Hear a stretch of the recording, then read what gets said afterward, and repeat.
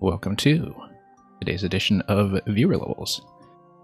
Let's get right into the queue. First submission today is going to be from Pikachu01227 in the chat.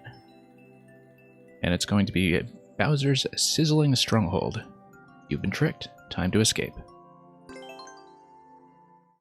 Splish. Thank you for the follow.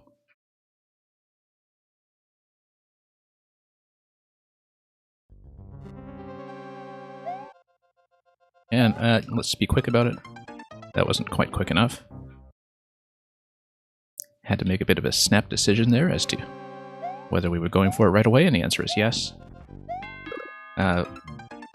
Maybe being a little bit too risky, but you know, that's how the first level of the day is going to go. Just going to shake off some rust. And Mang, thank you for the submission.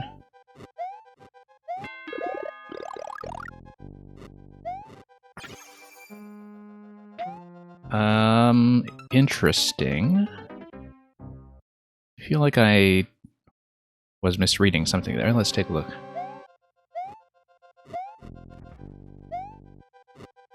Oh, I see. Lava level goes up and down quite slowly. I think we just have to wait. In fact, let's just head over to the claw. Yeah, Seesaw is over there. There is going to be a little bit of a waiting period.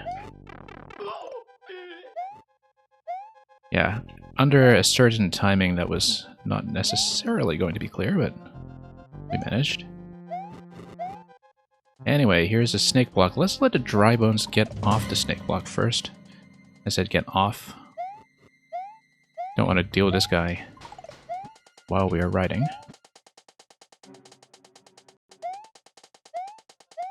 Okay, gotta be fairly quick here as well. And that's going to be a checkpoint.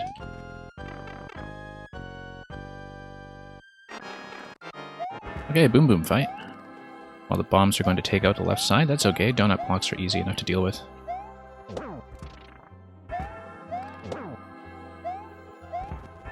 And there we go, that's the key. Not sure I like the spike placements there, but yeah, we actually could have ridden that up top, but we would have, of course, fallen off at the very end. We'll just let the thwomp pass. I suppose that's probably meant to be a chase, but as you can see, if you just go over the thwomp, you can cheese that pretty easily. Notice that the conveyor belt is going to the left, so we're going to maintain speed. Yeah, it seemed like the intention here was to thwomp chase, wasn't it? And so, if you want to require that, it might be worthwhile to consider redesigning. But of course, if you're fine with me taking the method that I did, that will be fine as well. Okay, looks like we just needed to get out of the way of the pipe so we can send some Koopas over to Bowser. We're a little bit crowded here.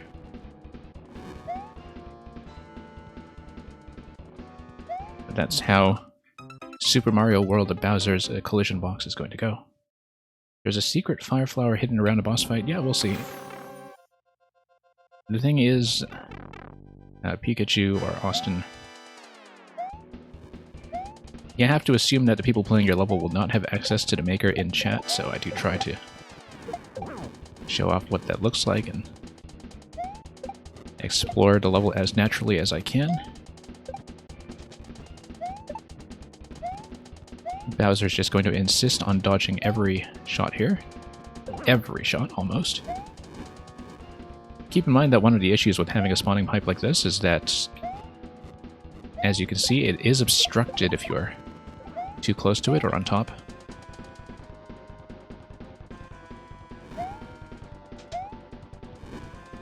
Of course, it doesn't take too long for the player to just back out of that and see what's going on, but it does mean that we are kind of way off screen in some ways. One other thing to keep in mind is that I can see that you don't have any kind of scroll stop going to cut off the screen from scrolling either way.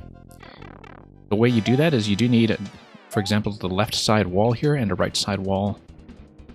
Not so much the right side wall because you're right at the goal axe, I guess, but you want the left side wall to go all the way to the ceiling. It has to be ground blocks or hard blocks. And That way you constrain the camera from going too far to the left, so you get as much of the playing field still available at all times. Because as you can see, I do have to move quite a ways out of the center anyway in order to get the shells to spawn.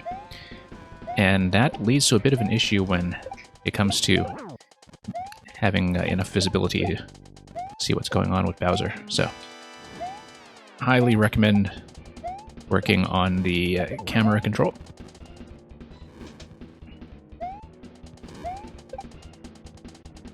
I know you said earlier there was a hidden flower, but there's really no clue for me to work with here, so I assume it's just going to be an invisible block somewhere, possibly over the door or in some other location. Ah, nope. Not my best jump. Luca, welcome.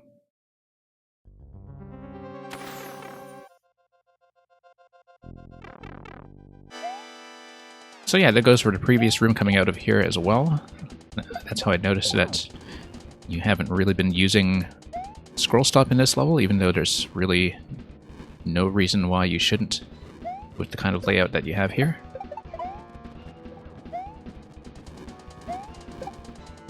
Now let's get him. It's funny because I've been playing so much Mario Maker 1 lately that initially the camera scroll was something I hardly even noticed, because in Mario Maker 1, where you don't have that camera constraining tech available, a lot of levels look like this anyway, right?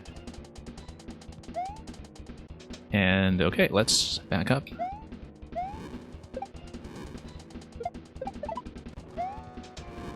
Okay, getting a little bit crowded here, but that's okay. Shell is going to come in and get some work done. We're going to get crowded out by the fire here if I'm not careful, so let's go this way. And once again, I'm going to get crowded out of there. Lupin Snoop. Warp World did not appear to take the hint from your message.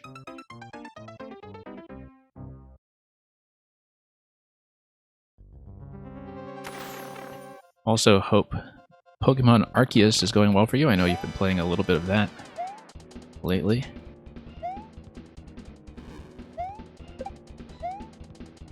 Okay, let's get out of here.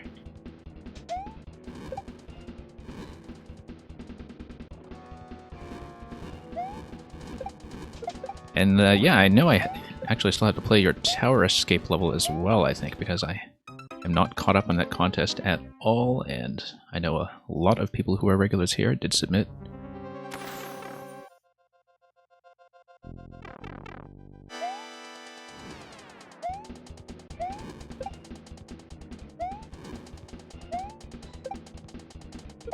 Okay, there we go. Very nice of this naked Koopa to try to obstruct things for me.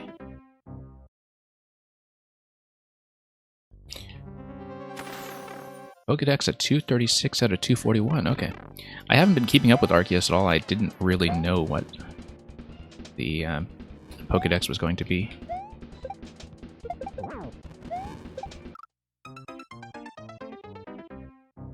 And how much overlap there was, or alternate forms, or anything like that.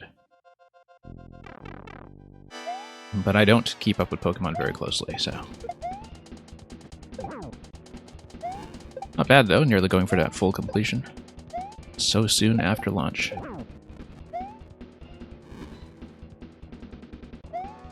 Okay. Let's get out of here, hopefully. Takes quite a few hits on a, whoops, Bowser fight like this one. That was very ill-judged.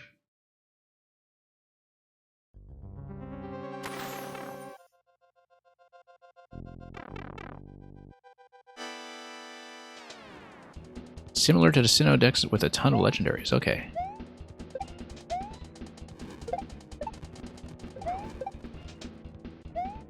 Yeah, Diamond and Pearl on a DS was actually my first entry into the series. I'd missed out on a lot of the older games when they were current.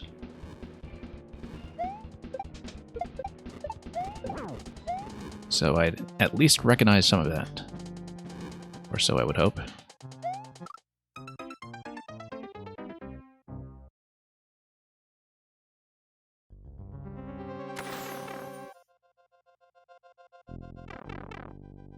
I'm not sure I know what a Garurumon is or are,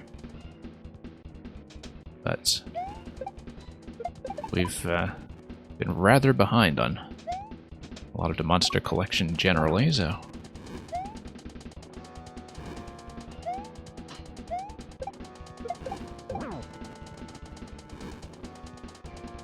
It's not very often that I will make time for one of those big collection games. Like, I don't know, Lube, if you played SMT5, but it seemed like the kind of thing that you would probably know about as well.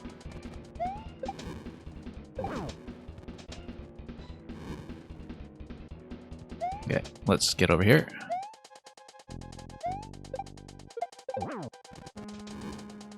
Yeah, that's not going to work out.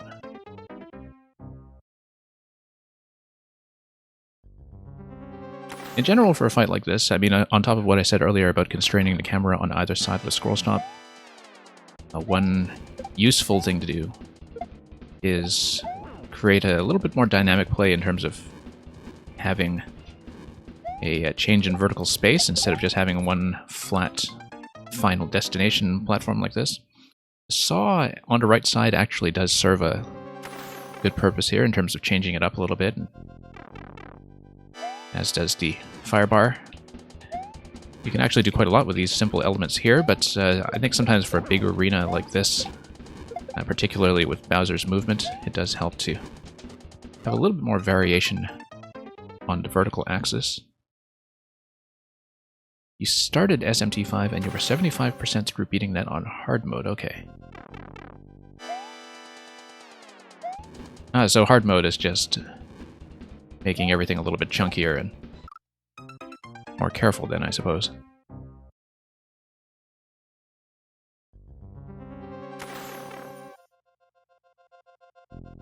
Yeah, it's nicer. We were talking about this with Metroid on a stream the other day. It's nicer when hard modes have a bit more of a substantial effect on the way you play instead of just adjusting things like damage numbers or health pools.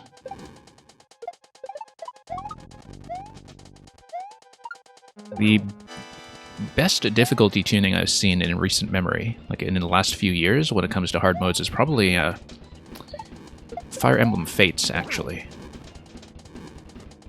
Because it really wasn't just about numbers, it was about, you know, having to decipher completely different skill combinations and boss combinations, etc. That was strategically extremely distinct, which is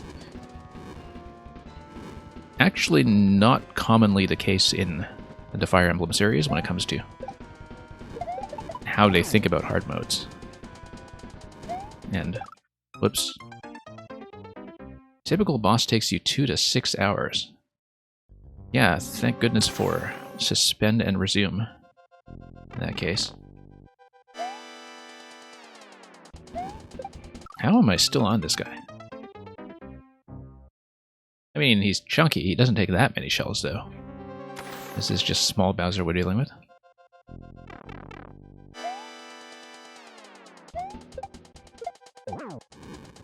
But yeah, you kind of need to get out of the way and then get back in. And then Bowser had been dodging quite a few things, and also I haven't been jumping very accurately.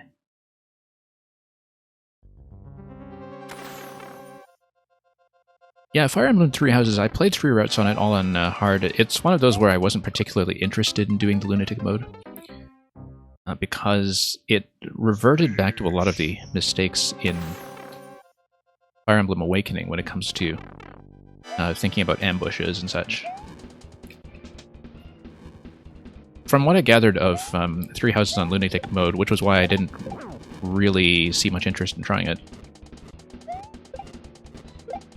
you know, it's almost like the availability of the undo turn wheel mechanic that they have in the latest games just kind of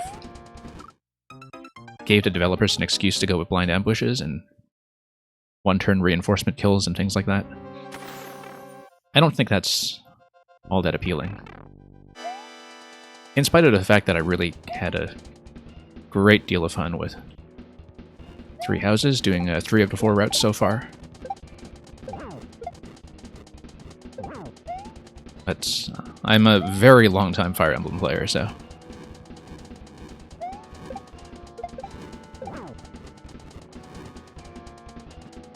And yeah, it was sort of a little bit of a letdown in terms of difficulty design, just coming from, you know, what happened with Fates. Because I remember coming out of Awakening, I thought, well, Awakening is a ton of fun, but I can make this checklist of things that should probably be sort of fine-tuned about the game design and the pair-up mechanic and all that stuff. And I think Fates ticked pretty much every item off that list. Like, it fixed everything. And then with 3 houses, it's kind of like they just forgot some of those lessons. Blackflies, thank you so much for the submission. We'll hopefully get to you soon.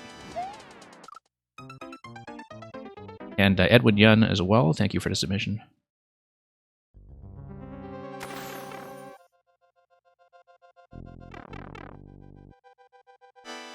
Yeah, maddening difficulty. Yeah, no, I was thinking lunatic because that was the previous terminology, but that's what I meant, maddening. I liked the DLC campaign, Cindered Shadows, quite a bit, though.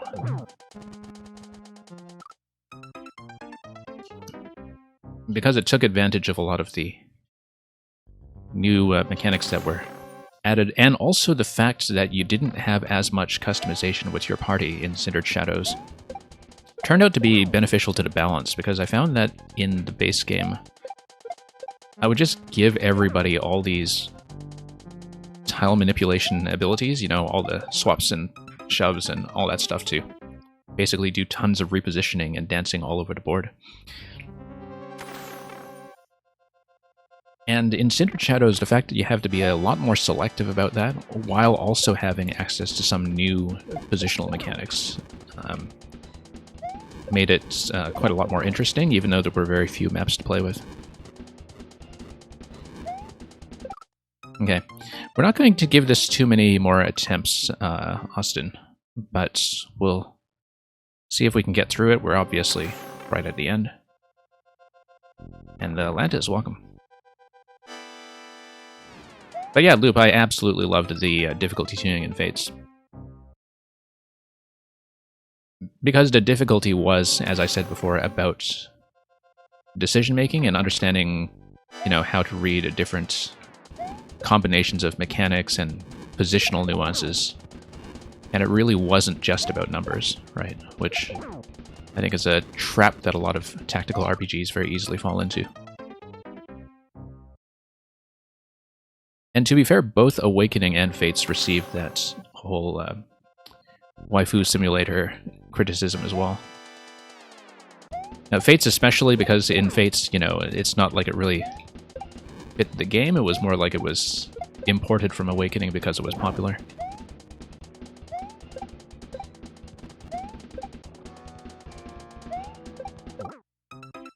Alright, we'll bail on this one for now, but thank you for submitting that, Austin.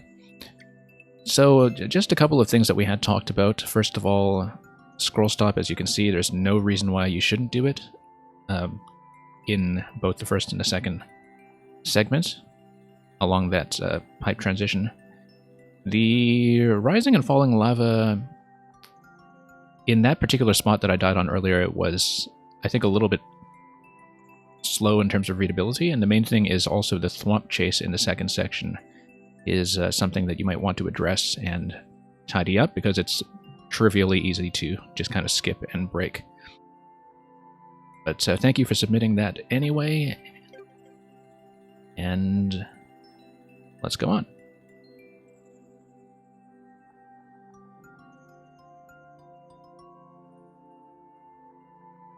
Okay, don't think we have any subs right now, so let's just go next. And it's going to be Meng.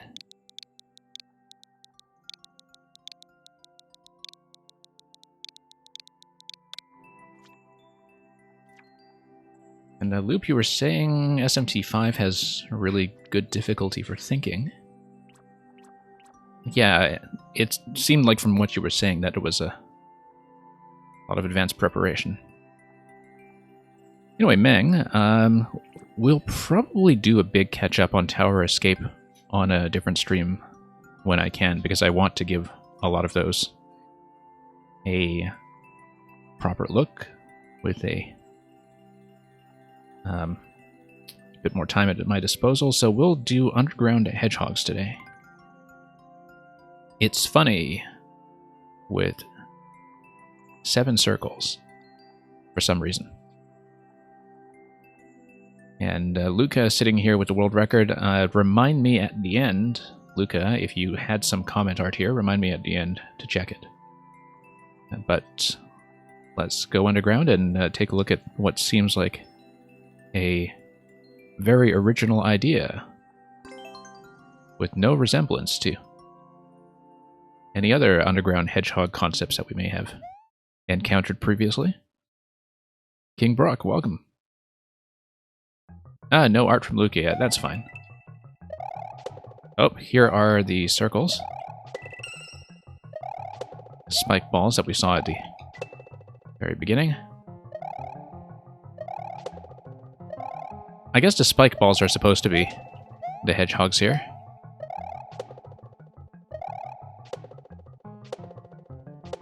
Anyway, let's do this. And, yeah, I actually should have fired that. No reason not to, as far as I can tell. I mean, Luca had no idea what to draw in this one. I think you could just get away with drawing 7 circles. Maybe a bit minimalist by your standards, but it would get the idea across artistically, so probably that would suffice.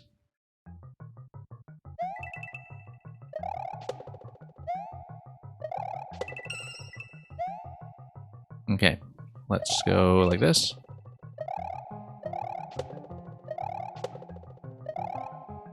Yep, nope.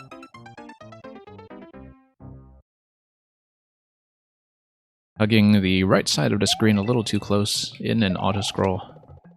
Not the best idea.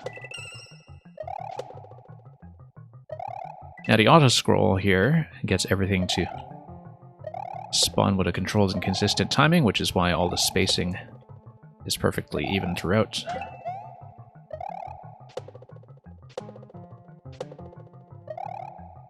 Anyway, let's get over here.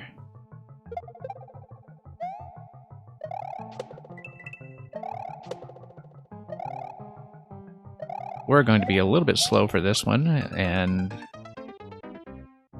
we'll pay the price accordingly.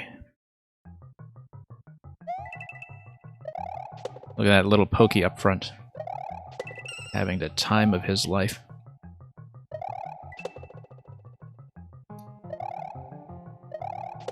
Nothing to see here, says the Pokey.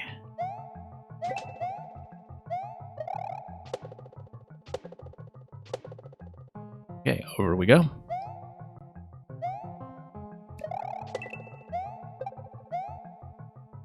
And let's fire away.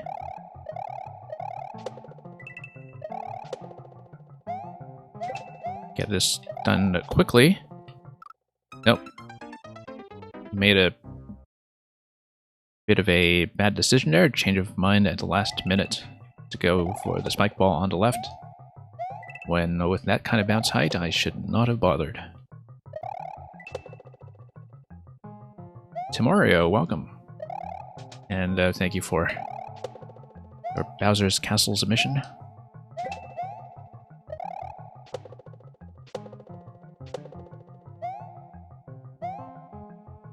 And we'll hopefully get to you soon enough.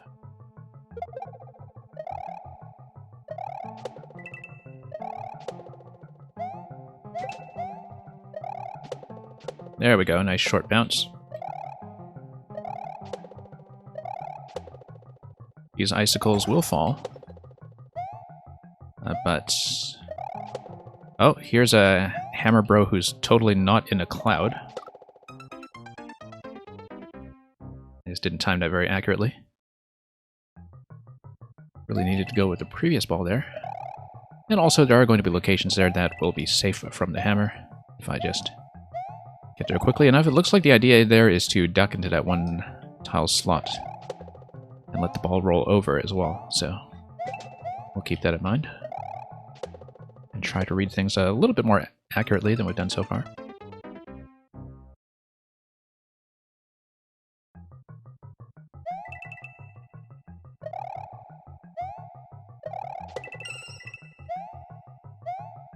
Okay, let's bounce. And bounce.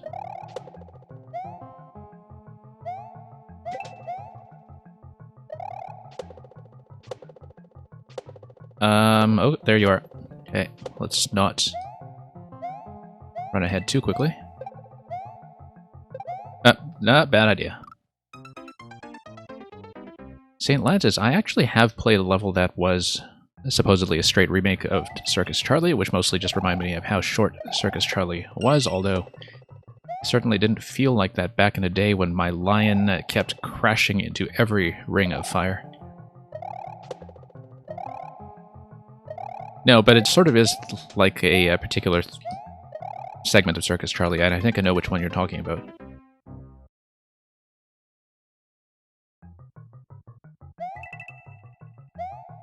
Most of the sort of early Famicom library, often from previous systems from the early 1980s that had games that had arcade ports, Famicom ports, etc.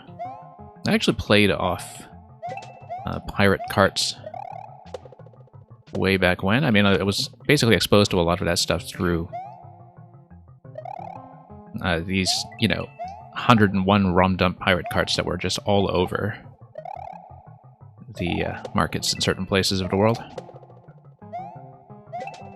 I mean, we had a lot of them lying around the house. I didn't obtain them myself. I wasn't quite old enough to be making those decisions, but a surprising amount of my retro game literacy comes from that kind of thing. Whoops. Too high.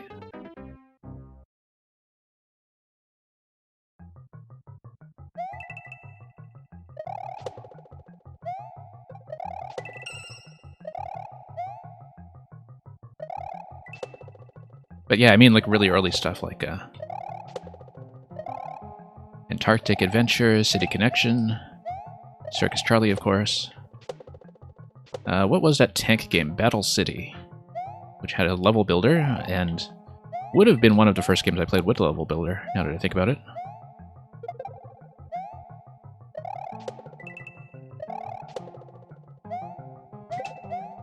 Just among the selections there. As well as a lot of early ROM hacks as well.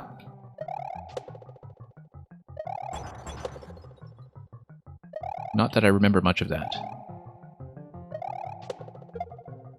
Okay, there we go.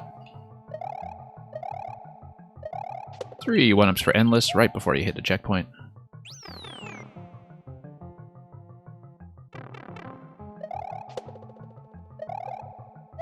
Anyway, nice little boost early on, and then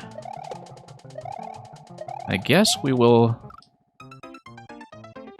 probably have to take the shell to fire it. I was looking at it and thinking, okay, do I fire it or do I wear it as a helmet and potentially take a damage boost? They would be equivalent, in fact, because damage boost would have the benefit of allowing you to potentially get through multiple spikes if you're quick enough. Firing a shell would only get you through one, so I think looking at the spikes on the right side, it is clearly supposed to be a damage boost. So the idea will be to wear the helmet.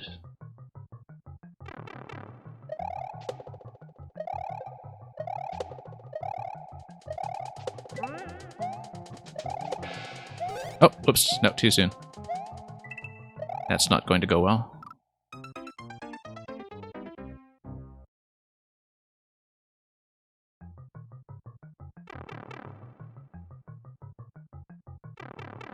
That spike ball over the checkpoint does look pretty threatening.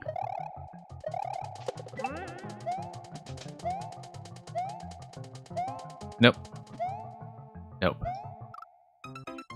Tried to stop that and wear it, but that was not going to work either. I do have to jump towards from under and not miss.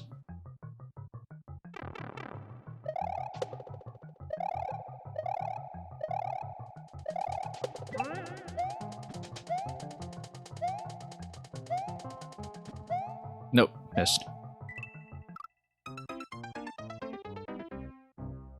Need to work on those moving targets, evidently.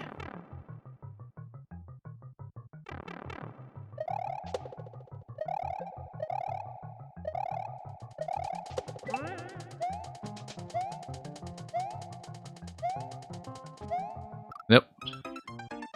That was a height issue, actually. I was going in what seemed to be the right trajectory, but not quite making it where I needed.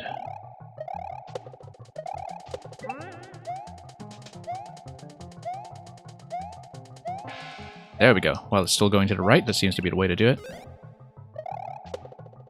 Damage boost, and then overshooting, but it's going to be bounce, bounce, bounce on top of the Koopa, and probably on top of whichever spike ball comes next after that.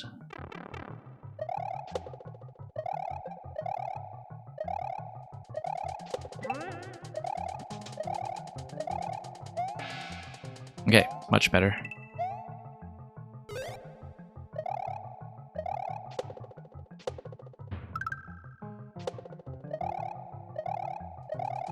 Okay.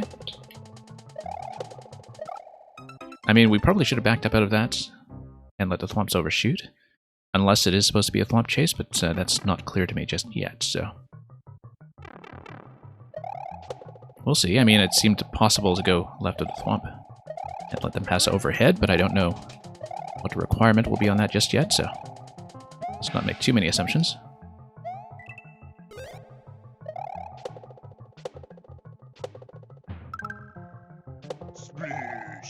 Okay, thank you for the follow. Coming in a little too low onto the Thwomp stack over there.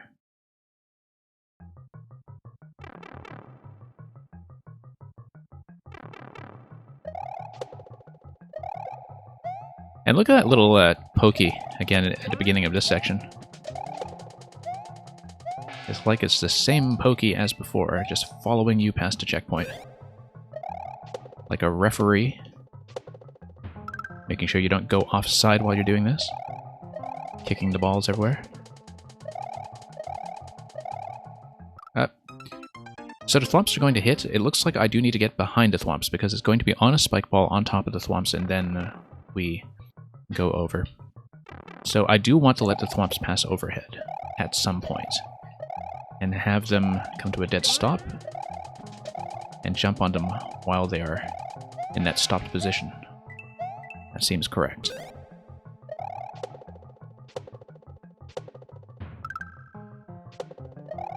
Amazing that the timing there works so well.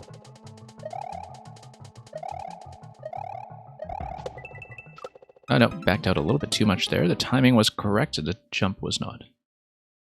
And Santi the Gaming Man, thank you for the submission. It's going well today. We'll hopefully get to Cruel Castle soon enough.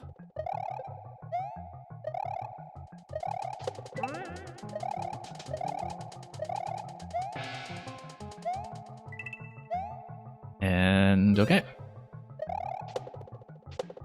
Let's go up.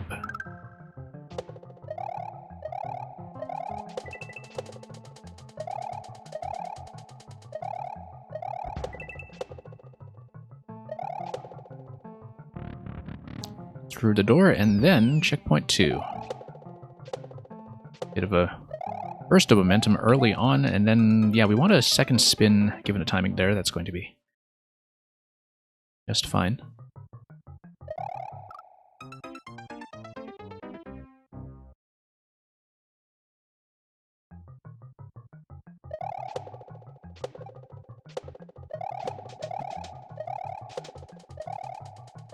And then... nope, that was a miss. I will need that snake block in order to proceed. If it is just going straight to the right, which is my assumption, although of course it can weave this way and that if it really wanted to. Whoops.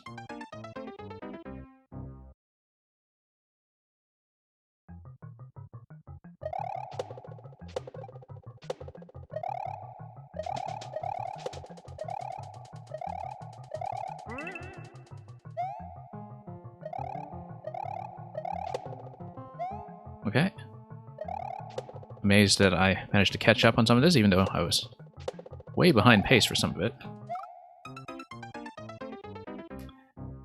POW block does what for me? It's going to kill everything and then clear the way to do the shell drop at the end of that. So I was just slightly behind where I needed to be. Whoops.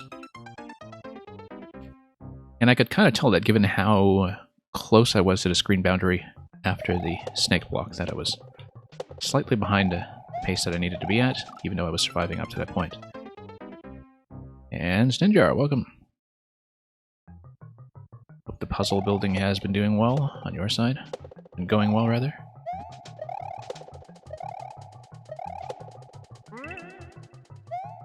Okay, that was some proper momentum.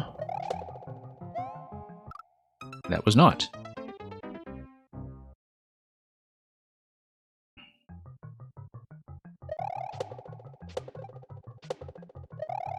Okay, up we go. Nope. That's going to be a squish.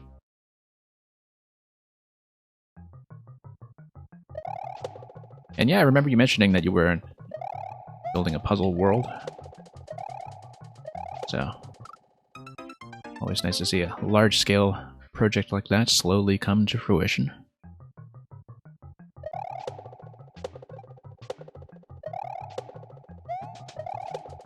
Whoops.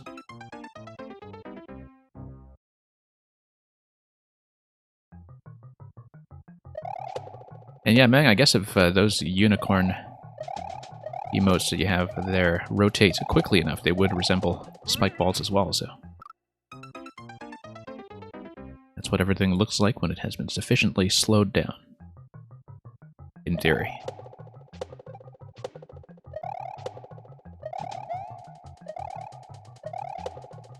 Okay.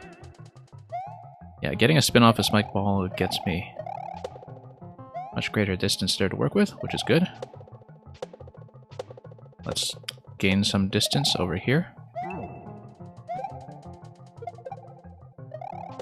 That didn't seem to work so well. I needed to jump over one and then fire one, I'm pretty sure. But I don't know if the timing there was quite what I needed. It seemed like I had one too many spike balls to deal with no matter what, given the positioning that I had in that segment, so. Spacing here is at least looking much better this time.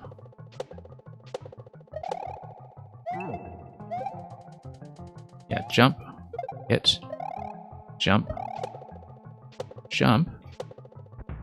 Oh, didn't know the camera would stop there. I didn't quite read that as the endpoint, given that it was still open, and I haven't exactly been counting 10 screens across, so. And actually, no, this is in the...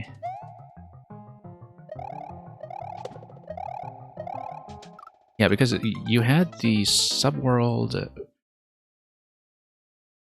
coming in after that spike ball in the first segment. Yeah, so we're back in the main world here. I'm not really counting how many screens this is, but anyway, that was going to be the end of this zone. Because this is the subworld checkpoint. You have the subworld exit after that. Oh, nope, wrong one. Jump over, fire, and then everything else is fine. It's just that I needed to prepare for the thwumps remaining in place on the camera instead of getting squished. Oops. Some random viewer, what world am I living in? Well, there are multiple theories about that. Right now we're living in Super Mario World.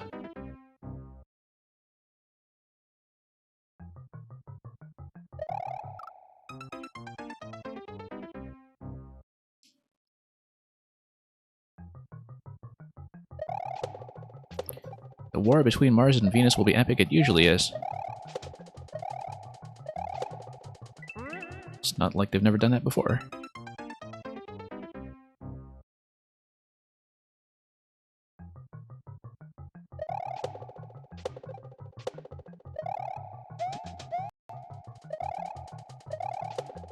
Okay, here we are. That was pretty fancy. That's spike ball getting mashed underneath like that.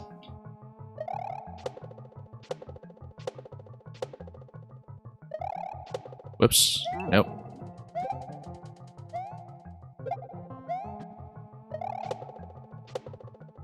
Camera stops. Good.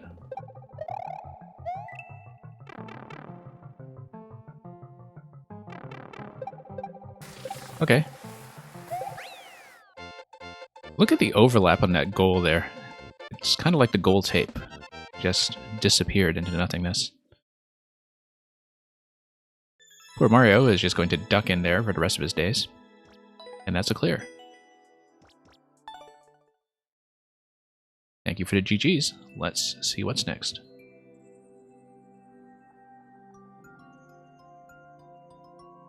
Greetings to Grikowski, host of many, many puzzle contests, including most recently Tower Escape.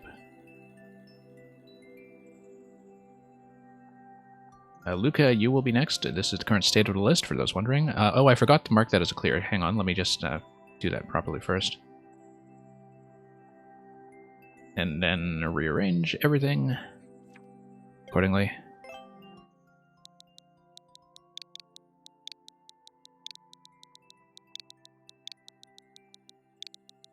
For those who are new to my queue, I generally tend to alternate between next and sub-next. We never do random, so if you are way behind, don't worry about having to skip out for a cup of coffee or something. As long as you are here when you are called, you will be played. And Marlon, welcome. Luca has submitted level creme brulee. This was actually a bit of a one-off joke idea that came up in a Twitch chat. Probably because we were making fun of Supernova.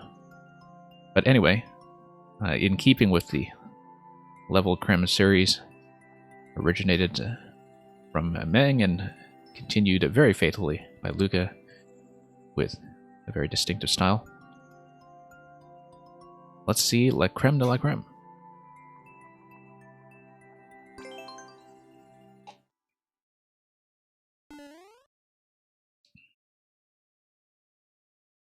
For those unaware, the whole kind of level creme thing is just typically involving naked pipes. Whoops. Reach the goal without landing after leaving the ground. Let's actually read that properly instead of being distracted. So you can see the naked pipe with the bridge up top, for instance. I guess we just need to go for the bone shell. And, oh, we need to not leave. Yeah. I mean, that's obvious. We need to jump out of the bone shell at the arrow and continue that way. So yeah, basically this whole thing is just a part of a general aesthetic concern about... Okay, we need to go back into the shell. General aesthetic concern about exploring the aesthetic possibilities of naked pipes. Kind of like the Mario Maker 2 equivalent of cubism.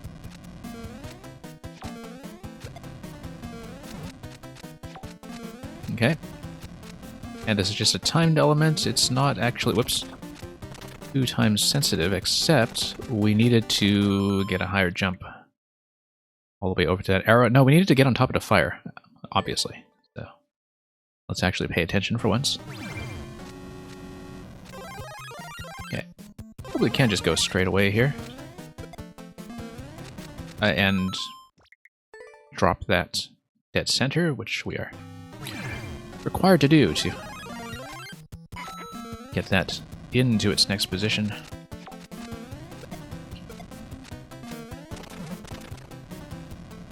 Oh, there we go. Very fancy. That's okay, that's recoverable, as long as you don't jump like that.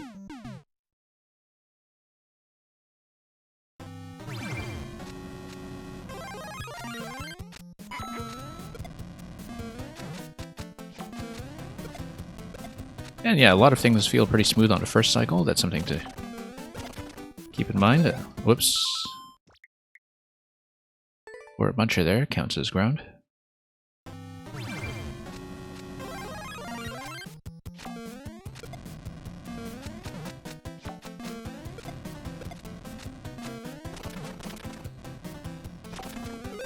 was always fond of that red pipe fishbone timing. We've seen that in a couple of different creations before.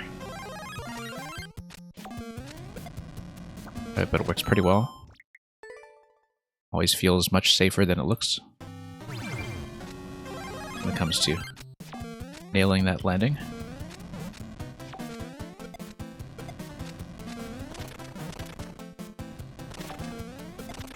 Nope. We should actually wait a little bit on that segment if I feel like I haven't landed there quickly enough.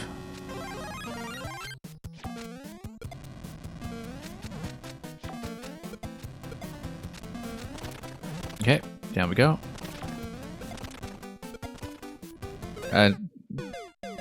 It's doable that way, but it's a little bit risky. Better to actually land it in a pit first. My timing wasn't quite crisp enough to do that the way I wanted. It's actually an idea, Luca, that you said you had for a while in terms of jumping on fireballs, yeah.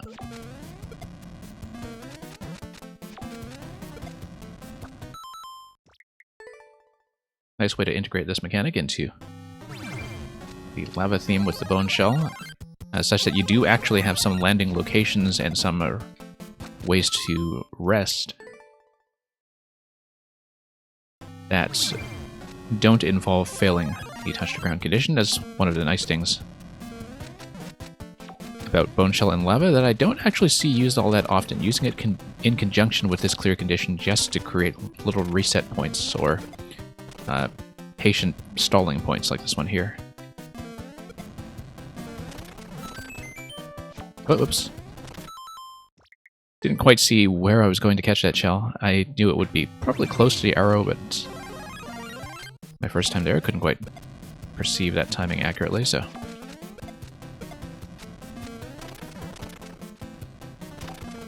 Nope, too short a bounce. Coming off the edge of that Podoboo instead of the center on top.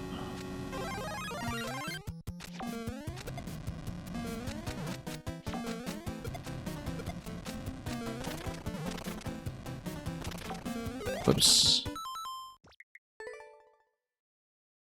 Some random viewer is saying bone does not last long in lava. Like, I'm not sure if you're talking about real-world bones generally, or about bones sinking unattended.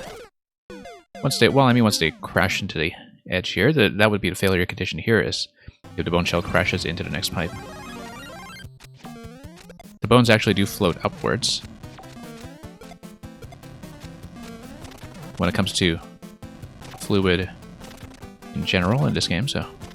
Whoops.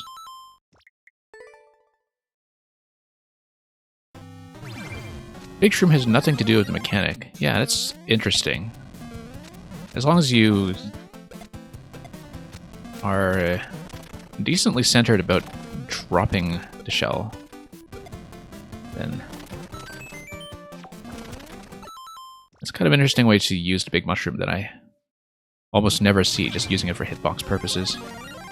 It does feel like it's a pretty nice trade-off when it comes to relaxing the hit accuracy that you have to go for this big chunky sprite. And with the bone shell landing as well, of course. Bone shell landing seems to matter quite a bit here when it comes to, you know, having a bit of extra leeway. I'm honestly more concerned about that than about the fire when it comes to landing on some kind of moving target.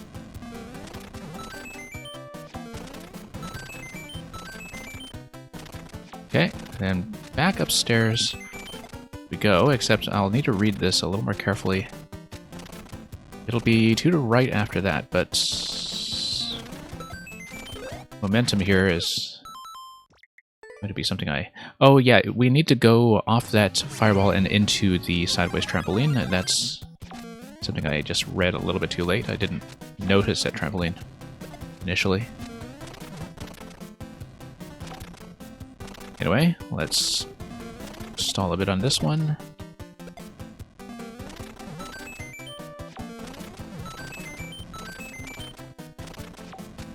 Then up we go. Nope.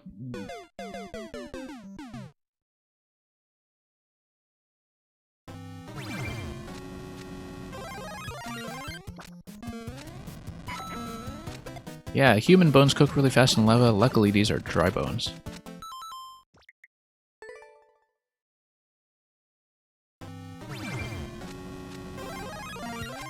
We probably shouldn't even think about what munchers are made of.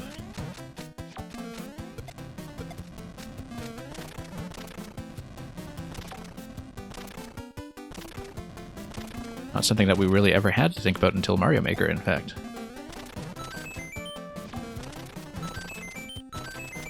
Where munchers suddenly developed so much utility entirely from their collision property. Whoops. Yeah, I do need to bounce left out of that.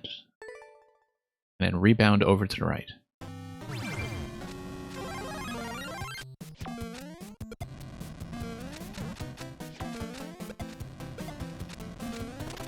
Okay, going pretty smoothly at this point. Most of the time. Nope, not so much.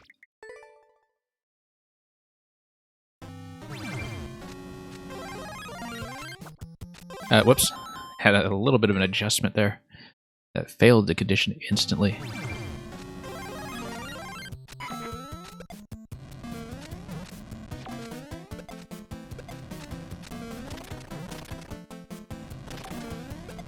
Nope, backed up a little bit too much that time.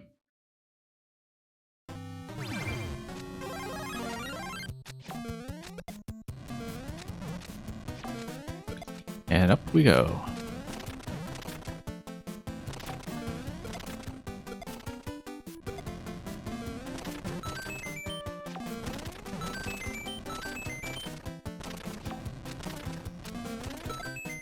There we are. Okay, that's okay. We'll redo this one. And miss. We did need that forward momentum, it seems.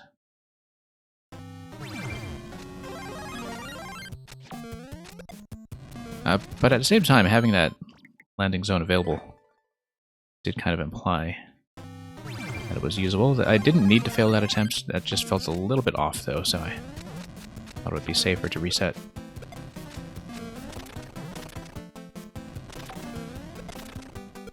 Wasn't quite confident in my angle there.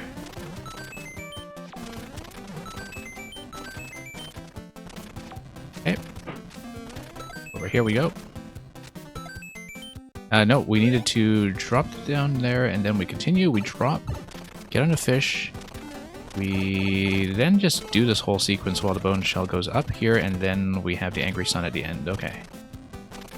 That's understandable.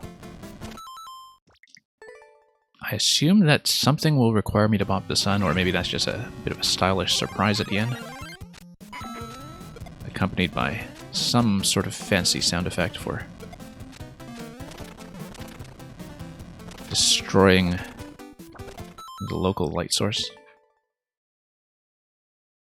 And yeah, Luca, I could tell that the level is optimized for speedrun without needing to stop. I could tell that with a lot of the jumps already. If you just come in at the correct angle and adjust some of the jump heights here and there and do everything continuously. But it's nice to have those rest stops, not something that is usually the case in a don't land level. Whoops. But it is something that makes the don't land condition much more playable. In the same way that other forms of rest stops, like getting on vines in some other levels, just as one example, the same kind of purpose that would serve. Whoops. Dropped a shell in a very inopportune location. Let's start over.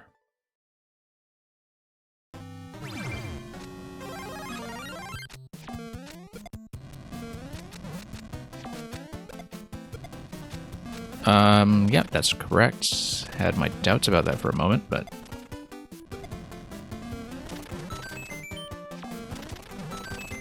okay, good drop there, and then we would have been able to, whoops, bounce on that one as it's coming to the left, but a little bit safer for me to wait. Nope.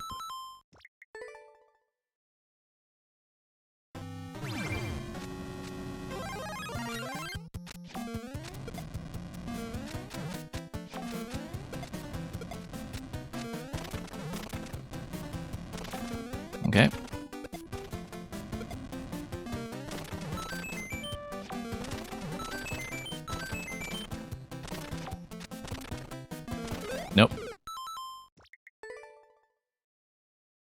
big fat 2x2 hitbox there isn't quite aiding me the way it was elsewhere in the level.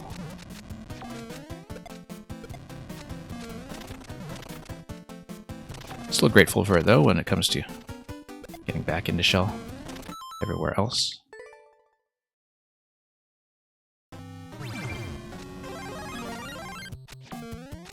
Okay, up we go.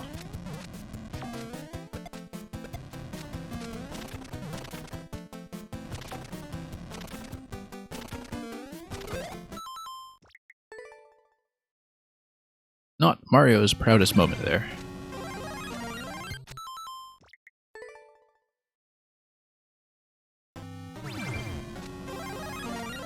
Yeah, no, I see what's going on. I'm just bumping into that pipe that's spawning in the mushroom.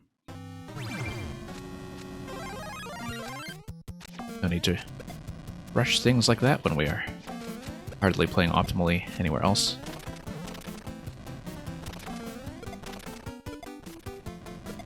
No, bad idea. I should have noticed with my momentum there that I should have just dropped down and retried that. Sometimes it's just a matter of making good snap judgments about those things.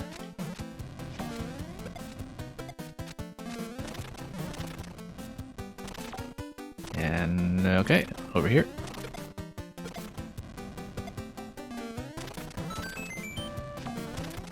Nope. Overshot. And that was not going to go. Let's just hang on a moment, wait for the mushroom, and go. There we go.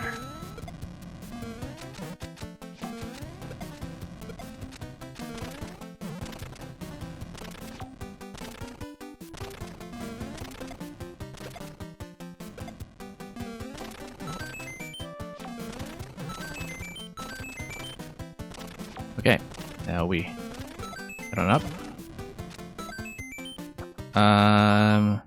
Oh, I see. That's... Yeah, I'm thinking about how to do that bit on the first cycle in terms of what the timing would be like. I doubt I'll go for it, but...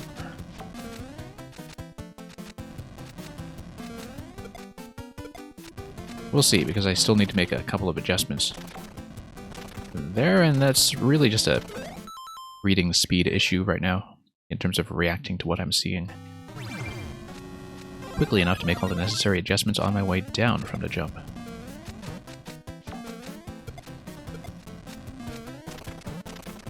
Anyway, let's move on and drop this stuff.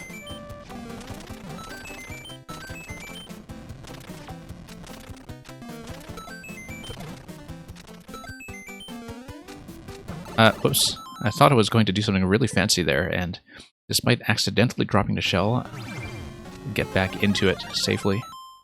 Whoops. Pause buffer tech over there, totally unintentional, but it works.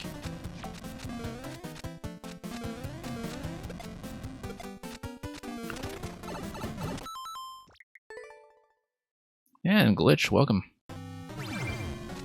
Hope you've been doing well on your end.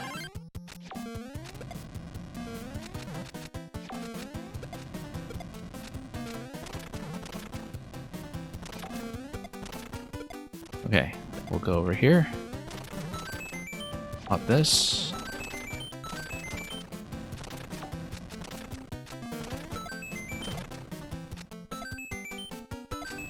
Nope. That was just kind of a poor judgment. I think I needed to bounce there as well on that trampoline that is on the top left. And so sometimes it's just a matter of noticing those locations.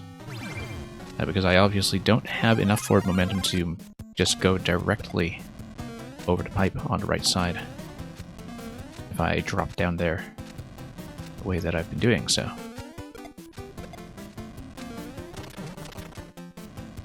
Now that we know that, we'll see if we remember that when we get back into that location. Yeah, Glitch, no worries about not being able to submit a level. I've been doing fine, and I haven't been able to stream too much in the last 2 weeks due to a number of different factors. But it's good to be back. But yeah, I have so much stuff to catch up on in this game. especially with so much of our regular audience participating in the latest puzzle contest, which I just haven't been seeing at all.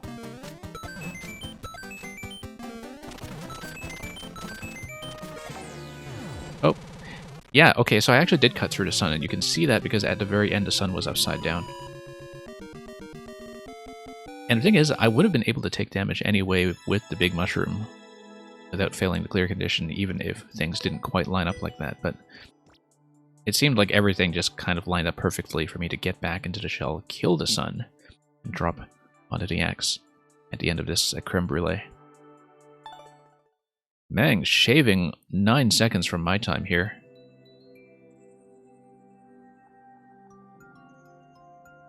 Anyway, let's mark that as a win. Excellent, of course, from Luca. And yeah, Glitch, I knew about that one-screen contest as well. There have been so many contests going around, in fact, that it seems like most of the streamers in this game that I follow regularly have been doing one contest or another. Black Flies, thank you for checking in. Let's take a look.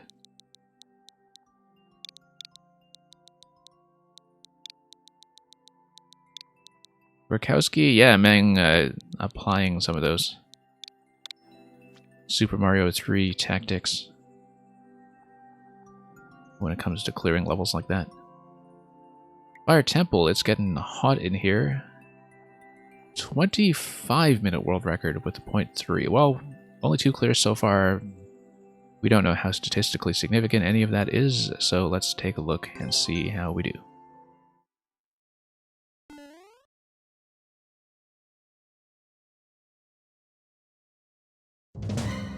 Good luck. Okay, so we need to dodge that. Also, we have a mole here that we'll deal with somehow. Note block is probably going to be significant. We'll see what that's all about. Nothing. Ah, no, you need to clip under that. Probably Pegasus Dash. Seems like I am supposed to get dunked under this, though, right? But it's on top of a semi-solid, so it's not going to be that.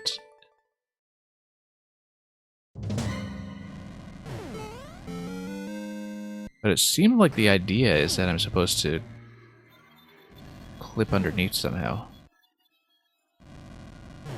And then jump back out the other side. Let's see.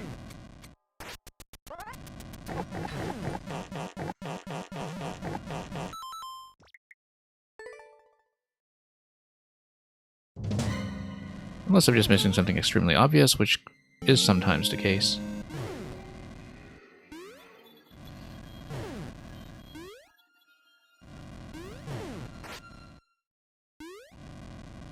Because I'm looking at this and the only passage I see across is somehow getting under this. I think I need to... I need to be under this, and I need to have something dunk me from above, right? But that wasn't going to happen if the mole is to my left. I need to get under this and have the mole go over somehow. Maybe. Okay, here's what we're going to do. We'll get over here. Nope, that's not going to be enough of a dash. I do need something to dunk on me here. So let's get the mole back out here.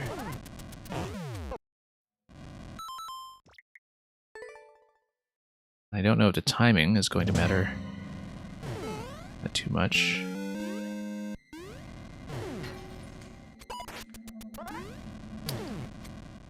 Now, is there a particular reason why I would want to shield bump it? Maybe, because if I shield bump the mole...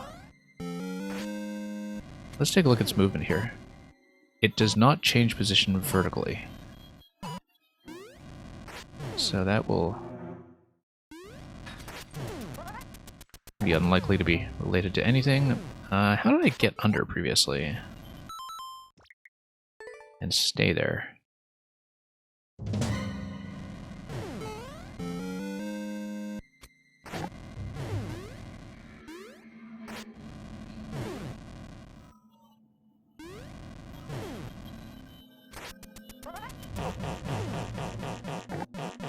Yeah, that's not going to do much for me here, because I'll just get roasted.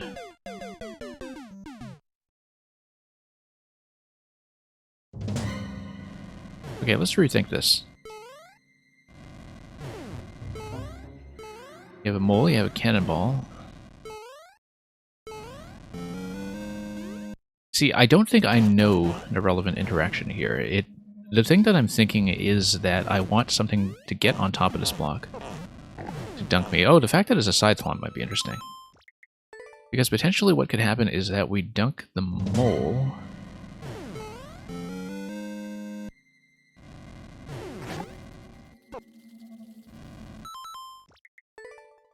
Because let's say I dunk the mole into the bottom position. I doubt that's going to be it, but... let's see here.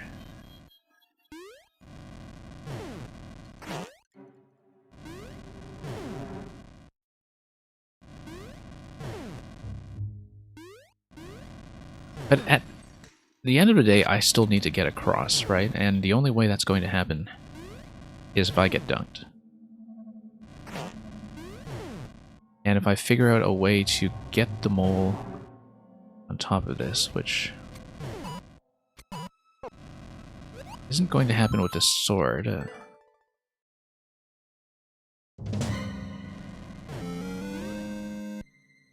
Like possibly, I just need to raise this some other way. You know what? I can toss a bomb on top of this, and then sneak under, and let the bomb drop me.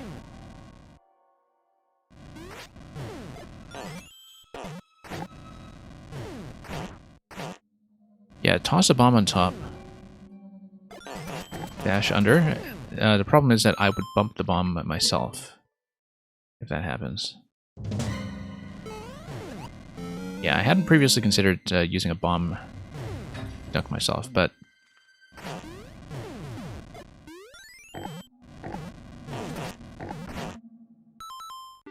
the only way I can sneak under is with the Pegasus Dash, though, as far as I know. And I need to do it probably while taking damage. Oh, hey, okay, that works too.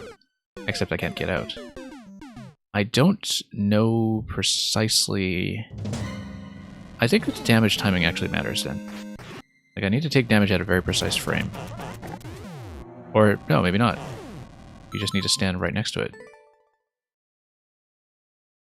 Okay, never mind then. We know how to do this then. Just need to stand right next to it and go like that. And then, now I need to figure out how to bump. Okay, that's the only thing then. We progressed. We progressed. But I don't see how the mole is relevant or the side thwomp so far. Side thwomp you would need to position out of the way so you can jump on top of a cannonball on the other side.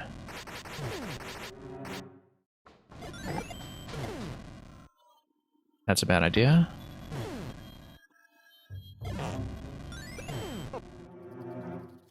If I tap a bomb underneath that... well, we'll see.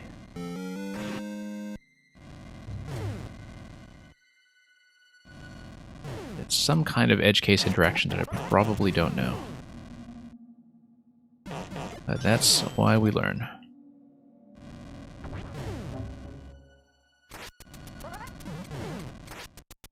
Like, maybe it's a dash and jump.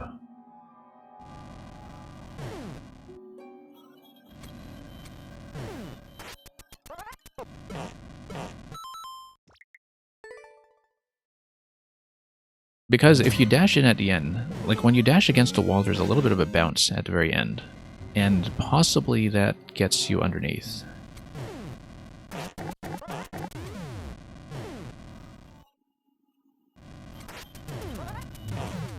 Nope, it bounces, it doesn't quite get me where I want. But again, maybe it's something positionally dependent, where if I bounce right against a wall, it could potentially do the job. I mean, this is essentially going to be a tutorial segment then. At least that is something really reliable that I have no trouble executing now. No, you see, there's a bit of a rebound and it sends you backwards a little too far.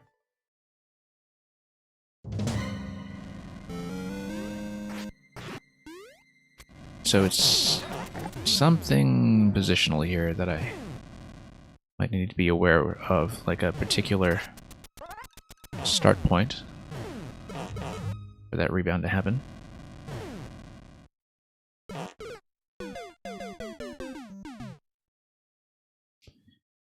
Either that, or it is going to be some kind of object manipulation with something like a bomb. Like if you tap a bomb up towards that block. That's something I haven't necessarily tried. It's still not going to make me much room here, though.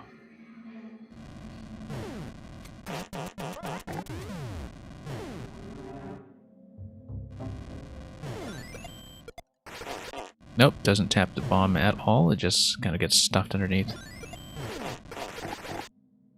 Interestingly enough, that does bounce the block.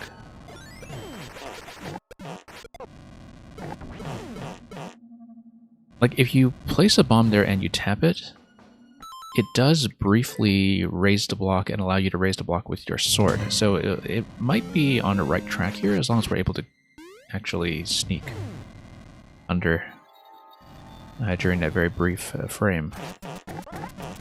Like with jumping and slashing at the same time, perhaps. There we go. It is jumping and slashing at the same time. Okay, that's understandable then. We can do it. Progress. Okay, I can see now why there is a potential 25-minute record, although that's even after checkpoint, so...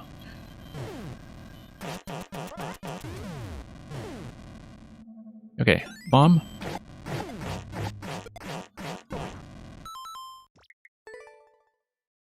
And then there is a particular spacing that we need to tap the bomb to raise the block and then jump through at the same time.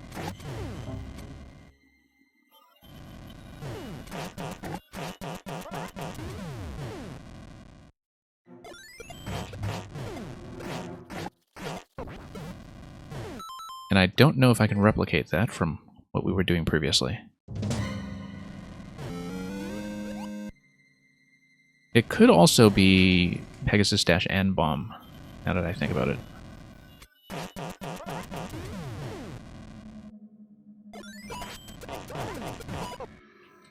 Not really, it does raise things a bit, but you do need to jump at some point. And I was hitting jump and slash at the same time earlier to try to do it, but... And we know it can be done, having seen it on my first try, luckily.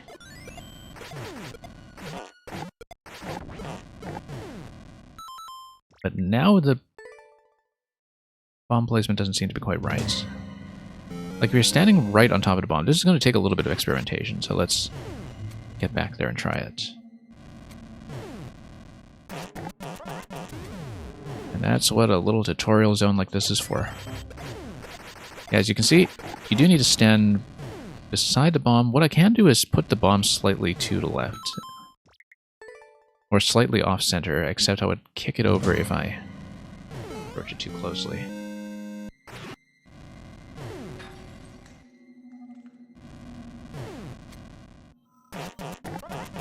Because I need a position basically like this, for instance. Oh, no, that's wrong. And that's going to kill me. Okay. I need to be able to slap the bomb while I'm also underneath it, or underneath the block. And so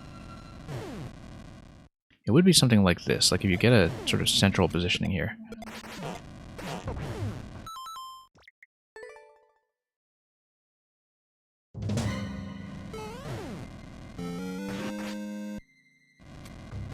We'll see, because the key is to find some kind of consistent method for this.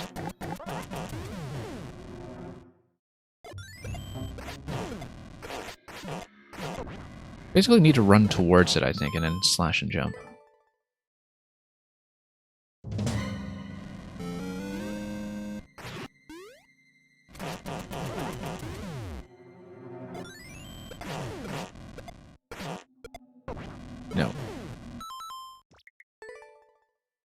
bomb needs to open that up, and then I jump through.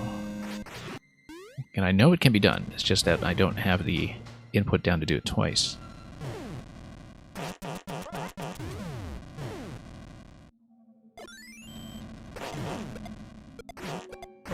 No.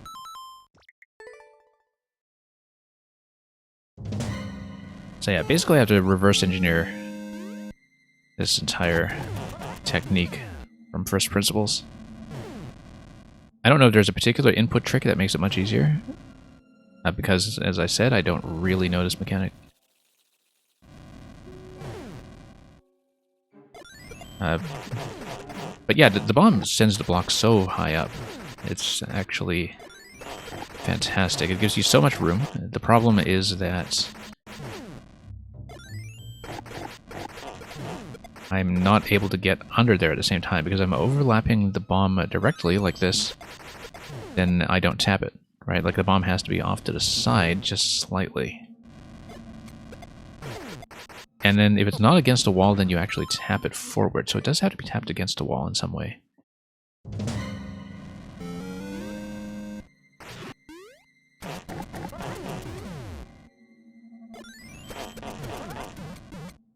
Oh. I feel like maybe it is a dash and then a jump. But then that's not how I did it earlier. Earlier I just did it with a slash and jump at the same time.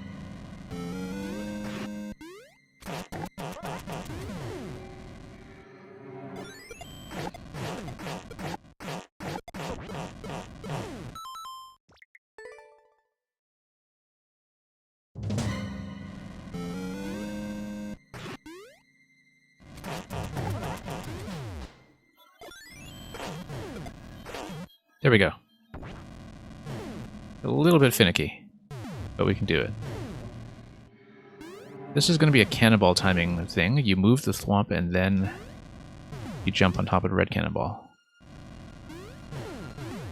So yeah. A little bit execution dependent for a supposedly puzzle mechanic, but I don't like jumping against that diagonal the way I've been doing. Like, I find that positioning to be a little too strange.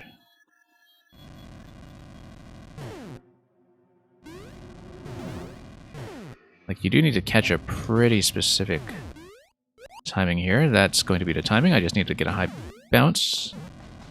We will probably be punished for losing the Master Sword, I'm guessing. First is a key on the other side. Yeah, because it looks like the Master Sword is going to be necessary for hitting the P-switch. Now let's see if we can do that input a third time, which I'm not really confident I'll be able to do. That's okay, we'll just retry if it looks like we're not getting it. Yeah, I need to start a little bit on the left. Nope.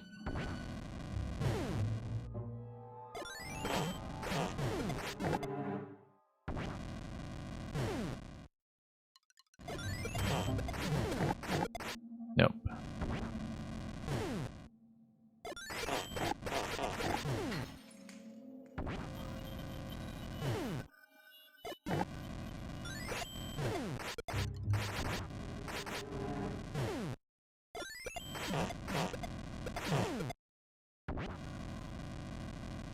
Yeah, there is some kind of consistent trick to it. Well, I mean, we'll try to not lose too much time to stuff like that. This jump here, this timing is a little bit precise, I think, but we have enough height to make it. It's not really the issue. I can also just probably block it over. That's much easier. Much, much easier. I probably need that Goomba for something. I need the Goomba to go up top. Let's redo the door.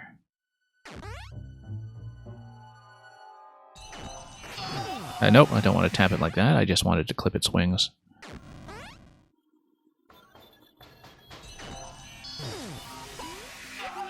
Nope. Okay, let's get back over here.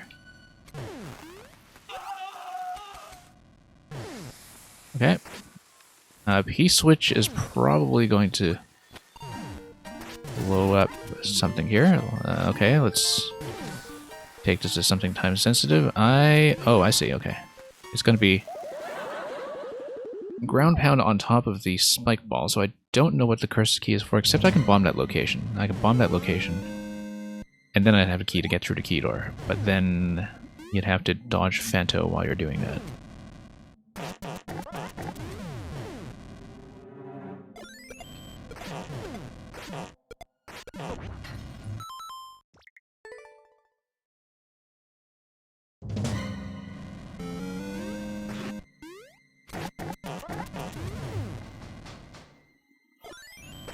Yeah, the ideas here are interesting, but the execution can be pretty finicky. In terms of not being able to nail down exactly what I'm doing wrong with the inputs, like it's difficult when you're not doing this correctly to understand how you're supposed to adjust your inputs to do something differently. And I think that's the main issue that I have with a mechanic like this one. Is that I've clearly been able to do this, I just can't see how to adjust if I'm not doing it the right way.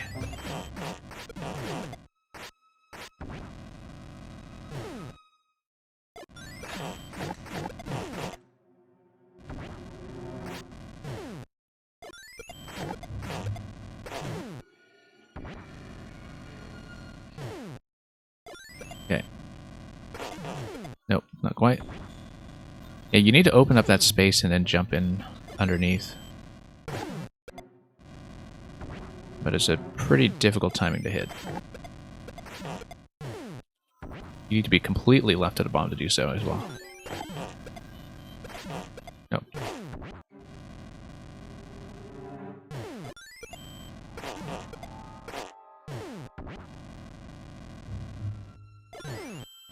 There we go.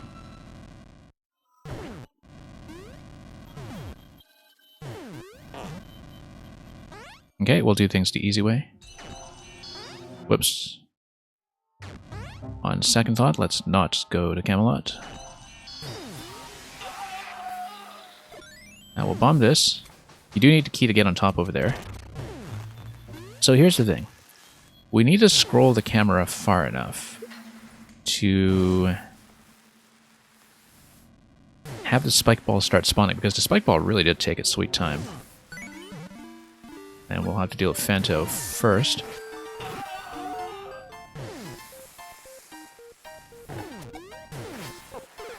And then you have to hit a moving target to get up to the Keydoor after that.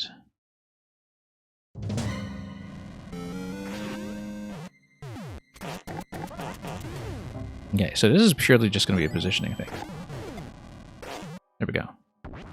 Starting to get a little better at that. I just needed a little bit more clearance on the left side of that bomb in order to make sure I tap it accurately.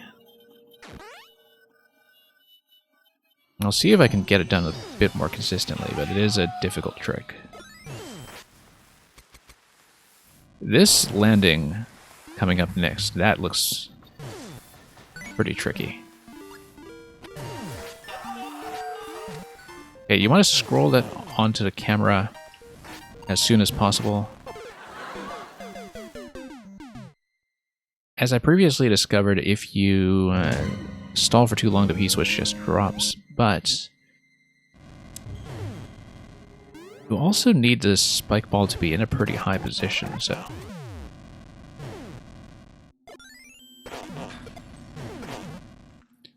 Okay, that's getting a little bit more consistent. Potentially an interesting way to set up something like a dev exit, actually.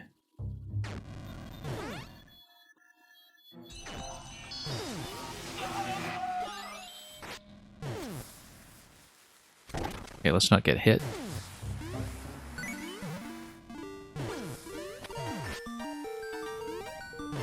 Oh, whoops.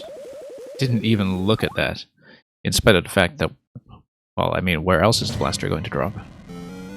But he's just running across that without a second thought earlier.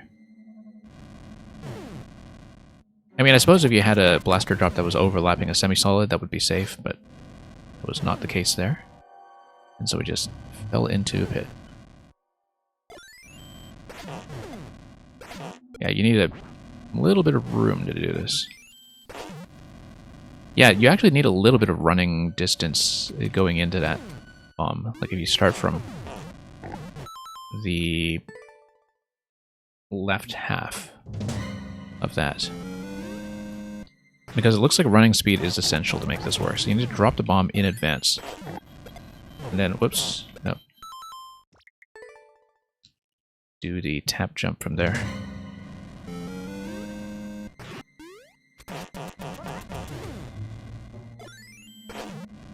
So yeah, not expecting to clear this level, but we'll see how much progress we make.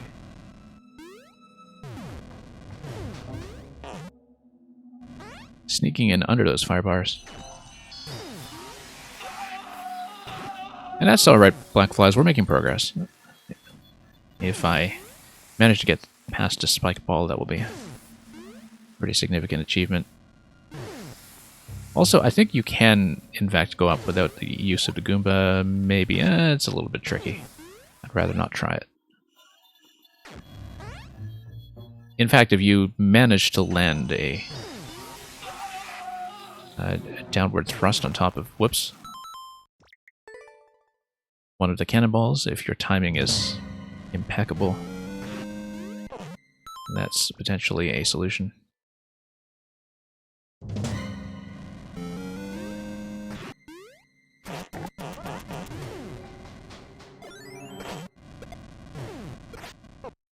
Yeah, this is a neat mechanic.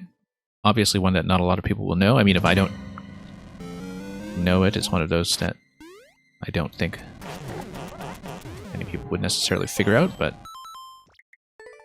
I'm glad we managed to solve that and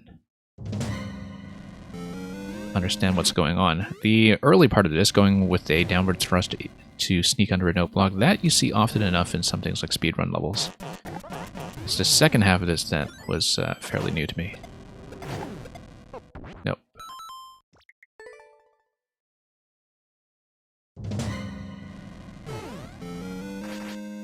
Yeah, the mole here in front is just there to threaten you. Because that's what moles do.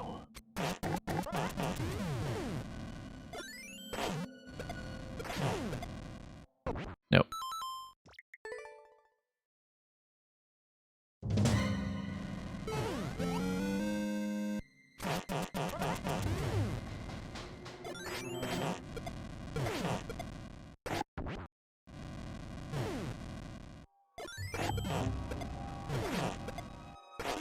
Nope. Like I said, you do need a little bit of running distance going into that. Bit tricky to set up.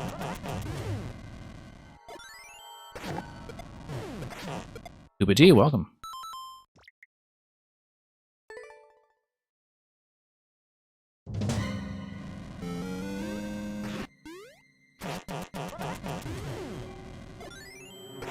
Okay, there we go. Finally.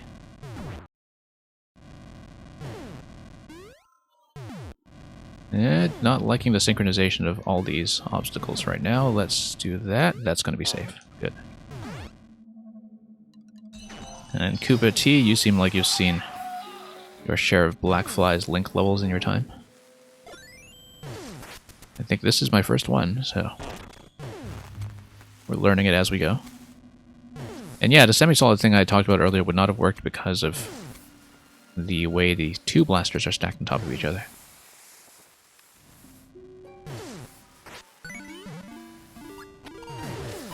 Nope, I wanted to shield my way through that cannonball and I just missed.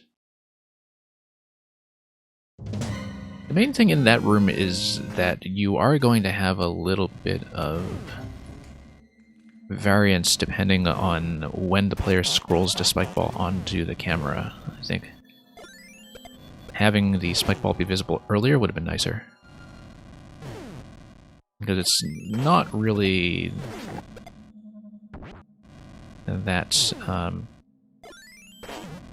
doable by planning if you don't have an opportunity to see the spike ball spawn until you're already on a series of activated P-switches. Particularly because the tendency of a player will not be to necessarily go to the edge of those P-switches, right? So the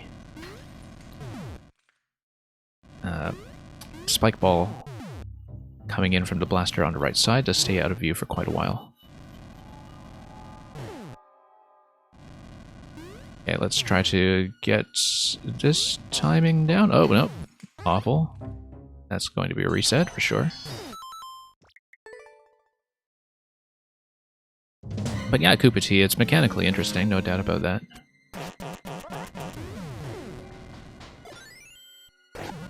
Okay, yeah, having as much distance going into that as possible seems to be the key.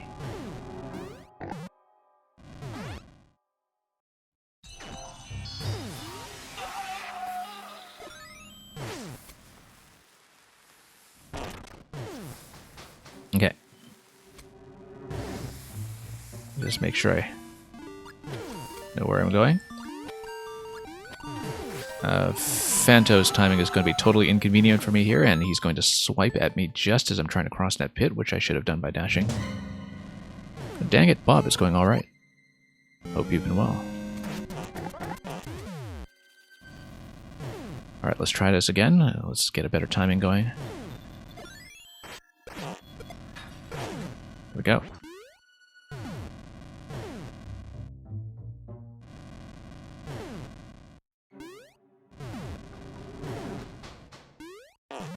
Nope.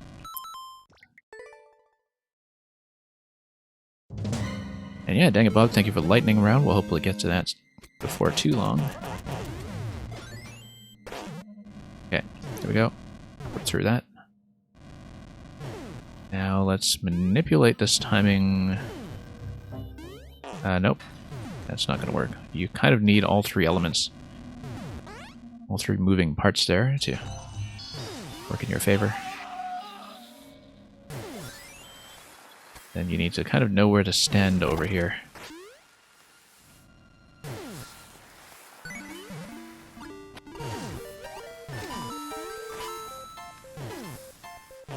Yeah, the spike ball is at a very inopportune time. I think we'll call it at this stage, Black Flies. We'll see. It looks like it's going to take me quite a few attempts to get the spike ball down. Again, it's just the camera positioning in terms of scrolling it into play. But I'm glad we figured out a little bit as we went, and we might have to go back at this point, at some point, to give it a bit more of an extended look. We know there is a checkpoint at some point, because that's what happens when you have a formerly 25-minute record squeezed down to 16. Who did get to the clears? Let's take a look, just out of curiosity. And thank you for the follow.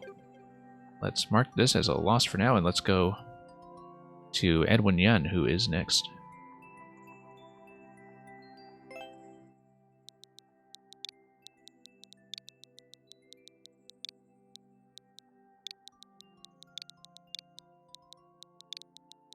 Oops. Beginner Survive Adventure. Well, it looks easier than the last one, that's for sure. If you think it is too easy, go try the normal Survive Adventure. Alright, let's take a look.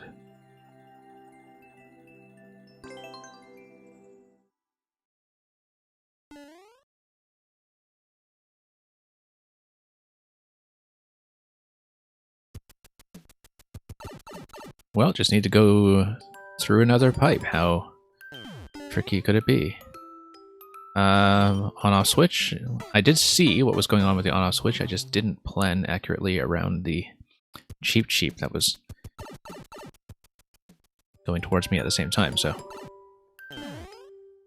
Yeah, okay, so it is going to be an on-off switch back and forth survival level. It's going to be a fairly long on-off timing, and so we need to be aware of that when we drop in. One thing I will say right away is that the camera positioning does initially place you a little bit high to see what's going on down below.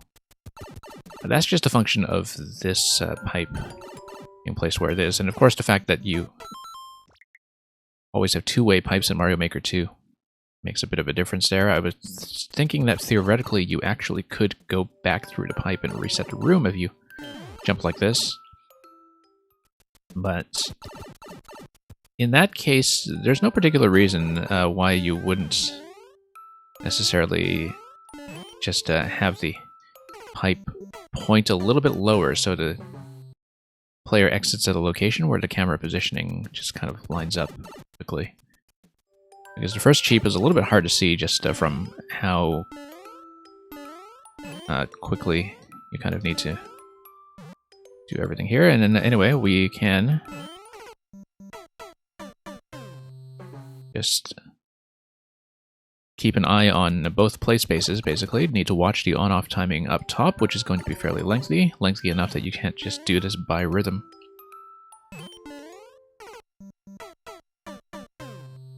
It's interesting that in some ways a long on-off switch toggle here can be more difficult than a short one, simply because you aren't just going to be mentally doing it on the beat. And anyway, we need lots and lots of on-off toggles to eventually get me out of here through the key door, and the key door is going to be accessible through a donut block that is coming through the center, so that's going to be important. We need to eventually avoid the fire in the center when we go through the key door on a donut block at the end.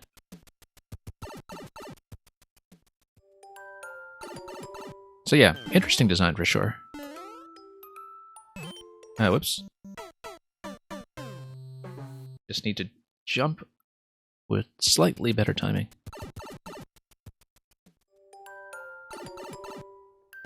So yeah, we'll need to not die to fire at the very end of this. That's going to be a concern for sure. I'm always jumping a little bit late. And I should be jumping before the shell hits.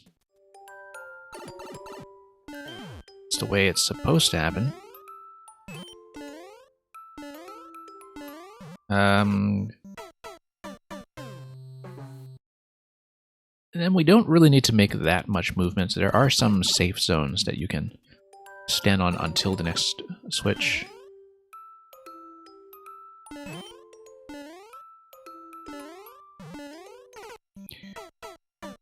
Riding donut blocks may in fact be a pretty good idea here.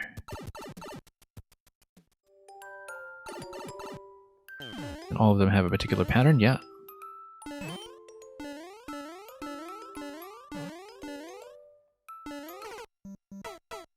The strategy of staying up top is probably not working out too well for me, so we'll try it once again.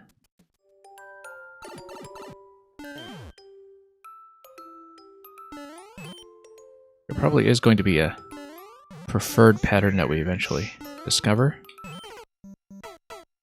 I was hoping to land there quickly so I could jump off, but I was too high in the air to make that adjustment.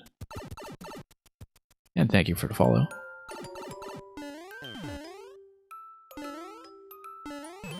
Yeah, we'll go donut first.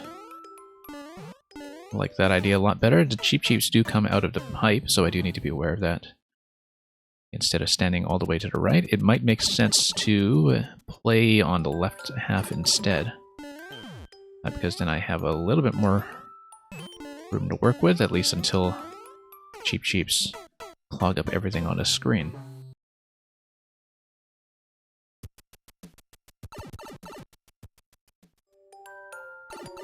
Okay, back we go.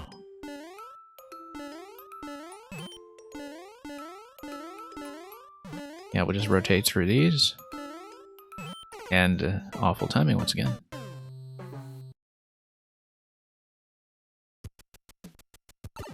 But yeah, eventually I'll probably find a preferred path that feels safest for me.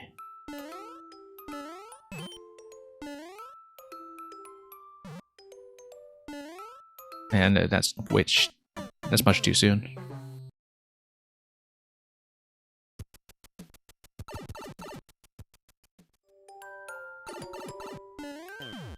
But yeah, you've got plenty of time to stall on the left side, in fact, if you want to do so. It's just that I need to jump accurately while making that transition.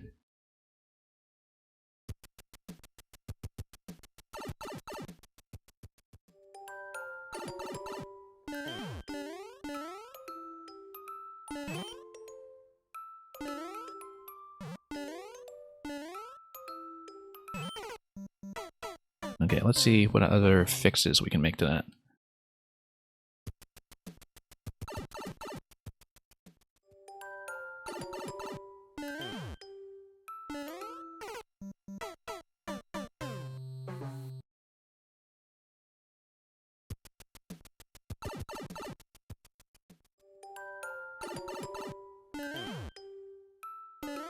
No, bad idea. I knew the fire was coming up through the center, and I went for that anyway.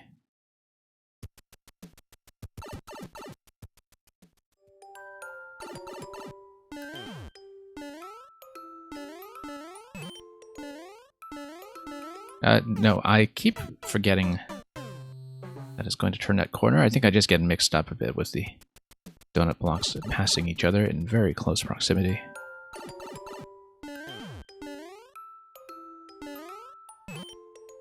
Anyway, we'll just hang out here for a bit.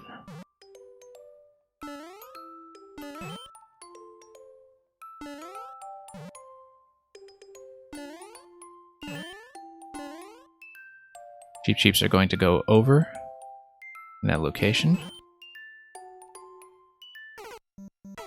Yeah, actually, I think there is a particular pattern that just allows me to swap between those two blocks, the red and the blue on the left. I'm getting closer to finding it. Because the Cheep Cheep positioning is always going to be consistent. It's always going to create the same safe zones. The issue mainly is the timing.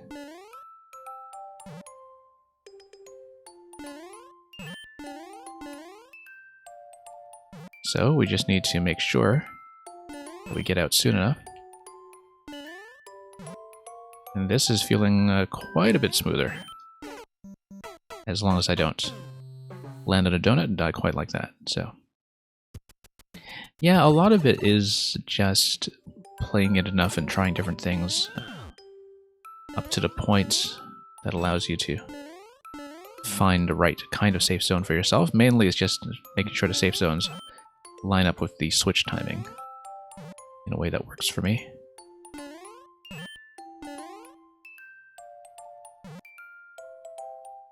But we've got a pretty good thing going here now, so. In fact, even the left red block should be safe from Cheep Cheeps because they take such a high arc at the very end. If I just swap between those two, as long as I am able to make that jump safely without running into something. No, that's going to be too late. The timing isn't quite right for that to happen. But there's going to be a cycle on the left side that's very similar to that. It should work pretty consistently. Which is nice. When it comes to levels like this, it's always nice to see something that initially looks chaotic become manageable once you just understand the layout well enough.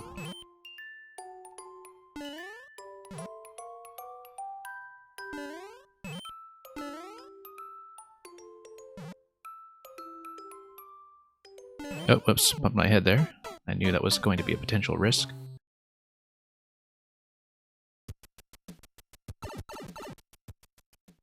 It should mostly work, this strategy. There will be times when I need to go to the lower red block on the left instead, depending on the shell timing.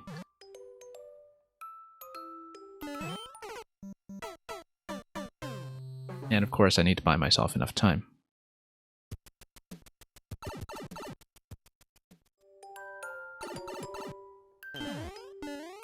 Oops. And I also need to pay attention to when I get deflected by one of the donut blocks.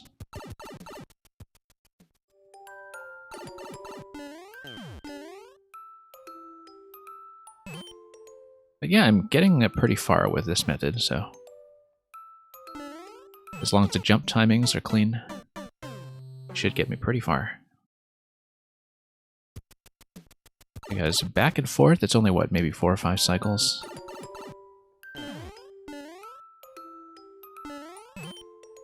And it's just a matter of making the timings line up.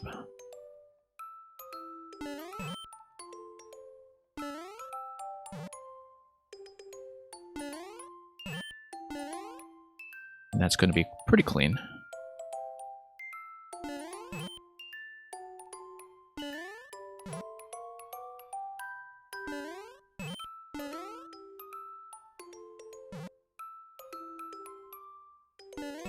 Yep.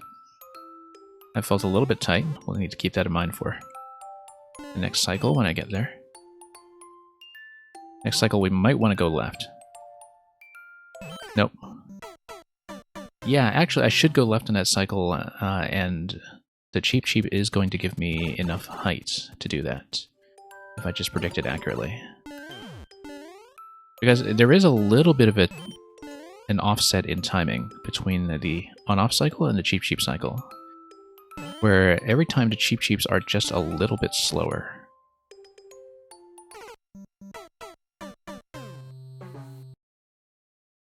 And yeah, I guess we did find your clear check method as well, so, from what you're saying. Yeah, because when you play a survival level like this, it's very tempting to just be completely reactive and dodge and dodge. And the thing is, if you rely too heavily on that, you don't end up getting a chance to read where the safe zones are going to be. So I'm glad we managed to see that because, you know, this is a level that does require your eyes to be in two places at once. In terms of watching the shell timing and watching the Cheep Cheep pattern.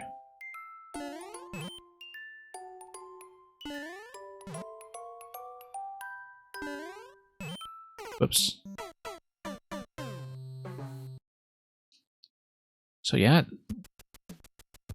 in the event that there's going to be a slight difference like that, I should use the donut blocks to adjust if I can.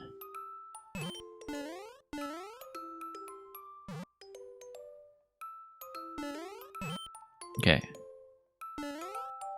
Let's do this.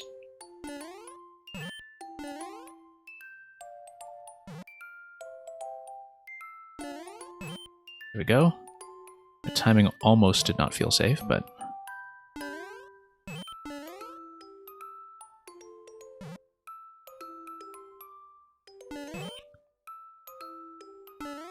whoops, nope. That was a poor adjustment. I needed to change things up slightly, starting with that jump because I was going left side first, and I just didn't do that quickly enough. But if I change red blocks, then I can kind of get back to my previous pattern. I don't necessarily need to change blocks like that, but, you know, go from one red block to the other. But it just helps to make things behave as consistently as I can manage them. So... let's do that. And then starting with this one, we will go to lower block instead.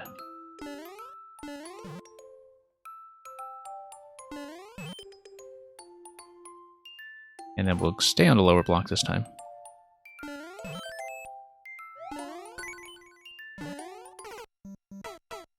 So I was going straight for the door as soon as possible. I needed to wait slightly longer to do that. As you can see there. Just didn't get that center timing down, but we survived long enough to get the key, which is important.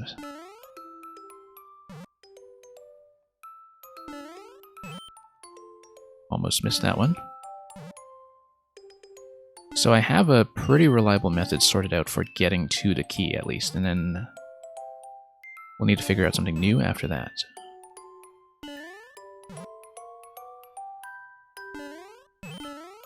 Okay. Needed to make a bit of an adjustment over the donut blocks there, but we managed it.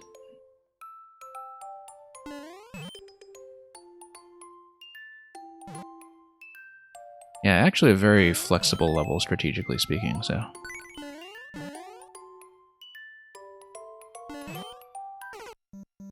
I was a little late on that. That was actually a workable timing if I had done that just a little bit sooner.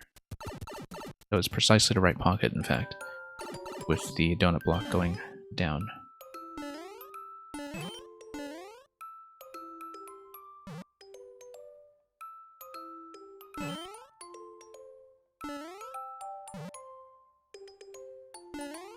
Yeah, we seem reasonably close to clearing this. Just a couple of minor adjustments, and we should be out of here.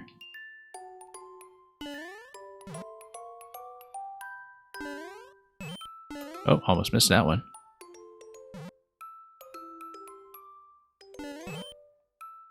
Yeah, look at how close that Cheep Cheep dips towards the red block on the left before faking you out.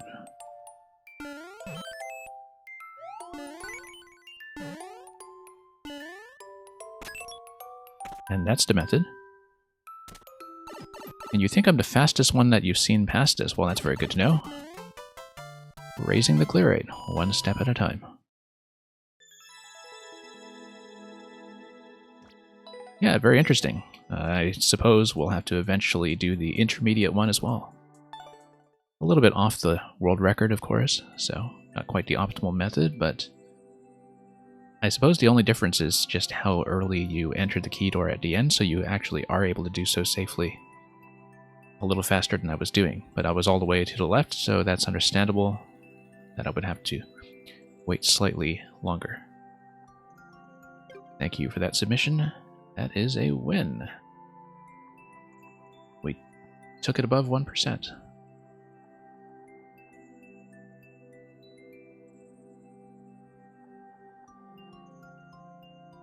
King Brock.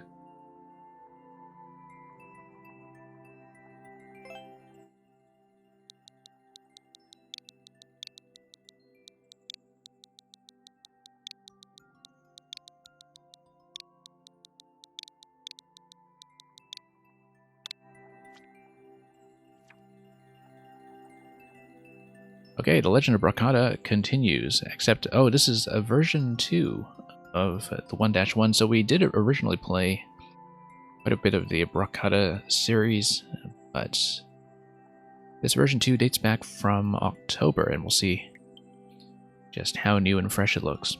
Bowser and his minions are planning to blow up my castle. Please stop them.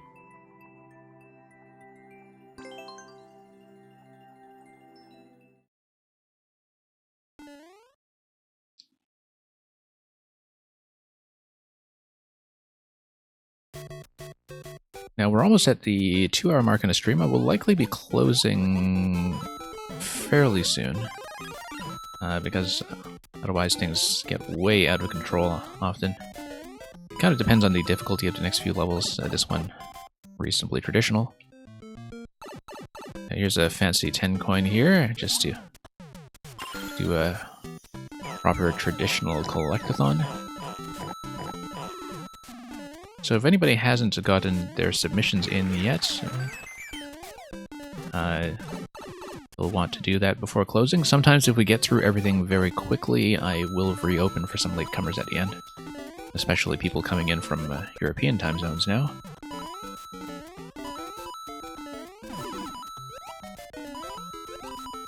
But yeah, sometimes I run, actually very often I run the stream way too long for my own good. Neat little thing with a fishbone there. Seems like it's just a bit of extra flavor. Look at that hammer. Didn't manage to catch it, though. And quality humor. Yeah, I'm not closed yet, but we will be fairly soon, so... Definitely good to see you around, as before. Whoops. So much for SMB2. Still managed to get that jump, though, without too much trouble. Wait a minute. Wait a minute. Is this symmetrical? It's 3 blocks here, 3 blocks here. Yeah, it is. Okay. It looked asymmetrical at first, which is not the case. You can see from the background design here with the doodads, in fact, that the symmetry on these platforms is, in fact, something that the maker was attentive to. Let's go for the 30 coin. I suppose it's going to be 10, 30, 50. And I suppose this required the high jump from SMB2. No, it doesn't. But that doesn't break either, so... So much for that.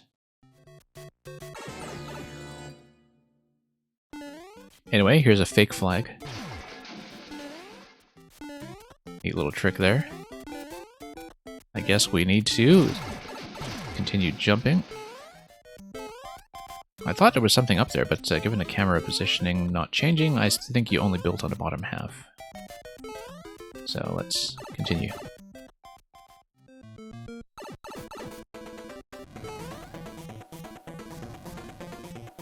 Anyway, we'll let Bowser break the scroll stop for me. King Brock saying, no, not again. I mean, I feel like I have done that before, for sure. And the Master Sword is your bonus for keeping the SMB2 mushroom up to this point. And that allows you to get to 50 coin. So, because this is a fairly short and simple level, I actually am going to try it. We'll replay it quickly to see if I can survive with the SMB2 mushroom. I'm not going to grind away at it for far too long, but we'll do it. We'll make at least a fair attempt. Let me make sure I know how many people are waiting, though. Currently 6, okay. That's doable. Like I said, I won't be too long about it. We'll just need to not play quite so carelessly.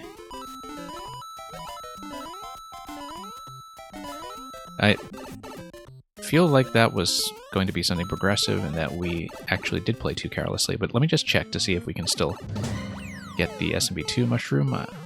Nope. Okay, let's do it again. This should be easily doable, though.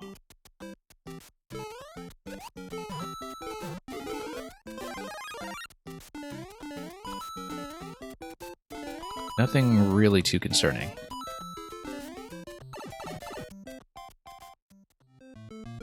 Oh yeah, this was just a 10 coin.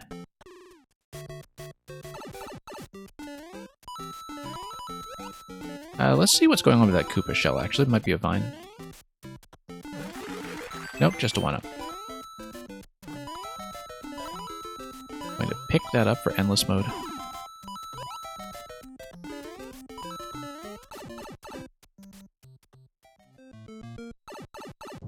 There we go. That's what I really wanted to do by coming back here. Anyway, so we know the purpose of the SMB2 mushroom now is to survive to the end to pick up the Master Sword. So. I mean, we can mess around with this too, but yeah. Oh, it totally is asymmetrical. That's what bothered me about it, was that you had 4 coins in the center here. So 1 extra column of coins on the right side. No wonder it looked off.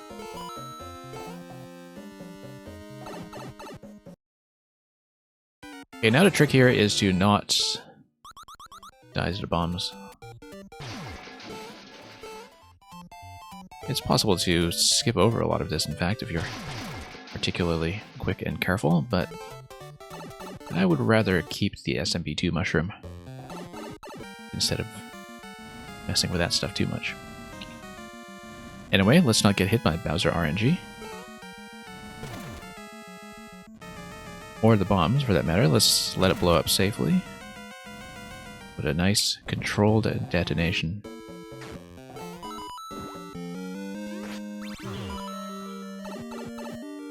Interestingly enough, you could actually bomb the corners of the pipes. Let's do it.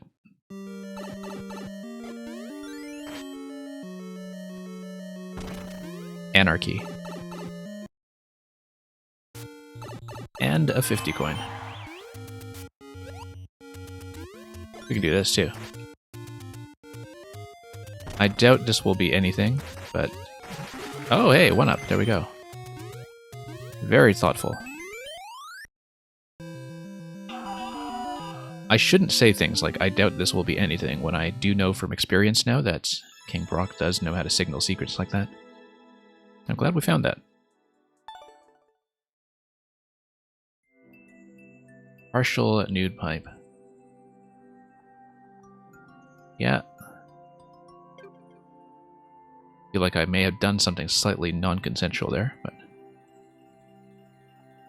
let's not make too big a deal out of it. Let's mark that as a win, and let's also close up in just a moment. I'm going to plug in sub next,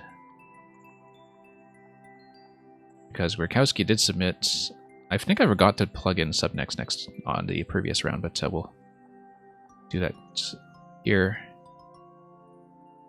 And Grakowski, I think, is still here. Let's plug in the code. And once I load up this level, we will close down for the time being, and it's going to be rotating between next and subnext the rest of the way. Like I said earlier, for those who are new to my stream, if you stay, you will almost certainly be played unless some kind of emergency event intervenes. Like if somebody tries to set fire to my building or something. Which, by the way, was something that was attempted with one of my neighbors not long ago. But luckily, that has not happened to us here yet.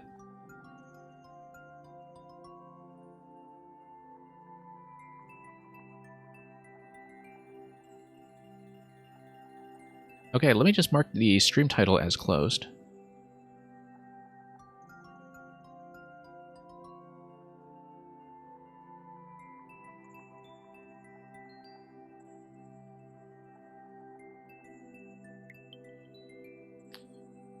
Growing power.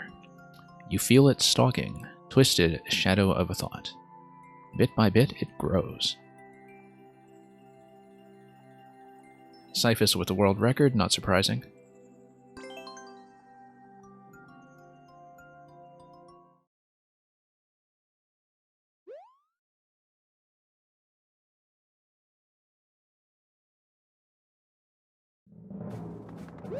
Anyway, mushroom and a POW, that's indicated on the right side. I suppose we'll need to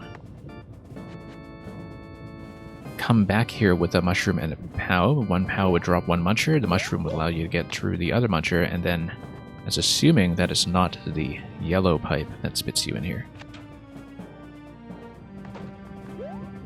Anyway,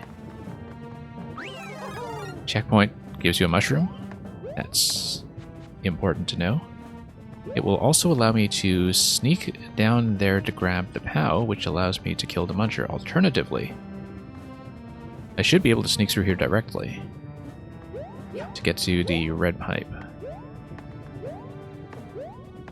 So I can do POW first, but then I would need to expend the POW. Either way, I end up with the same state. I would just be Small Mario with no POW going to the red pipe. So it doesn't particularly matter what order I do this in, unless we have a way to place the POW here first and eventually grab it on the way down, but that would require an additional power-up. So I think there's going to be some checkpoint cycling going on here, and indeed there is. Because checkpoint cycling will allow me to grab a mushroom every time to gain a bit of additional health. So we can do this. Grab the POW, grab a mushroom, and then I actually want the POW to be located here so I can pick it up on the way through. No, or I can just place it under that door. What am I doing? I could, except... Okay, no, I messed that up. Because...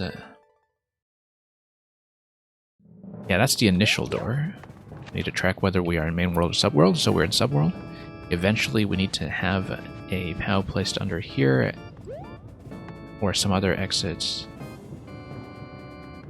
But then you would need two POWs for that. You would need to grab a POW from the other side. So you have two POWs in this room. You stack one POW here, you take the POW and a mushroom through the door.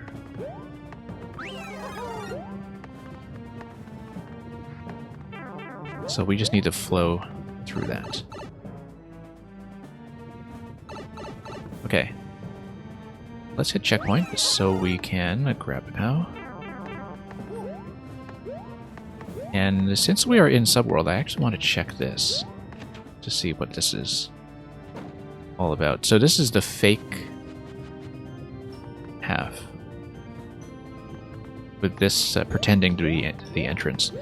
Now, the interesting thing is that if the yellow pipes are matched with each other, as it looks like they almost certainly will be, it's possible that the solution will involve exiting out this end instead, but given the way these rooms are laid out identically, I guess that means that the exit order doesn't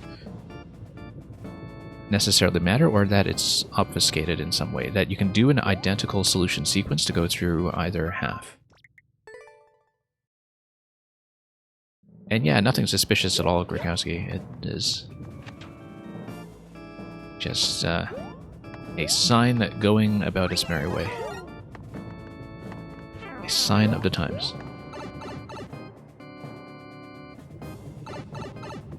Okay. Grabbing the mushroom here. We are then... no, I wanted to go back and forth, actually, to do this. Let's do it this way. I'm kind of curious about that yellow pipe, though, in case the two are not directly matched, and in case the other exit leads to a bonus room or something. But we'll keep that in mind for later. Because it should be fairly simple, I think, to convert one solution into the other one. You just need to hit checkpoints differently, I think. And no, I haven't thought about that claim yet. That might not actually be true. We'll go through here, we'll grab the POW. We will then refresh the mushroom. We will then go through here, actually. Go down.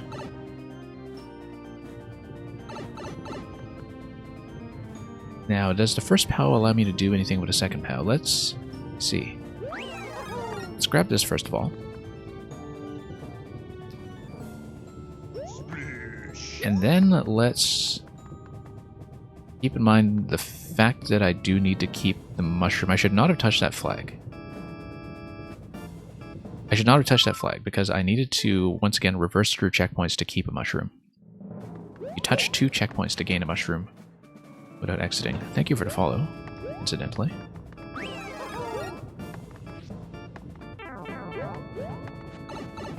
So yeah, we come through here, we touch the checkpoint. We go down. We skip the checkpoint. We just weave our way back.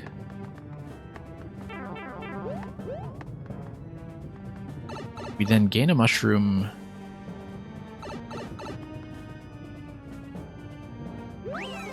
Yeah, you can switch which checkpoint you're using at a given time, but what you can't switch are the POWs that you're holding. So that's something to keep in mind. That I want to touch this flag, so I give myself an additional mushroom on this side. Then I'm going to drop this.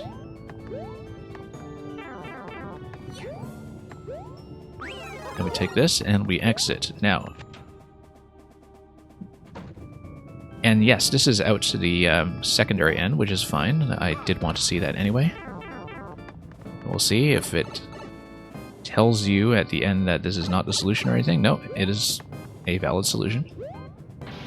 I don't know if the other way is actually doable. Depending on whether there's a way to safely do a POW swap, but you can do a mushroom swap easily enough, I think, that I don't see why theoretically it would have any problems. Anyway, thank you for that, Grikowski. Both sides should be possible. Yeah, because I was thinking that you can manipulate the checkpoint flag order however you like to designate one of those POWs as the first POW that you pick up. I think. I don't know if it's actually equivalent in terms of the execution order, but I'll have to think about that further. Anyway, thank you for that. Let's go next to Mario. If you're still here, please check in.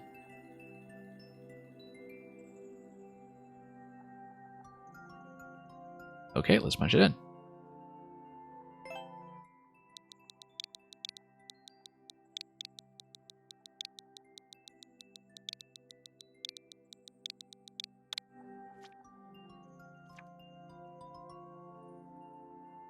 SMB3 Bowser's Castle Japan Edition.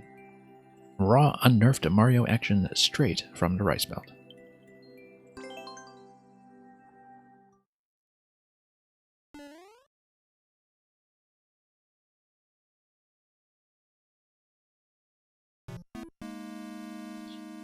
And yeah, Santa the Gaming Man, I'll be pulling in Sub Next and End Next, so it will be Quality Humor and then you.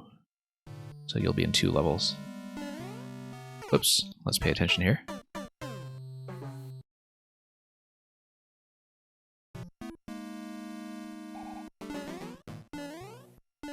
It will hopefully not take too long. Anyway, I probably should have picked up the shell. That is not convenient timing with the dry bones. I should have gone sooner.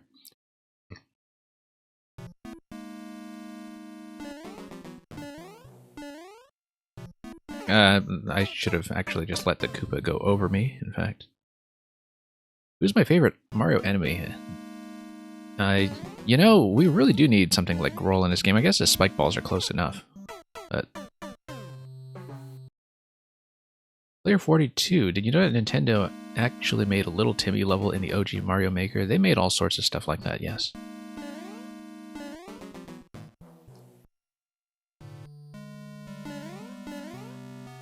And it was the kind of thing that made people go wild at the thought of all the possibilities in this game. Okay, let's be a little bit more careful with a jump like that. Growl is indestructible, yes. Clearly what we need in Mario Maker 3 is, they would never do this, but they need a Super Paper Mario theme. Start bringing in things like Koopa Troll. Of course, given that they won't even bring back some of those characters in Paper Mario itself, that's pretty unlikely, but it would be a fun thing to have. You would probably end up with a better platformer than Super Paper Mario was originally.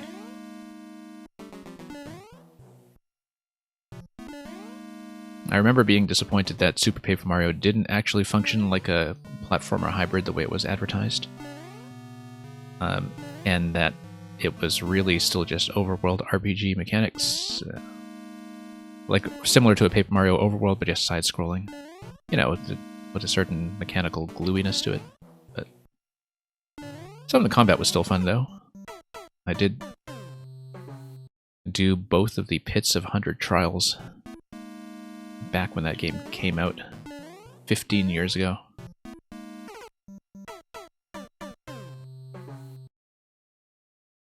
Koopa Tea, I think there's a lot of possibility in an Odyssey theme, in fact. I mean, Galaxy is in many ways kind of inherently interesting in a way that many other platforming games have been adopting, but when it comes to 2D side-scrolling play, some of that Galaxy content was already in the side-scrolling areas in Odyssey as well. And because Odyssey has a bunch of gravity mechanics in its 2D sections. And I feel like a sort of combination Odyssey and Galaxy theme in 2D could work out brilliantly. Like, essentially an Odyssey theme that would allow you to have things like the capture mechanics, but also with platforming elements that use Galaxy's gravity manipulation. Ooh, not liking the look of this, rather, but we're going to bump this. I was hoping to bump against a wall, but the 1-up threw me off. Because if you fall against a wall, that should be a safe landing. Yeah, difficulty very suddenly picking up from what seemed like a pretty traditional layout up to that point.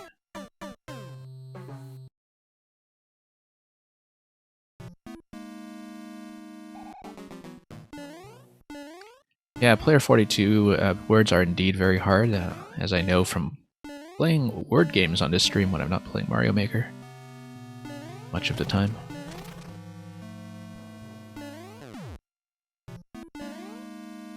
Actually, I haven't been doing too many word game streams lately. We were doing a bit of Battle Royale back in December and January, and we did quite a lot of Scrabble on stream last year, but I haven't really been able to do a Scrabble broadcast recently. We might bring that back fairly soon if I find the time.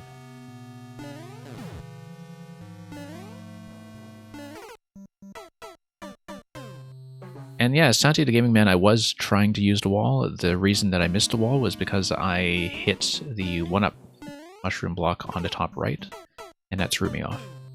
I know that the wall lineup does land me safely. I expected that that would be the way to do it. I just didn't manage to do that properly. Roger Boy, welcome. Whoops.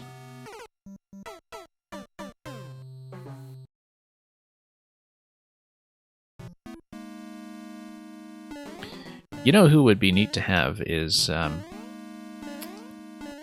Bruiser, the ghost with the boxing gloves. Most recently seen as Strong Bad, or a Strong Bad analog in the Homestar Runner segment of one of the 6YMM trailers. Yes, Roger Boy, you missed a very quick Grikowski puzzle just now. It was just a very quick and easy and very elegant checkpoint and power-up puzzle that we saw right before this level. I'm hoping to get back to doing a dedicated puzzle stream fairly soon. We've just been a bit busy lately with a lot of Mario Maker 1, and that's been taking up most of my streaming time. Whoa, no, bad idea. That's okay. Checkpoint is also just immediately past the spike segment that we see here. I feel like we can, in fact, sneak like this. There we go. Alright, let's do this so we can slide against a wall. And then I hit left much too early, but without actually leaving that spot. And Krakowski, yes, I have been kind of gone over the past 2 weeks or so, mostly, so I didn't really even get a chance to do advanced playtesting for people for Tower Escape like I did for the previous contests. And I'm very much looking forward to it, especially with a lot of people coming into the contest for the first time, a lot of established makers taking notice.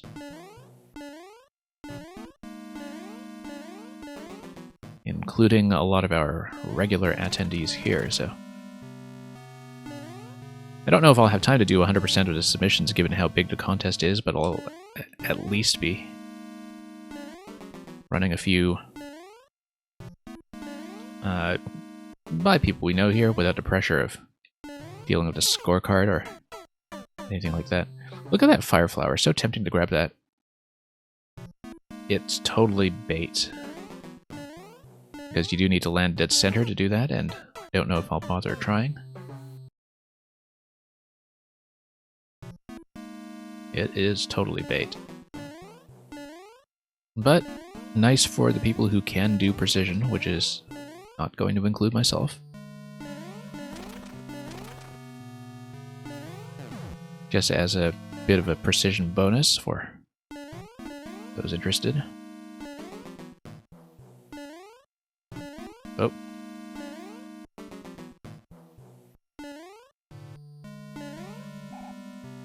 Okay, let's get this out of the way. Wow, that's going to be tricky. There's a clever trick to get the flower safely. Yeah, Quality Humor, you seem to know precision mechanics from designing some of that stuff yourself, so I don't know that I would know the trick, but maybe I'll go back and look at that. Nope, standing too close. Yeah, maybe there's a bit of ceiling up top that I wasn't paying attention to, which might potentially help. Because having an extra point of damage available for the next check after that, before checkpoint, would indeed be very helpful. An Electro Dude, welcome. Did I say that already? I don't know if I did. I was thinking it. Whoops. Oh yeah, it's this block up here, okay. That's fairly doable, in fact. As long as we hit it dead on.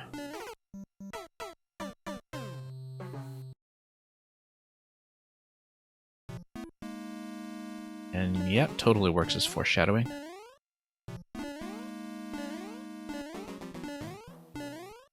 Love the Bowser statues at the very beginning, since this is in keeping with, you know, being a reference to the layout of SMP3 Bowser's Castle. Just with a couple of extra difficulty checks and modifications along the way.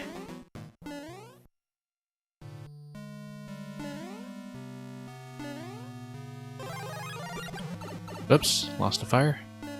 Almost instantly. In fact, if you don't have fire, then you have a bit of trouble getting out of there, so. If you do have fire, then you can kind of do a duck jump over to the next bit. Maybe.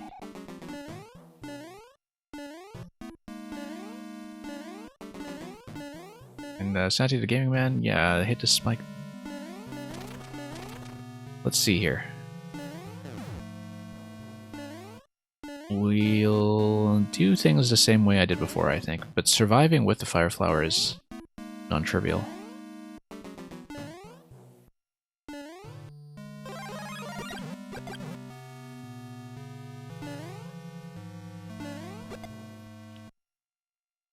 Nope, need to duck into that. Actually, that's not going to work too well either. Okay, so much for that then. Not actually that helpful. Nope, too soon. I guess that totally would trivialize the next bit. You managed to survive with that.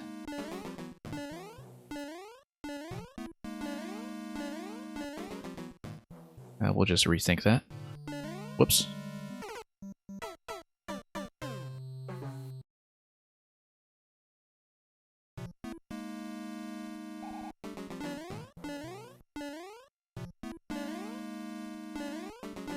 I wonder if using the shell does anything interesting for me. I don't think it will.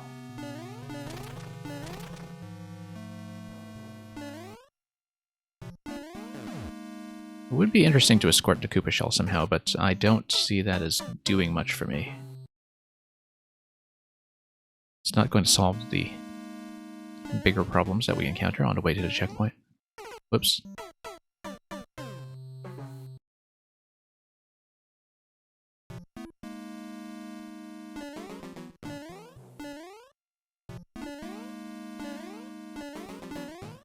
Okay, let's head back on upstairs.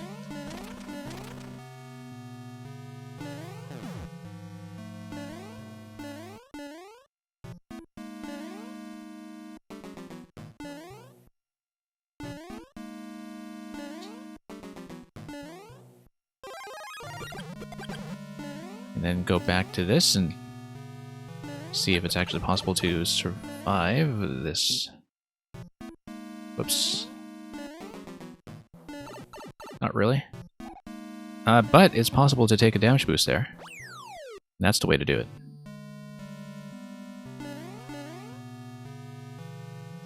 Really miraculous that I got that on the first try. Well, it is Bowser's Castle. It will have a bit of a branching path here. We'll just make sure we are attentive to the fire columns along the way. It's funny because I nearly survived that, I just didn't know how I was going to drop in. That's okay, we're at checkpoint.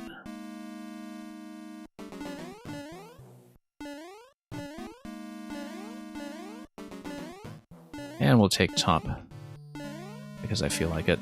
Whoops.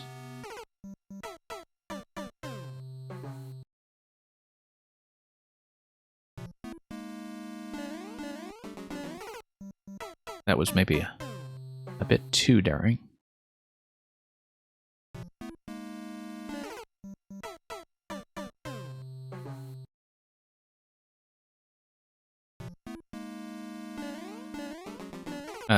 We've made that mistake already, very recently, in fact. So let's be a bit more cautious with the timing here.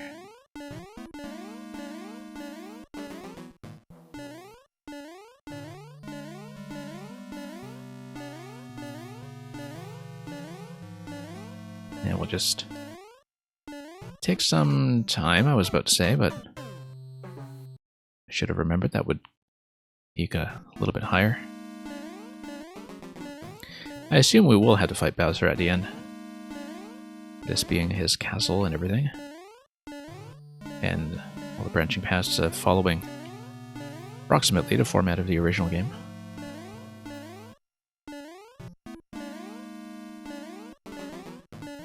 Without this tile set, though, that was so distinctive about that castle, and which has mysteriously only returned for the water theme, or not a water theme, the night castle theme in this game. Nope, I thought I was going to get an instant jump out of that, and that was too close. And you would have to make it past that muncher later on anyway. We can try taking the bottom path just to change things up and see how that compares. But what fun is that?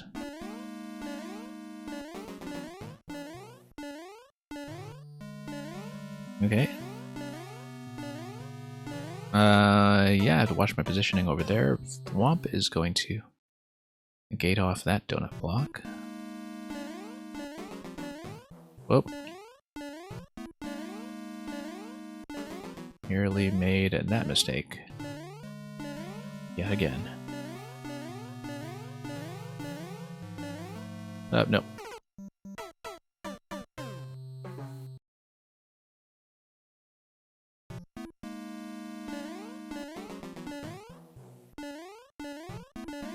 Quite literally playing with fire.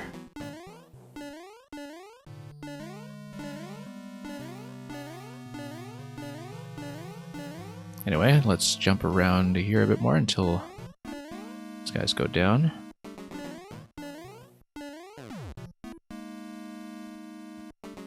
Thwomp is going to get that donut block started for me, which is very courteous. And Bowser RNG is going to do its job here. Nope. I thought I was going to land on the left side and duck out of that one, and that was a miss. But we're fairly close to the end of that section.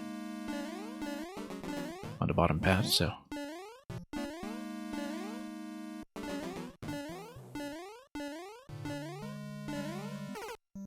Three stretches here. I don't know why I only saw two last time. I guess we must have spawned them in such a fashion that allowed two to overlap. I knew there were supposed to be three from previous experience.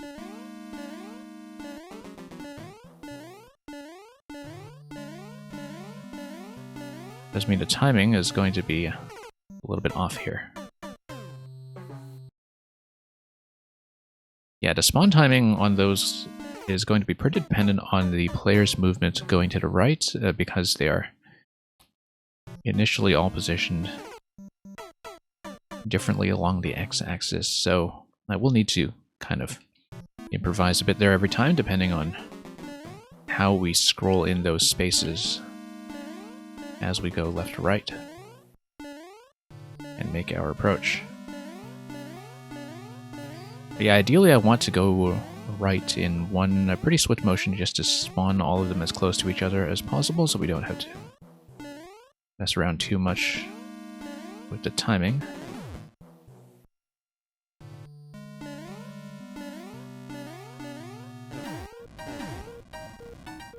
Okay.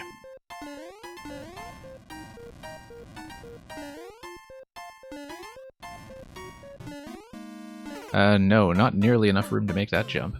That arc was just completely unavailable to me that time. Now, that being Bowser Fire, there is going to be a little bit of RNG involved there. It's not always going to be equally clearable. I mean, it probably is clearable at least, but, you know, it's not going to be equally easy, depending on which shot goes where and when.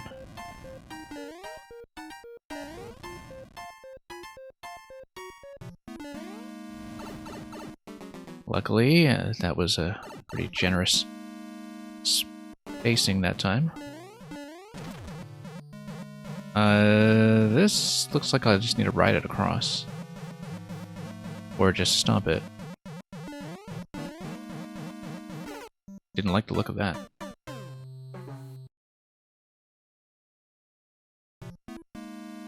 If you stomp it, you should be able to wear it, though.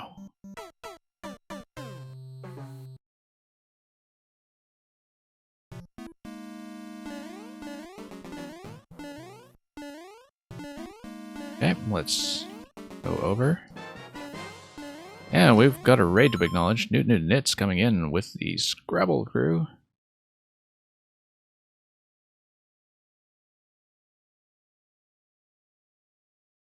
Last seen just chatting though, so I hope Newt Nits, you had a good chat over at your stream with whatever else it was you were playing.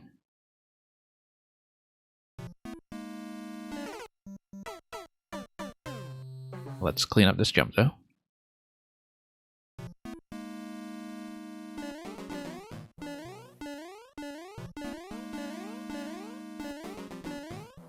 Okay, let's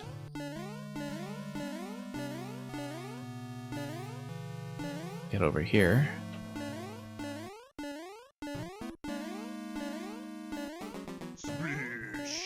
And thank you so much for the follow.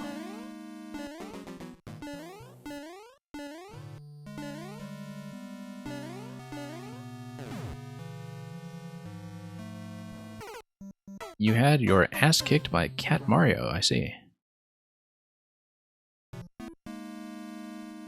In any particular context?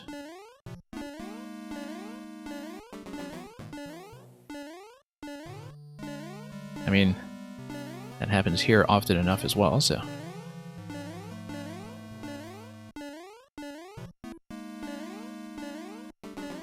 Let's do this. And okay, there we go. Bit of a close shave there. And let's hope the fire RNG is relatively fortunate this time.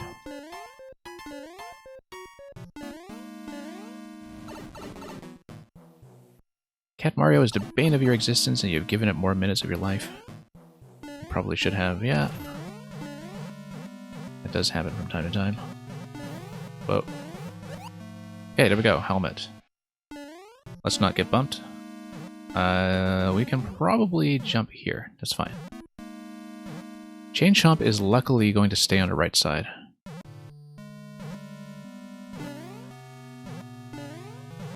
And so we'll have a bit of extra protection going into this checkpoint over here. Why does this look like there is a P-switch involved? Probably because if you come down the other path on the top end, you had a P-switch time at the end that would do something interesting here. Anyway, none of these are going to hold a key or anything of the sort, so... Okay. There's going to be some kind of on-off switching that we need to be aware of. Bowser is also going to stomp, and oh, P-switch is down below. Yeah, we don't want P-switch, do we? Because if he hits a P-switch, I will almost certainly also die, unless I'm on the right side, so... Uh-oh, looks like I also lost my protection. Also, it looks like there's a second Bowser there. I'm totally going to be safe here until he stomps, and then I'm going to die. If I had the helmet at that point, though, that would have worked. Also notice that there's a helmet that comes down the left side after a couple of on-off activations. I'm guessing that the on-off activation is from some kind of bump on the right side then. Whoops. Or...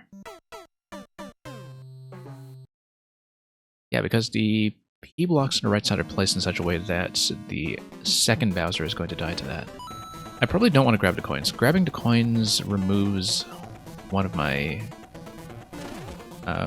safety mechanisms for if the P-switch does in fact get activated. But we should be aware of the fact that a shell is available on the left side eventually.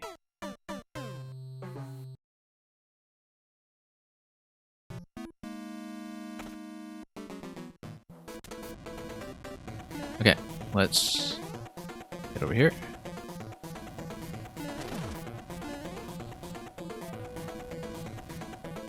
And we'll just jump around a bit.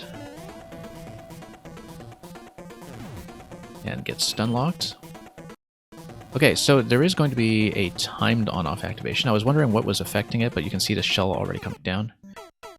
So we'll try to leave all of the coins alive. We'll let the shell come down, and then I'll try to claim it. And at that point, we'll see how we're doing in terms of how close we are to the P-switch activation. Also, if Bowser opens up a mushroom, we should obviously go for one. Totally got zoned out by the fire there. Not much of a chance to respond. But I think I can see a fairly clear approach to doing this. Grabbed a coin, that's not good news.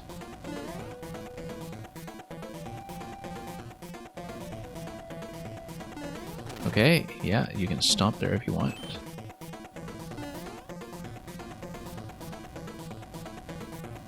Whoop. Standing a little bit close. Will he open up the mushroom? Not quite. But the shell is going to drop on the left side, which is really important. Getting closer.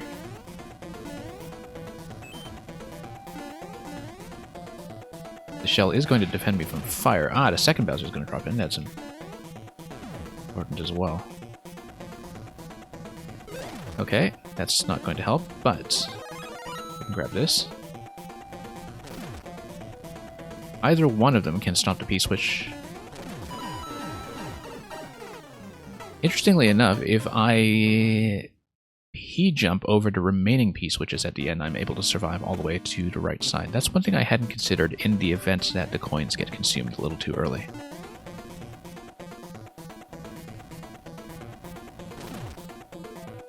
Yeah, second Bowser does come out at some points. There is going to be a little bit of randomization to it. I don't know how the second Bowser is set up off-screen, though. I can't quite see what's going on with the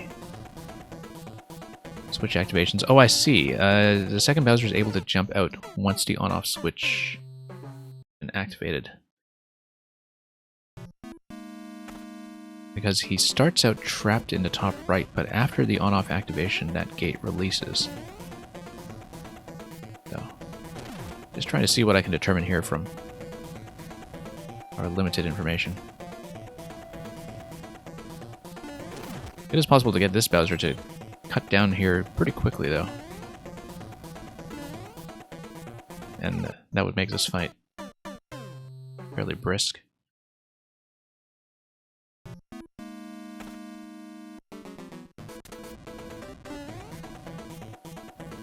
Okay, let's get over here.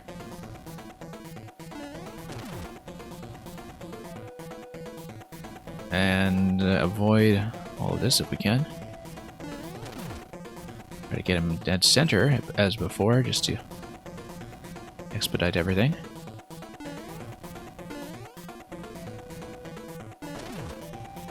That's opening up the mushroom. We'll go for that when I have a safe opportunity to do so.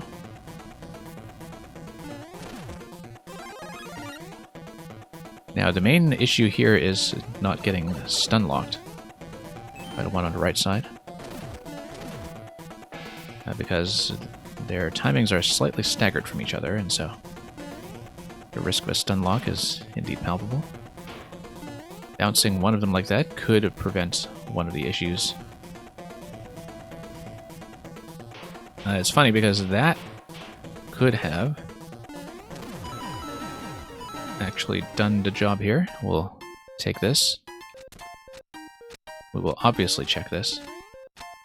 And then hopefully the P-switch is not required for whatever comes next. There we go.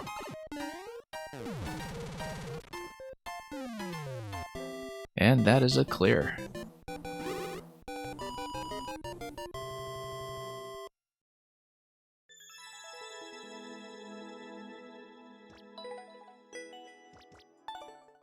Okay, let's mark that as a win and pull up to sub next. Yeah, Chess Bunzo, Answer Typo, hope everything was fine over at Newt Newt Nit's stream. With plenty of word games and other things besides. And thank you for the GGs. Let's pull up the next one.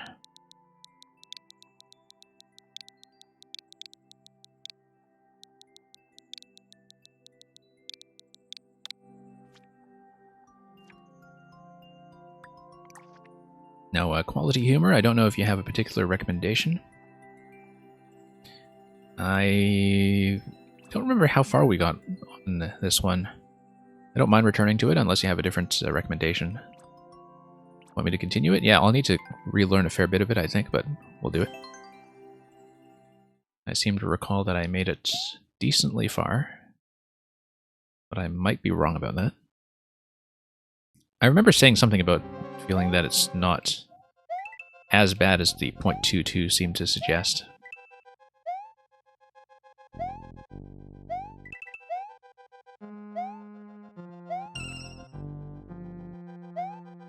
Okay, that's fine. I just didn't quite get that timing.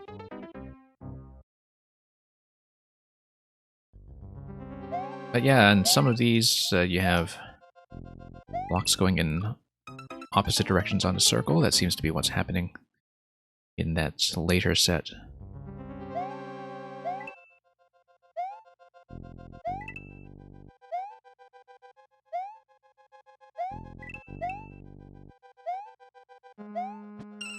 Yeah, right here, this takes you to the right.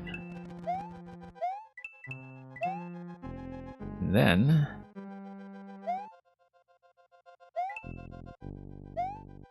that doesn't really dip that low. That we'll need to watch out for. Pretty much necessary for how the blocks load in, yeah. Can totally see that, just to get the timing nice and consistent.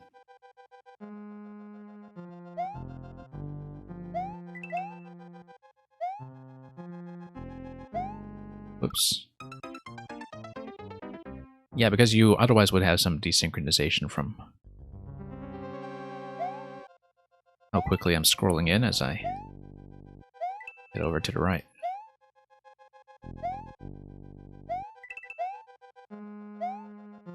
Oops.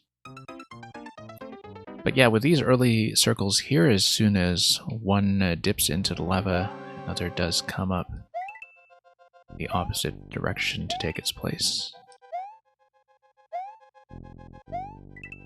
Or so it seems. Yep.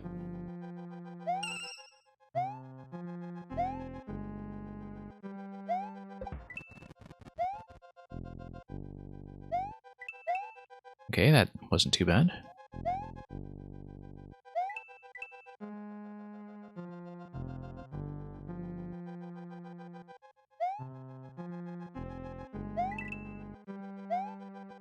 Okay, so I can actually sustain myself on this until the block on the right is positioned a little bit better.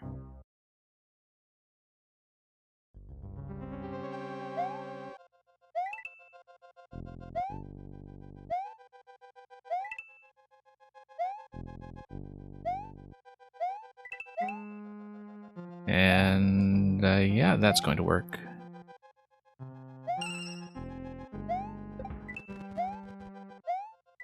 As is that.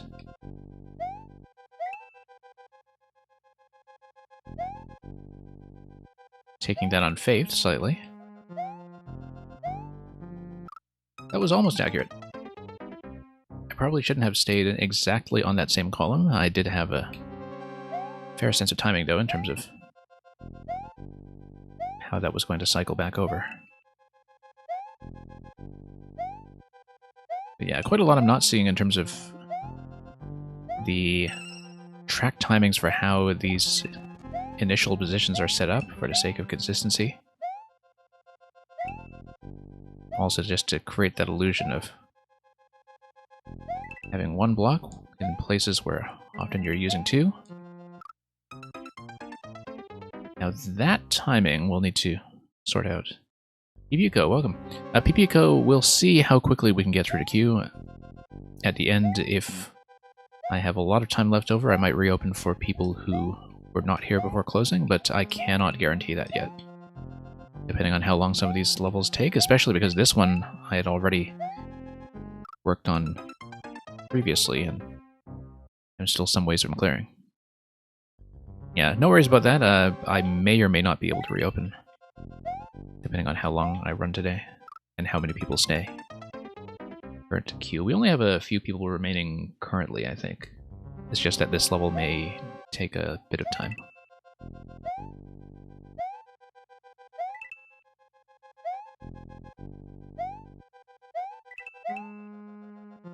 Okay, let's do this.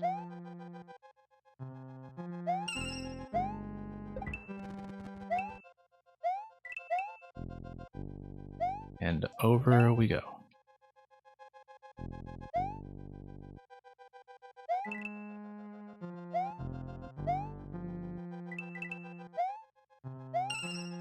Oh, that was actually correct.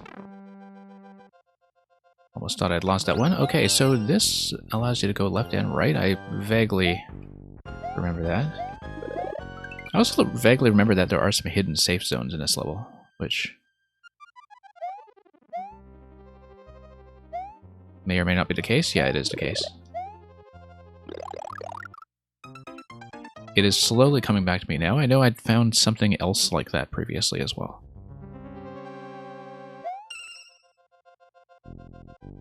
And, yeah, like Quality Humor just said, I apparently would have lived.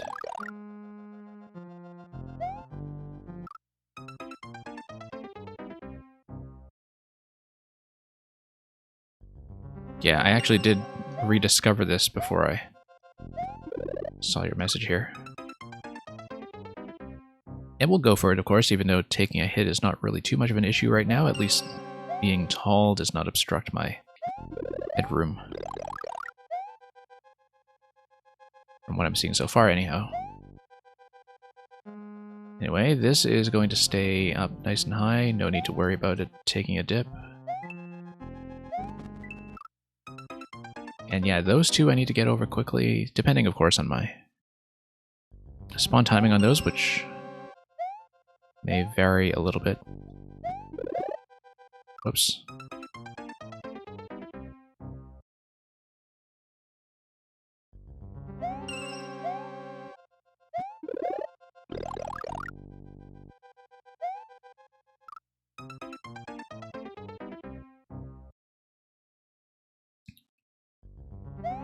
Okay, let's see how we do here.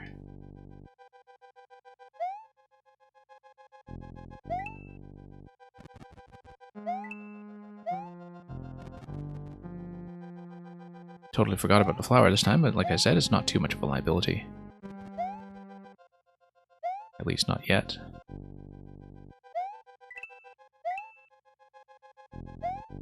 This is mostly just a bit of a reading challenge as you take a look at a whole bunch of blocks moving at once. Getting reasonably far there, in fact. Yeah, the thing about a flower is that it would only make it harder in places where headroom is a bit of an issue in terms of bumping something from below. And in some cases, you're close enough to the ceiling where that might be a liability, but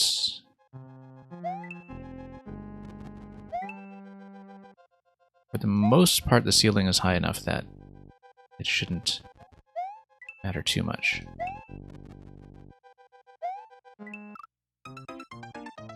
Reebox, welcome. Reebox, hope you're doing well.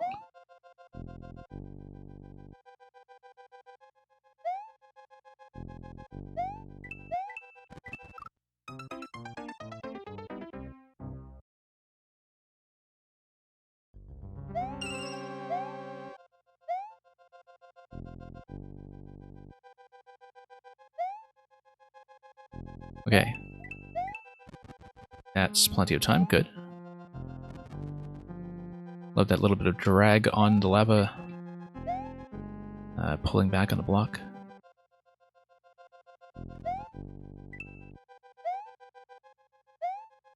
I always find the fluid drag mechanics in Mario Maker very satisfying.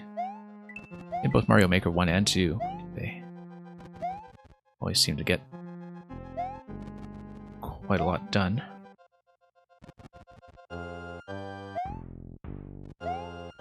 Okay, this bit I remember not quite figuring out before. I remember running into that part with the descending blocks as a particular challenge, but we're able to get back there quickly enough, I think, that I'm not too concerned. Reeboks, congratulations for being the stream that you watch while you eat dinner. Yeah, we'll try not to play in a way that makes you throw up.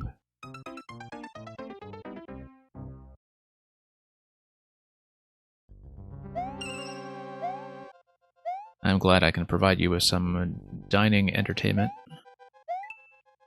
Whereas it's a breakfast show for people in Europe and a bedtime show for people in North America.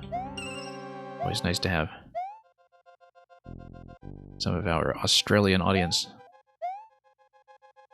fill their bellies.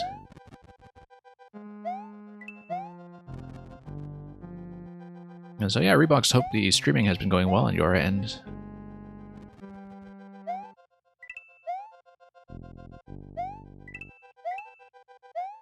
Whoops. You borrow a bit from story structure and put a climax before each checkpoint. Yep.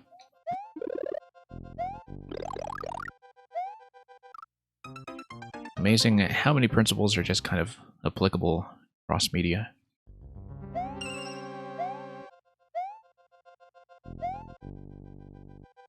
I think as a player, I often sort of obsess about the camera as much as I do, because that's in some ways a bit of thinking informed by a lot of cinema and, you know, sort of thinking about game design in terms of sleight of hand and drawing the viewer's attention in certain ways.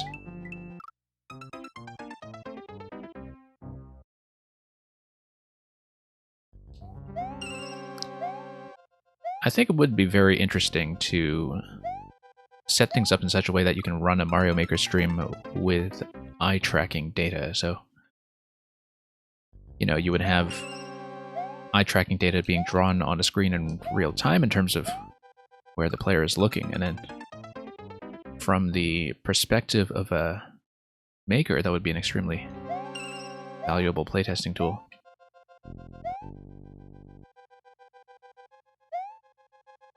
I do not have the means to set that up myself, but it would be interesting in theory. I think when it comes to playtesting at more advanced and wealthier game development studios, eye tracking is something that they take into consideration. I know that there were a lot of studies done in cognitive science starting about a decade ago that was along those lines when it came to film, like, you know, using eye tracking data to kind of test claims that were being made about directorial style in terms of how it draws your attention to certain objects in the frame.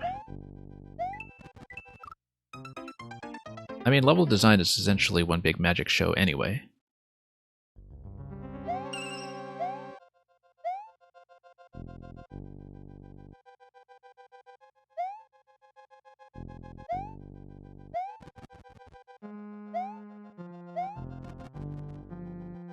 But yeah, it was always interesting to see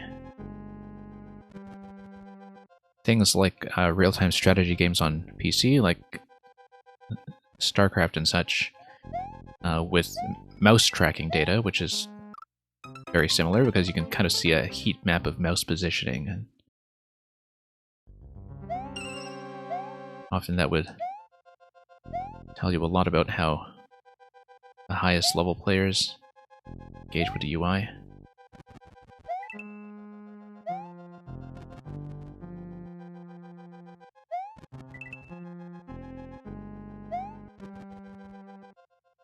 Something to look up afterwards, in fact, to see with video games in general whether there's much in the way of eye tracking videos on YouTube or something. I might have to remember to look this up after the stream.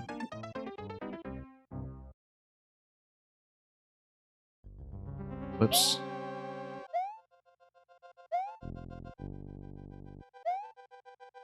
We should be able to get back there before too long.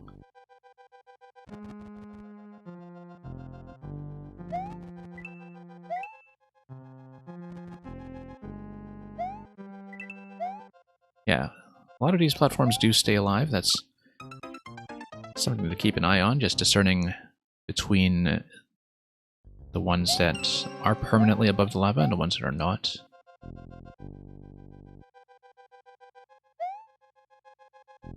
Because a lot of these blocks that do not spawn on tracks and just float side to side remain available for quite some time. And you can just stall indefinitely on them until everything lines up the way you would like.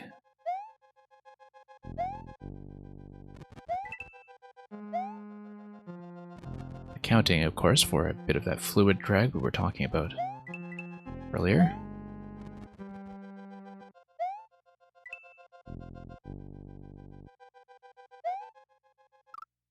Unlike movies and Magic, video games train the user to look. Yeah, in terms of being able to track things by repetition and iteration, where you can kind of see how your focus perhaps gradually narrows as you kind of figure out a method for certain obstacles. Or also just to see where people have a certain tunnel vision if they miss a certain method or an object that they're supposed to interact with. But yeah, I think that sort of iterative quality is pretty important. I mean, it's much more overt in a game like a platforming game or like Mario Maker, where you do have a lot of iteration very quickly. I think that's one of the genres likely to benefit from it, because you are dealing with something visually consistent as opposed to, say, navigating around in a 3D space. Like something visually consistent that you could overlay into a heat map with time.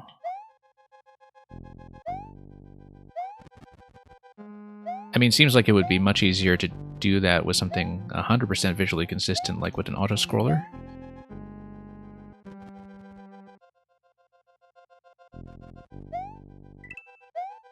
But that's still an interesting thought experiment to consider.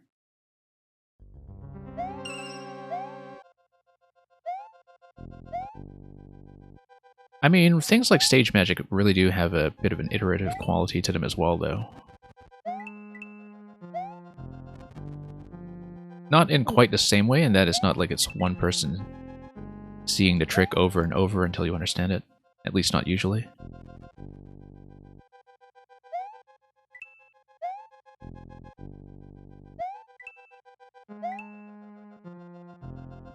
But in terms of how certain methods are refined with stagecraft,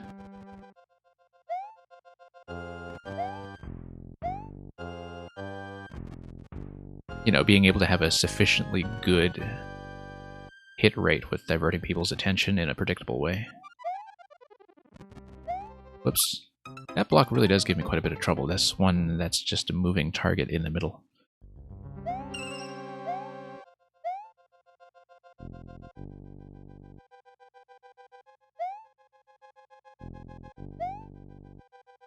Whoops. Very unnecessary slip that time.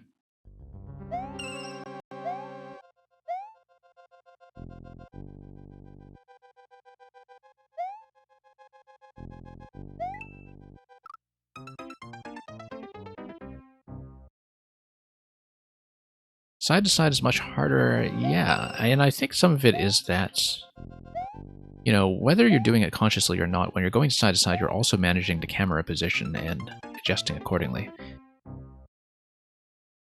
I think when you play enough platformers, that just becomes invisible to you over time. Like, you kind of track the character's movement, and the camera repositioning doesn't really throw you off too much, because you're just kind of mentally following Mario's position anyway. and you have certain expectations for how he's going to jump. I'd forgotten this was a safe zone. But if you think about it, that's one of the reasons why, even if you have identical obstacles that are mirrored going right to left, for instance, it can really trick people out. I know I certainly get tricked out by that. Because a lot of your kind of basic, baked-in calculations for how Mario's movement is going to go suddenly aren't applicable.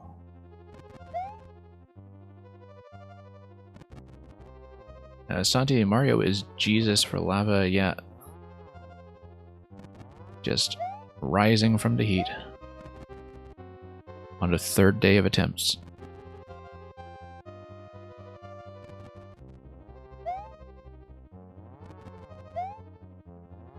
Okay, that was not too soon, but we don't want to hit the ceiling there.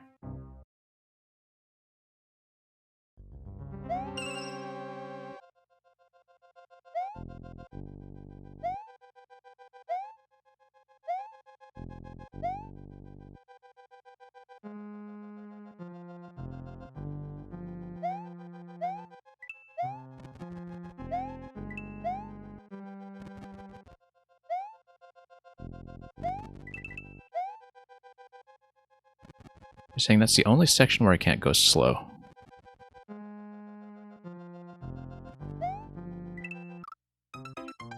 Hang on, I need to reconsider. Oh, you mean the bit... Yeah, because the way the ceiling dunks you. Yeah, we've encountered that a few times.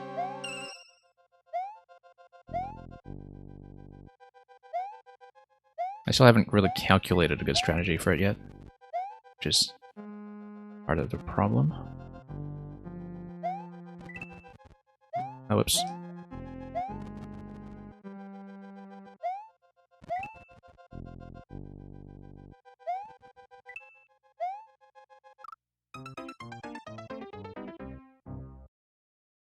Okay, not cool.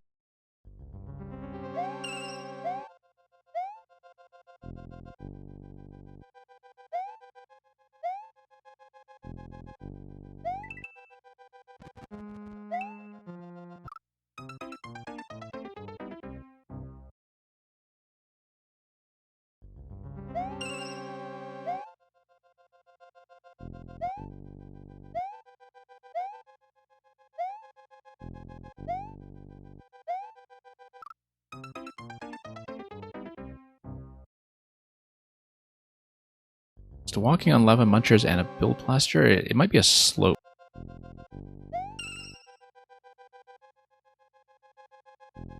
But it's definitely something using that offset property that you see in troll levels very often.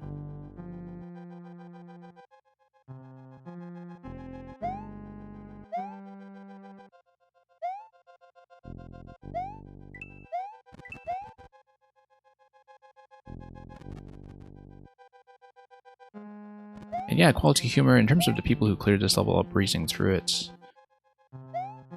there is a particular perceptual skill set that a lot of the strong platformer players have that... Like, it is a visual perception thing when it comes to moving targets, straight lines, momentum calculations that are doing in their heads, etc. Where in some ways you have it or you don't. Nope. You use munchers and blasters, okay.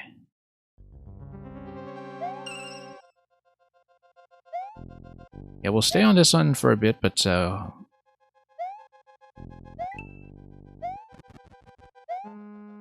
we'll see. If we're running a bit long on this one, I don't mind dipping to the rest of the queue first and maybe coming back to this, because it isn't too much work to get to checkpoint. So if I'm pushing things a little bit long for people in the back of the queue, we can just reorder things and return to this one at the end. But we'll see. I'm willing to stick with it for the time being, though, since we are kind of pushing at it and getting to the bit with a ceiling dunk somewhat often.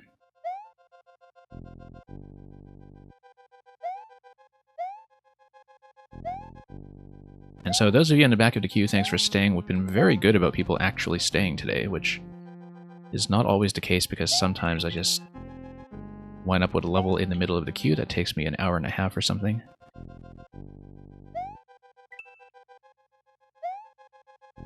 And just goes unreasonably long.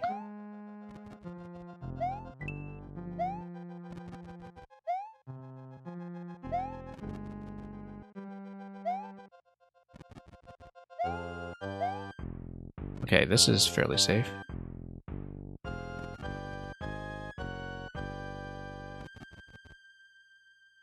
And yeah, Santi the Gaming Man, when it comes to doing the sort of safe lava setup, I think people prefer the slope method because it is relatively inexpensive, so long as it fits.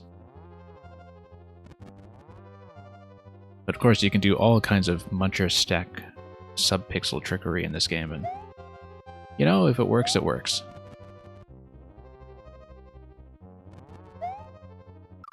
Oops. Awful timing there. And yeah, Santi, I don't know the exact calculation off the top of my head, so I'm glad you have that handy, because I certainly didn't.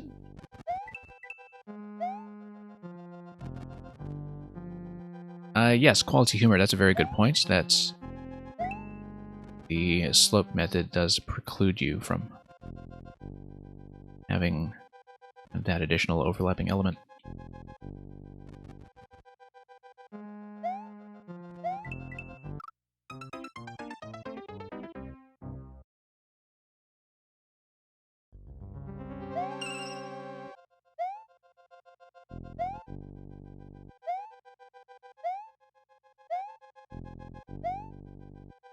Okay, let's try this again.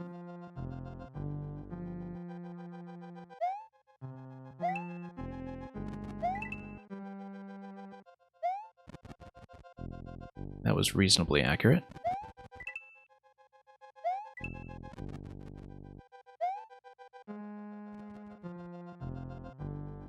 That was a case of being saved from certain disaster. That was entirely too risky. But we made it, so it counts.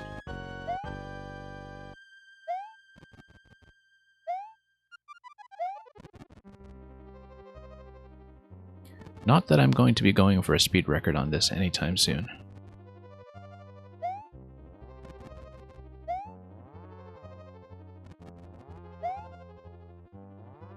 Okay, moment of truth here. No, that second one, if it's dipping below, I should be able to redo it. If it's dipping below, you can always get back on. It's more the ceiling dunk is what creates time pressure.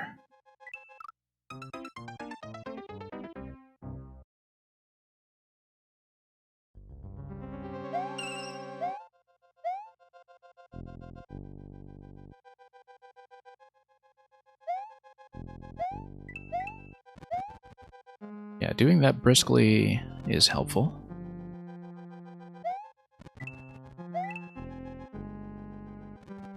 And yeah, I see what you mean about trying to redo it in the next section once you see one of those hidden safety nets.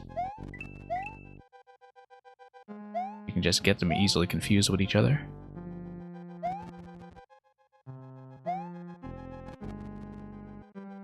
Nope, slipped off.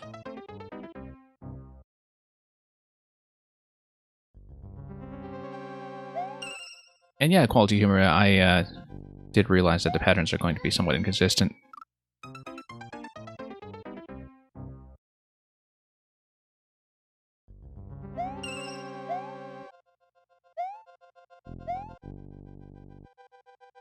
But it seems like the mechanic is generous enough that I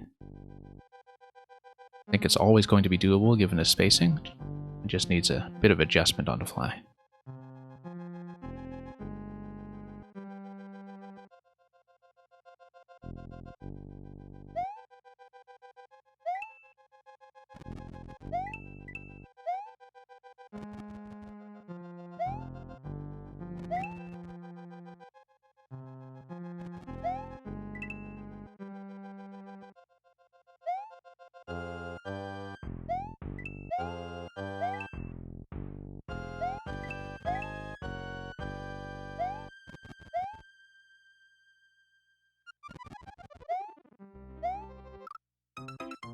Okay, that could have gone better.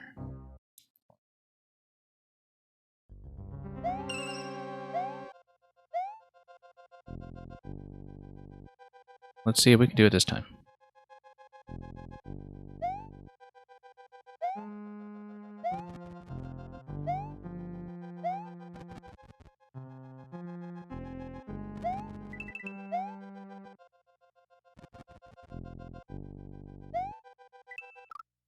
Not exactly. This is a very weird level. I don't think it's necessarily weird. I mean, everything is from a player's perspective. Regardless of how it's set up, it's, you know, reasonably traditional style in terms of the technical check.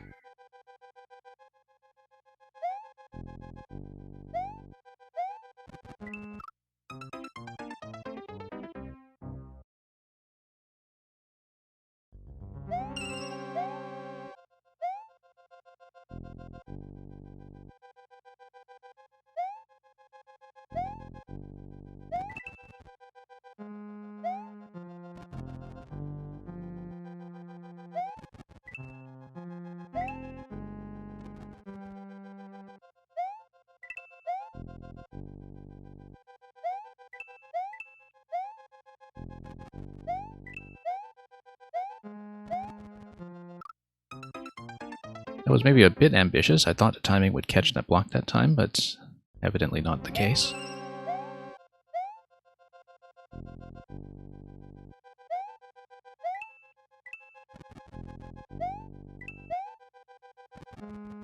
You know, just going for some of those stylish looking last minute saves. As the blocks rise from below. On one hand, you're saying it's not as hard as the clear rate. No, it doesn't feel as hard as a clear rate by any means. But yeah, people like Cats and Morpha have like, they're very finessed players, which is why they're also very good at precision.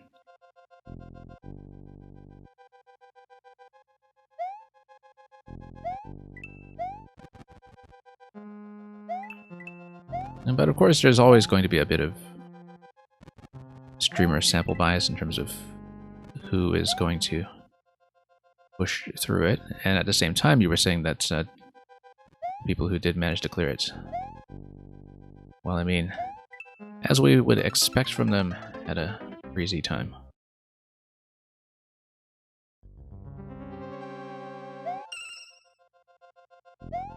Let me see how long we've been on this one, Quality Humor, because I may go through the queue first, and then we will see if we have time to return to it at the end. Since I am stalling a little bit in the current location.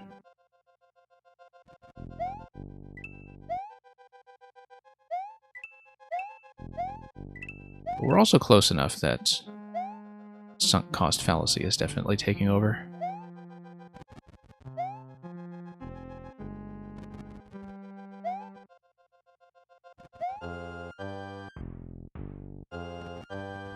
Anyway, let's plan this carefully. Nope.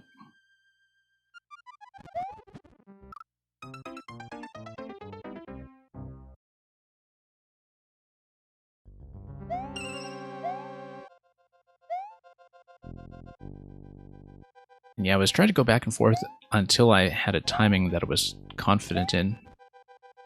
Obviously, the longer I tried to stall there to do that, the greater a risk I was taking. And yeah, it does feel close. It's felt close for quite a while now, in fact.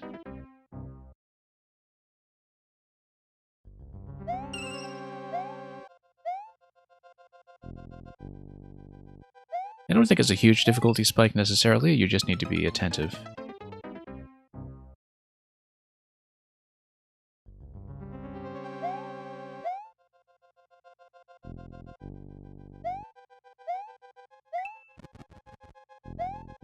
But let's see how much further we can get.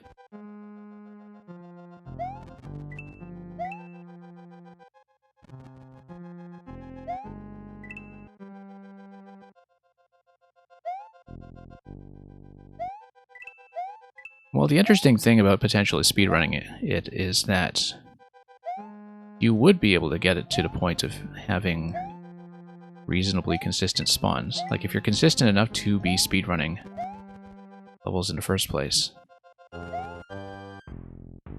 you can probably get the spawn timings to kind of fall into place to permit methods that are actually practicable.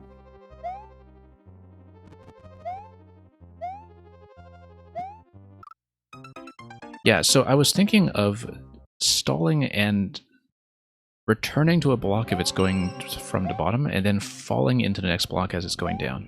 That was the method I was trying. It looks pretty workable, except my spacing was just a bit off. I think I actually had a decent plan that time, at least for the first 2 columns.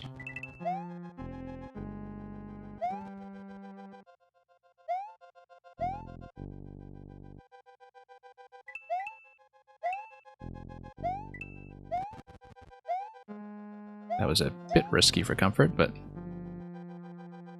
we're managing it.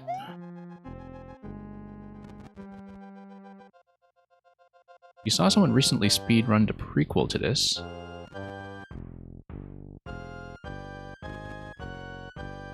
Yeah, I don't know how good those benchmarks are relative to your clear time. But that's a pretty considerable savings to cut that many seconds. Which just tells you that it's also not extremely competitive in terms of people really dueling over fractions of a second. Just lots of room for refinement.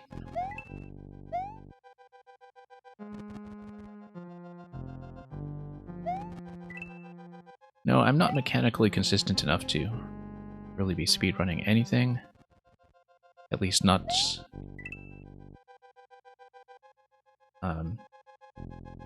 past a very casual level. I actually did recently get my sub 4 hour hard mode clear on Metroid Dread. I just did that off stream earlier in the week, in fact. And it's nice because it's generous enough that you can clear that margin with plenty of time to spare without really being mechanically precise. Like, you can make some wrong turns, pick up some optional stuff along the way, and still have enough time to work with if you kind of know what you're doing. Your time for this level is 38.69, and you don't think that will be beat. Yeah, if you have a good sense from building it of what a lot of the optimal timings are going to be, naturally that's going to hold. Also, probably from running it yourself for the clear check, just having to develop a very workable preferred path.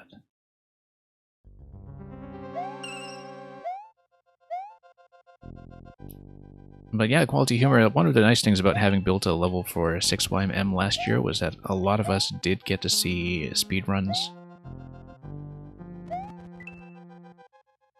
Hylian Dread spent quite a while getting the world record on mine, and it was a real experience to watch. Just to see how my level would hold up against that when it comes to that level of optimization, thankfully not breaking anything.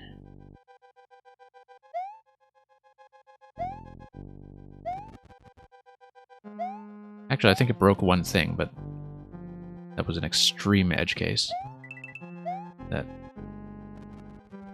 nobody would have been able to pick up in testing. So yeah, I can definitely agree with that. Lots of fun to see people really kind of pushing your own creations in new and unexpected ways.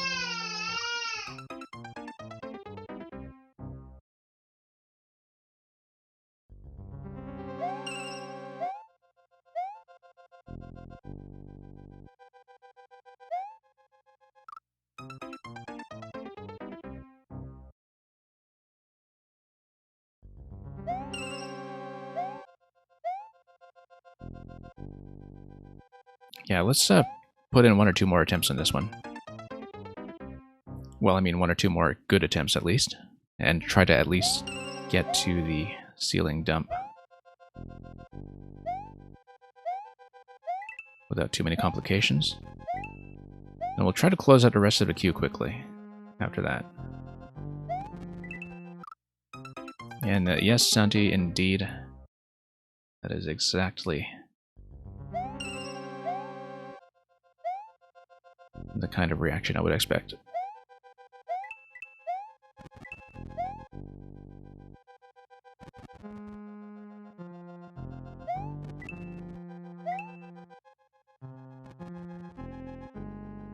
You're putting a bounty on this level? Yeah, that thumbs up would be very well earned for sure.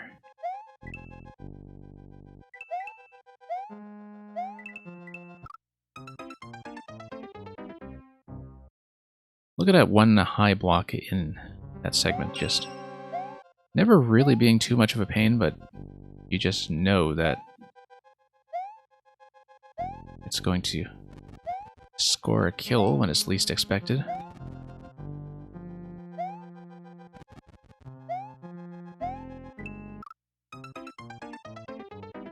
Should have just landed dead center there. We know it's a safe zone.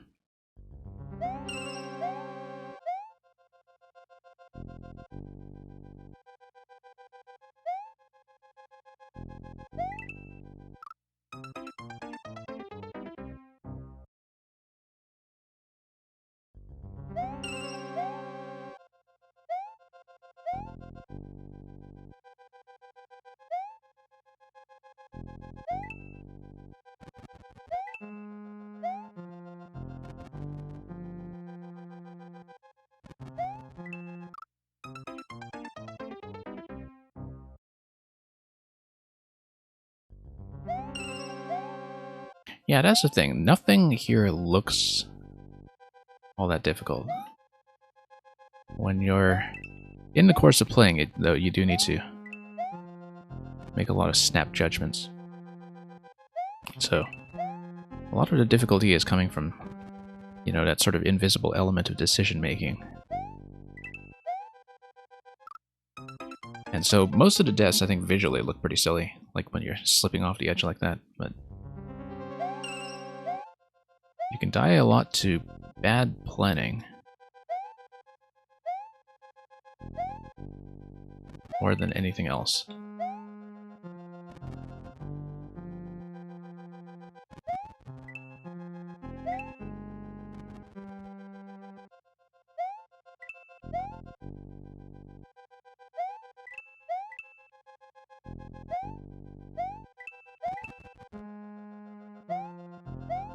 Okay, bit of an adjustment there. And here we are again.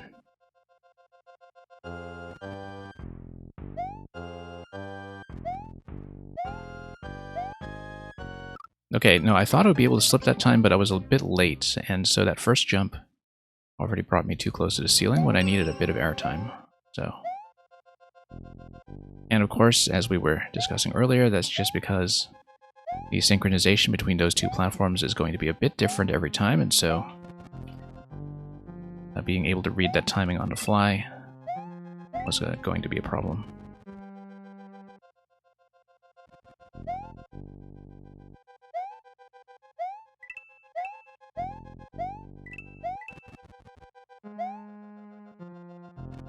And when I do get back here quickly, it feels so simple.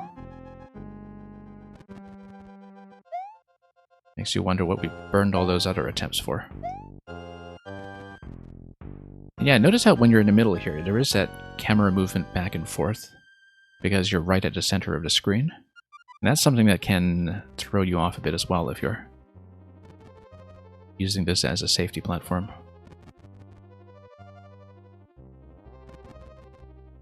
Just trying to find a good timing here.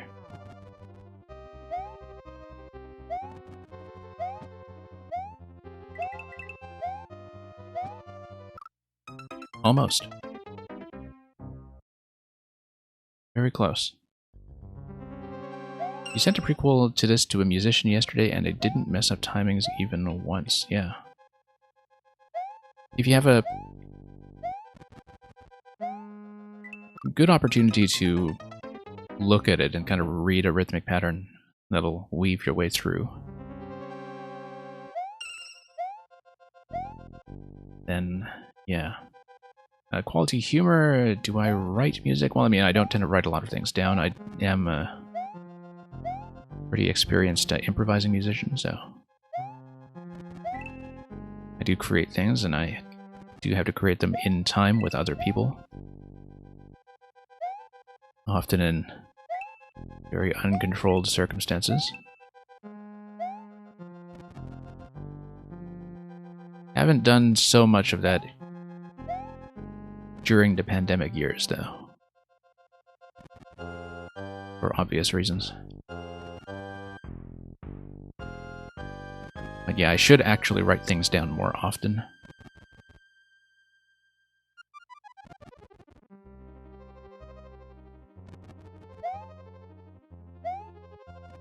But anyway, I'm glad you think I have a good sense of rhythm. That is very reassuring.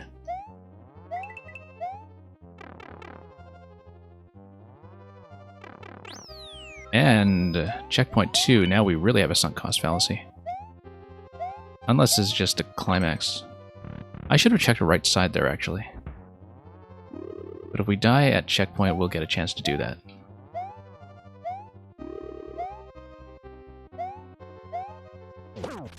Okay, let's return. We should plan around returning.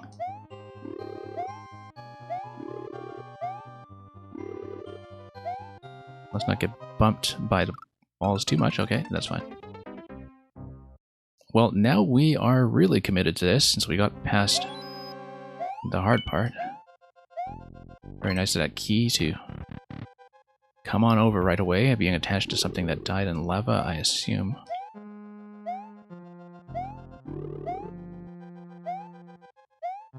Okay, let's go back.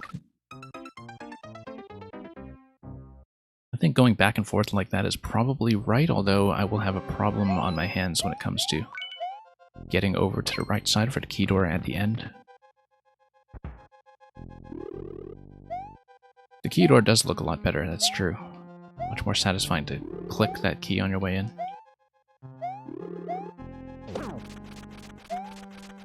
Why am I not considering spin jumping? Oh, probably because it doesn't give me as much control. That's something I'm definitely thinking to myself here, in terms of sustaining yourself over the shelf with a spin jump during the middle phase. Of course, we're going to check it.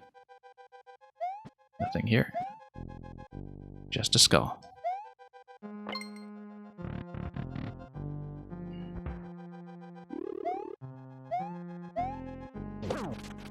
Actually, having forward momentum all the way over makes a lot of sense. As long as you stick to landing. The hidden 1-ups are on the left this time. I guess they are. Would you be able to jump over? No, you wouldn't.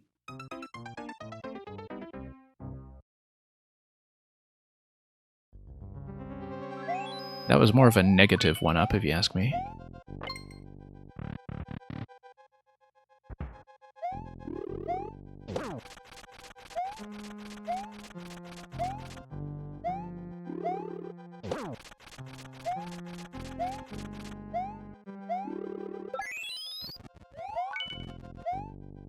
There we go, right on the edge. Let's not get crushed. Shall we go for the 50 coin? I'm totally going to risk a crush death here. Let's not do it. EHX 1138. We're done.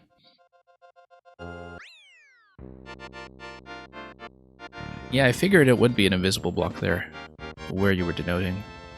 Notice the box on top of the H as well. I should have maybe gone for that. But anyway, at long last, we have finished Hotsy. So, breaking the rule of the only people clearing this being the people who do it efficiently, we'll do it very, very inefficiently, but we'll do it in style. Yeah, a lot of good players here. Very pleased to join their company. And I even raised the clear rate, 0.22 to 0.24, just from clearing it, so... Thank you for the patience of the people remaining in queue. Let's clear this one, and let's get through the rest.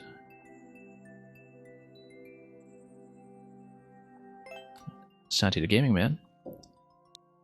If you are still here, which I believe you are.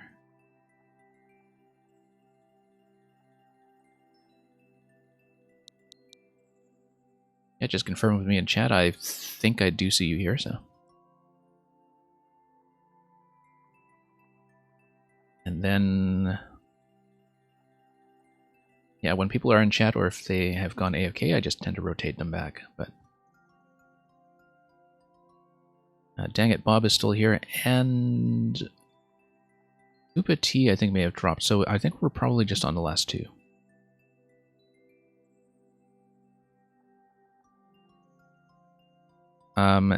Actually, if Santi doesn't check in, we'll just go to Dang It Bob first, I think.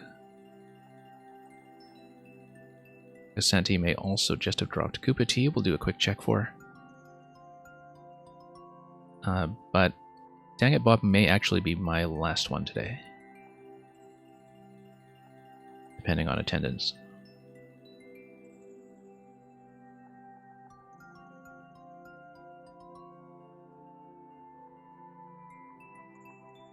And Koopa T is here. Good, good. Yeah, we'll just do a bit of reordering. We'll do second check for Santi after this, and then it will be Dang It Bob to finish.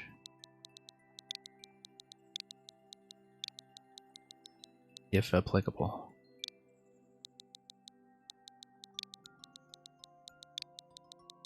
Well, to humor, you're saying not a lot of streamers stick it out that long. I mean, well, you did give it to me over more than one session.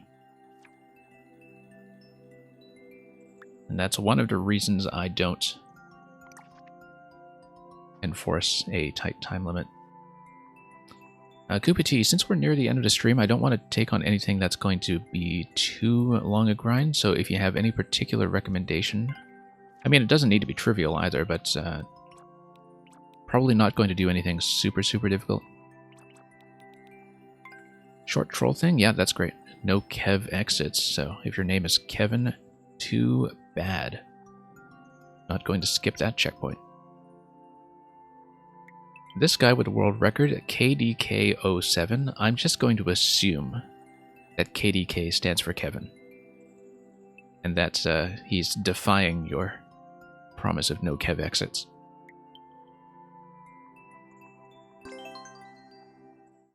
Eat yo shoe. Reach the goal while wearing a shoe.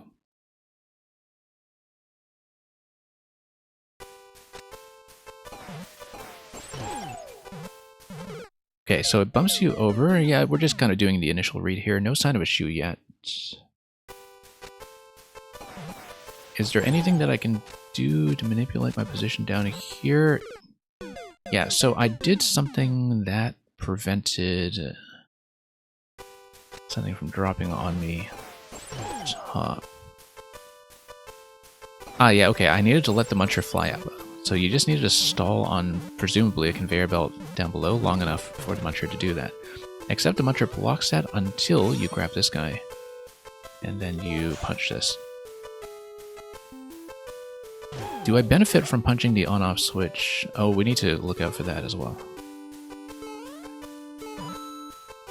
Can't really punch it like that. You do need to punch it from the side, and I don't believe that really gets you much. So let's just start over quickly. So yeah, we'll stall on the conveyor on the bottom. We'll let the muncher fly up. We then bounce up. Whoops, we bounce up slowly.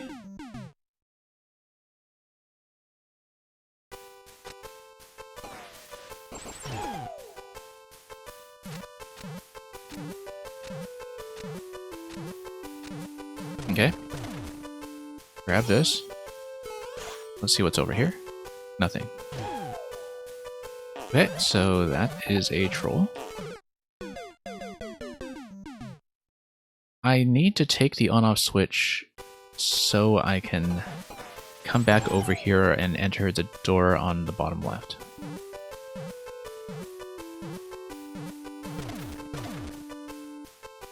So that's what we're going to do. We're not going to kill that muncher because that's going to lead to problems over here. The other issue is that I don't want to get trapped by this over here, which looks like it's a potential issue.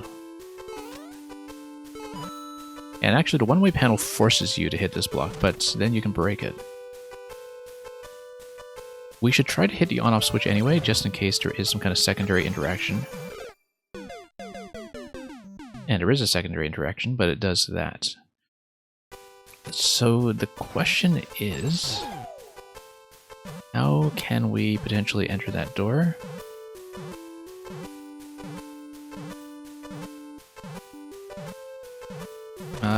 We could also just go over, damage boost over, nothing down here, okay.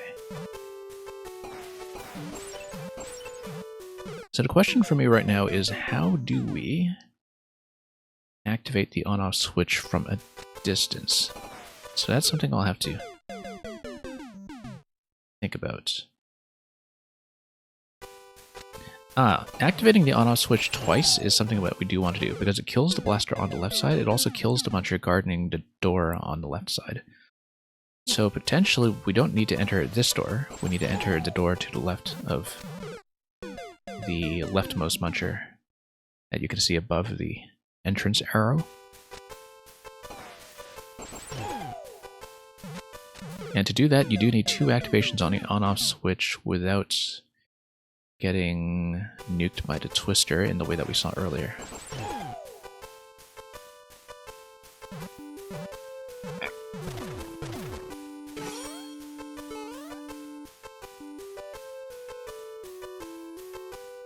Presumably, we probably don't want to kill this either, because I don't think there's any particular reason I want a second muncher to come out. Hard to say, though.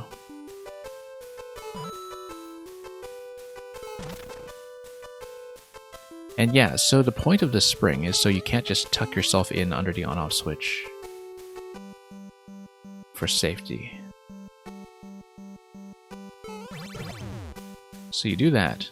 2 quick activations will do it. And then it looks like this door will fake you out. Okay. That's fine. We're still going to have a bit of a camera difference here that changes something.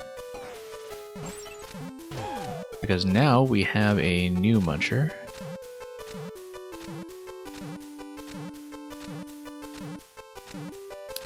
Presumably... Oops, no, that's bad. I didn't want to do that. Presumably I was able to get to the on-off switch here and get on top of that spring. But anyway, that's progress. We probably jumped too high and got within range of an on-off activation when I went back over just now. So let's do this, take this. 2 quick activations as before.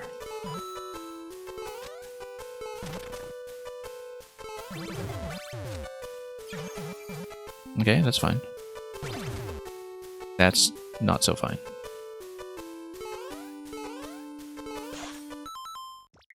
I did it correctly earlier in terms of the double tap. Nope, we need to stall a bit longer. No need to rush that. I love how the analysis is helping you see this from a new perspective. I mean, that's what playtesting is for, right? It's funny, people don't send me trolls that often anymore, but when people do send me trolls, I know that they do find the fact that I'm playing it like a puzzle player useful. I mean, as we were saying about eye tracking earlier, I'm pretty much doing a description of where I'm looking and how I'm reading the level, and it's kind of the information that you would want from eye tracking anyway. Okay, so let's stay low. No. I think you just need to go fast, actually. It is a timed switch, it's not dependent on my position.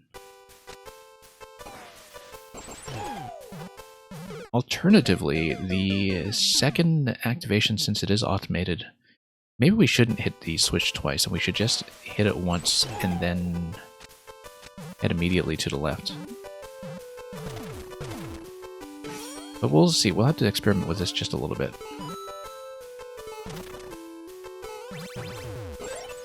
Nope. There we go. Just need to be quick. And we get a boot. I assume we need to drop the boot at this point.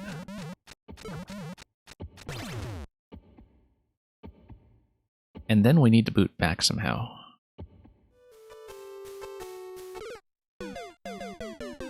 Okay, no, that's going to be fairly quick then. As long as we don't hit any additional invisible blocks or something on the way to the goal, I think we have it.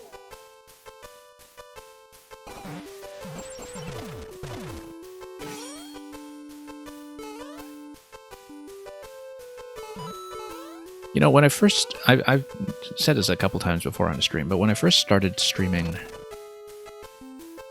Mario Maker, I realized, oh, I guess this means that I'm going to have to learn how to play trolls, because at that point I had never done so. It wasn't something that I was particularly interested in, or so I thought. But then I realized that if I just kind of approach it like puzzle solving, then it's something that I find a lot more appealing. Anyway, is the Goomba going to drop the other shoe? Yes, it is. That's a clear. Short and sweet.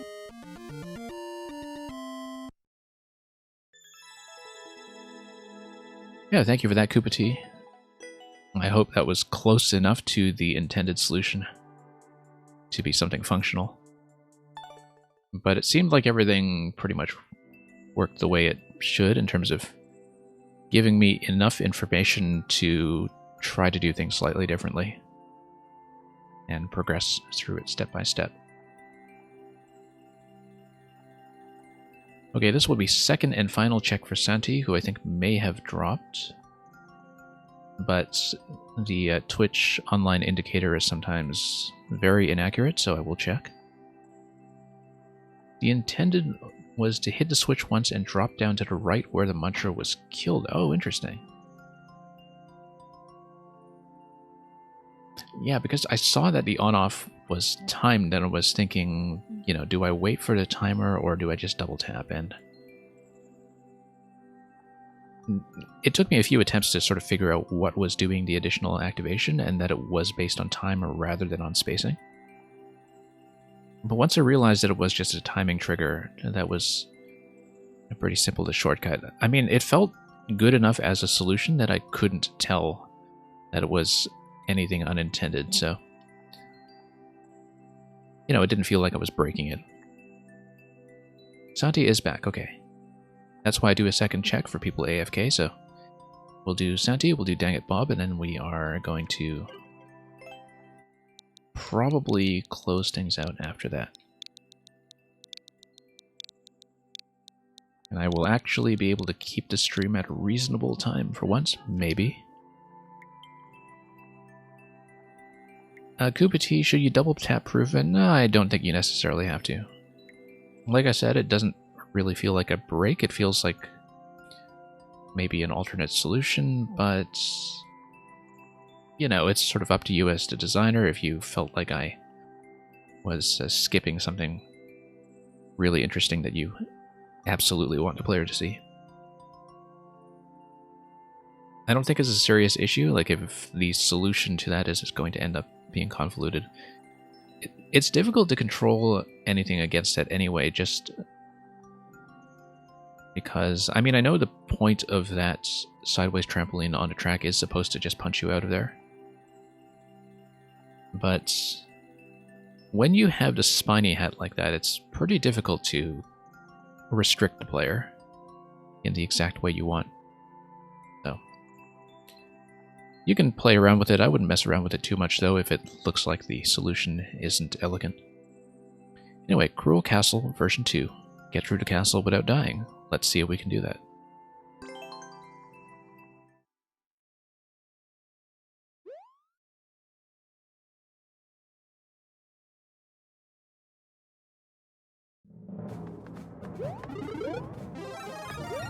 Yeah, this is just going to be twirl.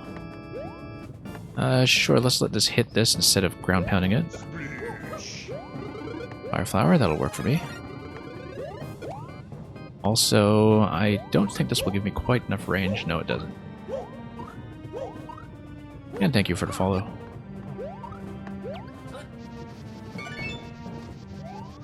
There's going to be a massive stack over here.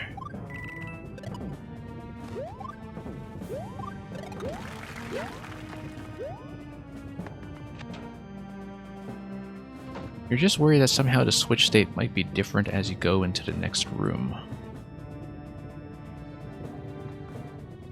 That's a good point, actually, because when I entered the door, the timing trigger hadn't gone off, and so I was entering in the on state. It is possible if I'm beating the timing trigger that you could enter the next room in the off state, and so you would have to test against that, for sure. It didn't seem like the final section there was too state dependent from what I could see, but of course I couldn't see how your seesaw setup and everything were operating off screen. This is just telling you about the Buzzy in the previous room, and then you have doors here that are basically symmetry doors. 3 doors, though. I guess we would want to go through the only one that's an exit, though. This is a neat boss idea. Even though he's going to ditch his ride right away. It is actually kind of like the Chain Chomp Lady Bunny in Odyssey. Like the one who's letting the Chomp drag her all over the place. One of the 4 Brutals. Anyway, gonna tap that. And the doors in that section look kind of like a face, don't they?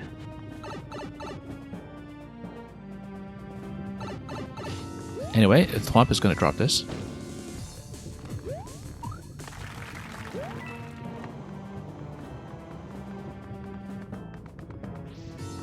And yeah, we'll just let the Thwomp do its thing over here, slowly. This Thwomp's going to cut through, but not very far.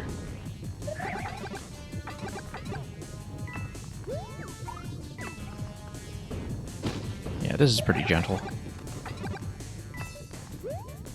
I mean, obviously, you know, this is designed to allow for you to try to speed through it, which we'll have to do for this next one here, and this one. But I don't mind taking a few slowly, just to start. Okay, this is going to take you up, unless we want to go for the 30 coin down below, which we probably can. And a 50 coin up here, which I hope is not going to squish me, right? A semi-solid. Okay, yeah, we can do it. Except, of course, that I'm tall, and I just needed to duck into that one spot there. And grab checkpoint, which will also give you access to a fire flower if you disobey instructions and die during the level, which we will hopefully not do. Main issue with Morton, as usual, is going to be the stun lock. We need to be aware of the on-off switching here as well. Spin jump looks like it's probably going to be the best way to do this. And we'll just need to reposition for a twirl, but to avoid a shell phase, we'll just spin jump through it. Obviously not accurately enough, so unfortunately we will take 1 death. At least. I could try to pelt him with fire, but no, this is just going to be a mushroom because it is progressive. And that's going to get me into some trouble. Pretty neat fight though, for sure.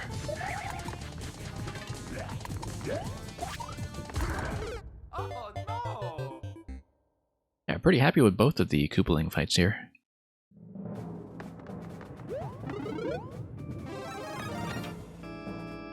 Like the platforming segments are pretty standard fare, but the Koopalings are a pretty unique design.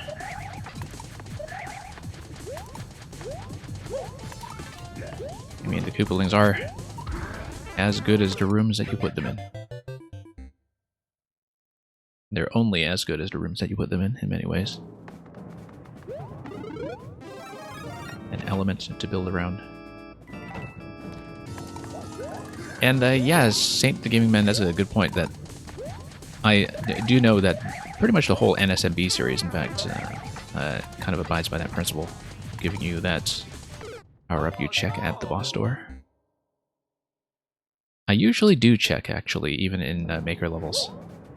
I think the reason I didn't check was because the checkpoint flag there was kind of already taking up space.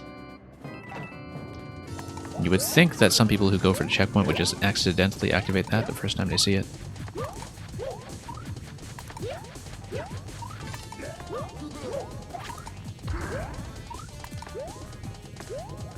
Now, being able to track the on-off switch rhythmically is going to be a pretty major asset in this level if you can do it.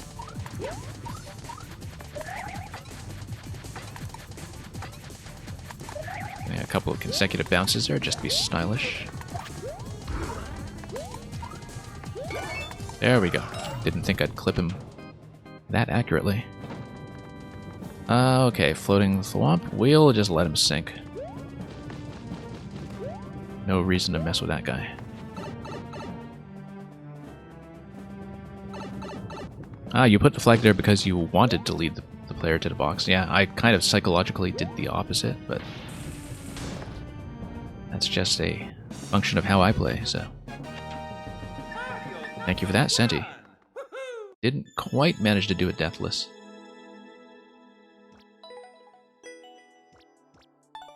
And yeah, no worries, quality humor. We didn't really have too many long level grinds today compared to the usual stream when there's usually one that takes me forever and ever. So honestly, that didn't feel like too much work at all. So thank you both for that. Dang it, Bob, you're saying yours cannot be done deathless? Well, we'll have to see just how that looks. Thank you, Santi, once again for the submission. Okay, last one in the queue. I think we had no dropouts today, which is remarkable.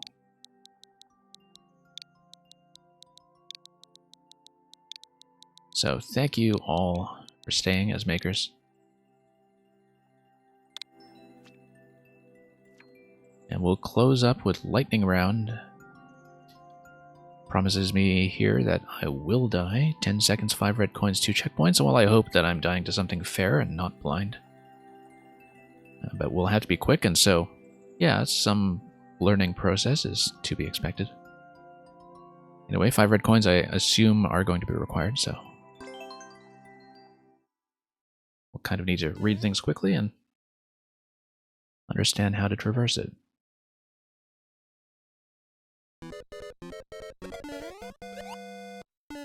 Okay. I see, you need to be quick enough that you beat the thwomp in that final interaction. So. And a note block doesn't seem to get me anything, it just bounces me up towards the Koopa if I'm not careful.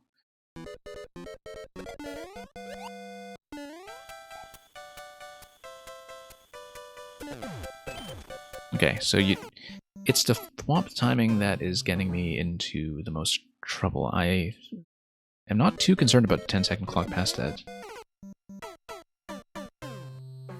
Now, there are 5 coins that we're not seeing at all here. I assume that it's because there's actually like some kind of dev exit that is doable in 10 seconds, in which I'm very unlikely to see. And that the expectation is that I will be hitting a checkpoint and refreshing my way back up to 10 seconds. After, whoops, these individual segments. The other thing too is that if I fire the POW to my left, I can hit the thwomp and prevent it from hitting the on-off switch.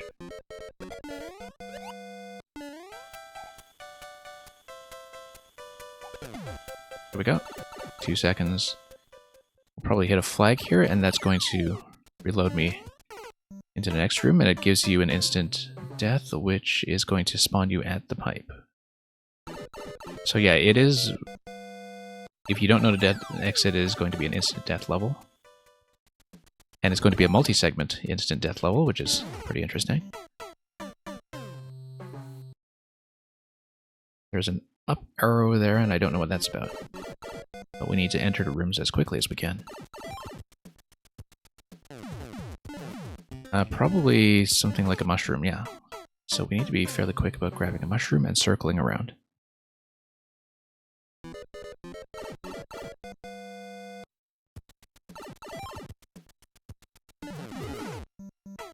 Yeah. I think if the right side is retracting, then that timing actually does work. But I'm not sure yet. There we go. That's not what I expected. That's a bit of a troll there, I think. Unless the one-way panel is only on the top half of that door, in which case I would need to take damage with mushroom after I hit the brick. So that's a little bit trial and error, I think. Yeah, because it looks like the one-way panel only covers the top half. But I can always crouch jump into that, perhaps.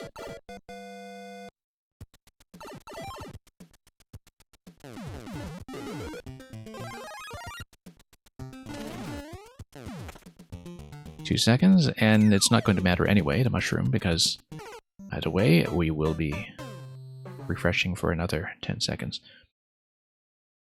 So yeah, this is a good example of how to do a death required level, because often the issue with tight time limits is that if you just use checkpoints the standard way, checkpoints completely trivialize the timing requirement. And so doing a multi-segment course like this, using a required death is, I mean, pretty much the only good way to do it. Okay, so I'm not supposed to hit those. I was wondering, because it looked like I was supposed to avoid the star and hit the wigglers, but I'm clearly misreading that. That cat faster than the Ontario blockade? Yeah. Very much so, in that we're not taking... I mean, I know I'm slow on this queue, but I don't take, 2 or 3 weeks to get anything done. Whoops, wrong segment. We've done this one.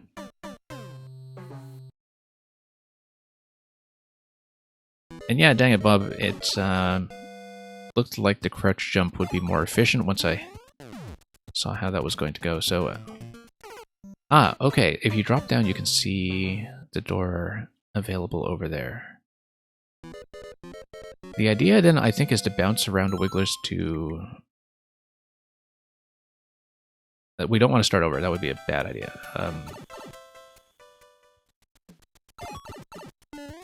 We need to grab the star then, don't we? And then... bounce on a wiggler and grab the star on the way back to the left, perhaps. Or just go straight back up the pipe. I don't know why I'm not doing that. We can just exit the pipe. Perhaps. No, because the one-way panel prevents you from going back up, okay. Yeah, one-way panel traps you. Yeah, dang it, Bob, I'm sure I'll solve it.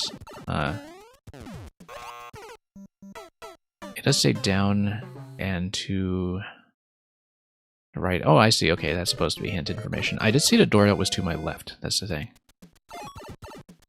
And so I guess I just jumped a thwomp, and then... I would need to jump the thwomp, given the timing that we see here. I mean, I did see that door on the left earlier. But I don't see a good way to deal with it. Oh, I see the thwomp now on the right side that there is a block that you can hit to grab a star and block it. Which would then allow you to go over... Yeah, because you stop the thwomp, and then it retracts, and then... it's partly a kind of reading speed challenge in some ways. And then you get out of the way of the pipe, and then you go down and enter the door. Okay. That I understand now. So you do need to exit just enough to allow the star to spawn.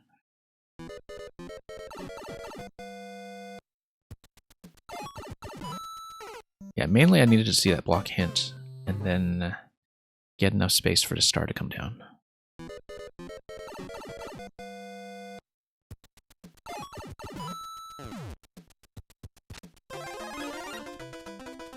Okay, lots of time to go. And then now we take the 2 doors.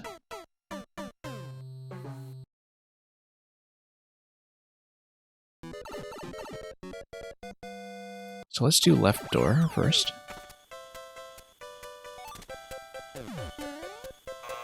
No.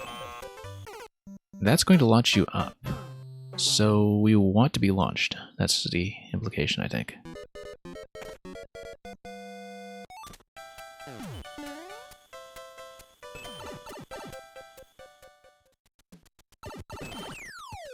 Okay, didn't quite expect that exit to come quite so easily. I thought I'd have to point in a certain direction, but I didn't even get a sense of which way I was pointing in that pipe entry, in fact. It just worked very smoothly, which is nice.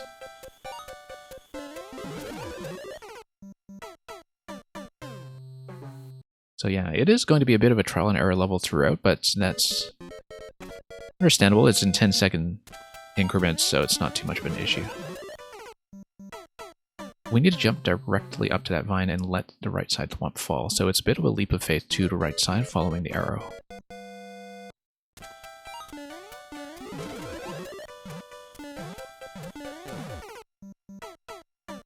We have 3 seconds remaining at that point. I feel like we have enough room to work with. Whoops, no. Take it down. That's a mistake.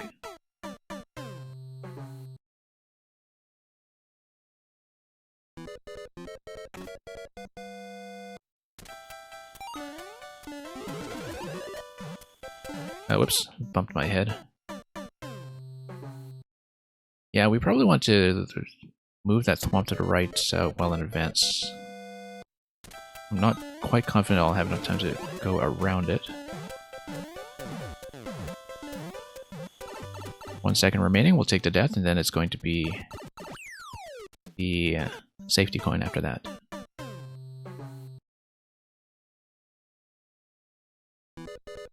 Oh, whoops.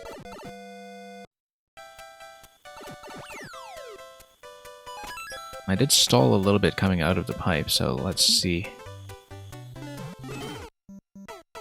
Okay, key death. We're not supposed to go for the P-switch, though. Yeah, it is a key death, so let me just redo everything. Let's hit this first. That's okay. Things are simple enough to execute that I can redo it. The key death is, of course, a bit of an inconvenience.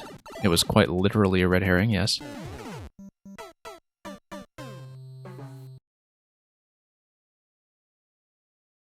Yeah, too bad about the bomb range, though. When I die to something like the bomb range, that spot, it does feel a little unintended, whether it was or not. Yeah, we had the crouch jump here previously. The crouch jump is probably not the most reliable way to do it, even though I did get it on my first try earlier.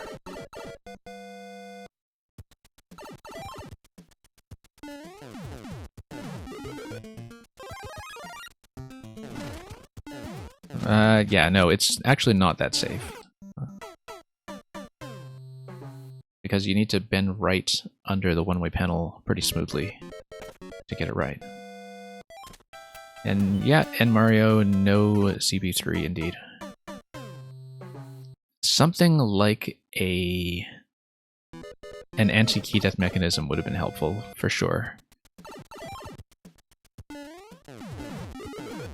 You know, just because if you have any kind of content, whoops, after the key death at all, that you can easily die to, and especially die to blindly, having the anti-key death spawn you a key is probably a much more elegant way of doing it if you can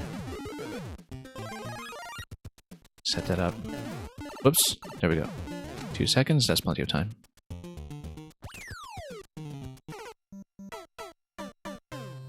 And that's the only thing I'd recommend, because I think it is a little bit easy to die to the ending troll. And luckily everything up to that point is not too hard to execute reliably once you see the solutions. Like, at least this stuff is not too execution dependent, unless, of course, you don't go far enough from the pipe, like I just did. No, whoops, wrong one. I was trying to get into the next pipe.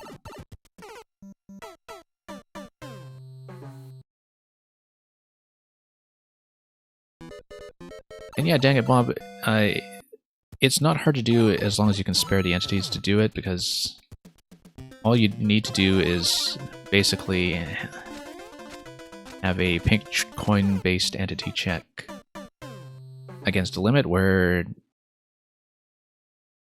if you spawn with the coins already collected, like, you need to change the coin placements a little to get that to work, but if you have the coins already collected, whoops, the idea is that you would have something like a spike ball just automatically spawn and hit a block that gives you a key if you have that done. Usually the way that's done is just by having the safety coin collected first as a forced safety coin in the checkpoint room. Any tips for making that hint in this pipe more readable? The thing is, the readability is going to be affected by the speed of this whole thing anyway, right? Where you're playing this quickly enough that you might not have time to look at that if you're just kind of constraining your vision to the playable space. As a lot of players will. Like, a lot of players will just kind of ignore what's outside their playable trajectory. Whoops, wrong room. Again, tried to go through the door instead.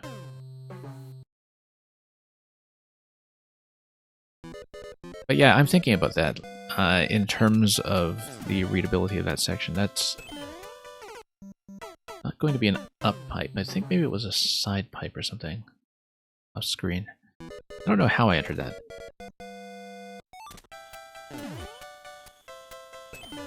Oh, the pipe actually shows you... Okay, yeah, it is a side pipe.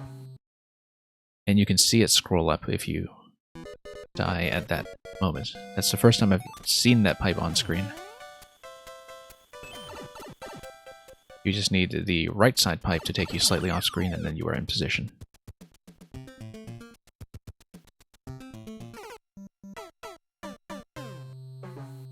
But yeah, dang it, Bob.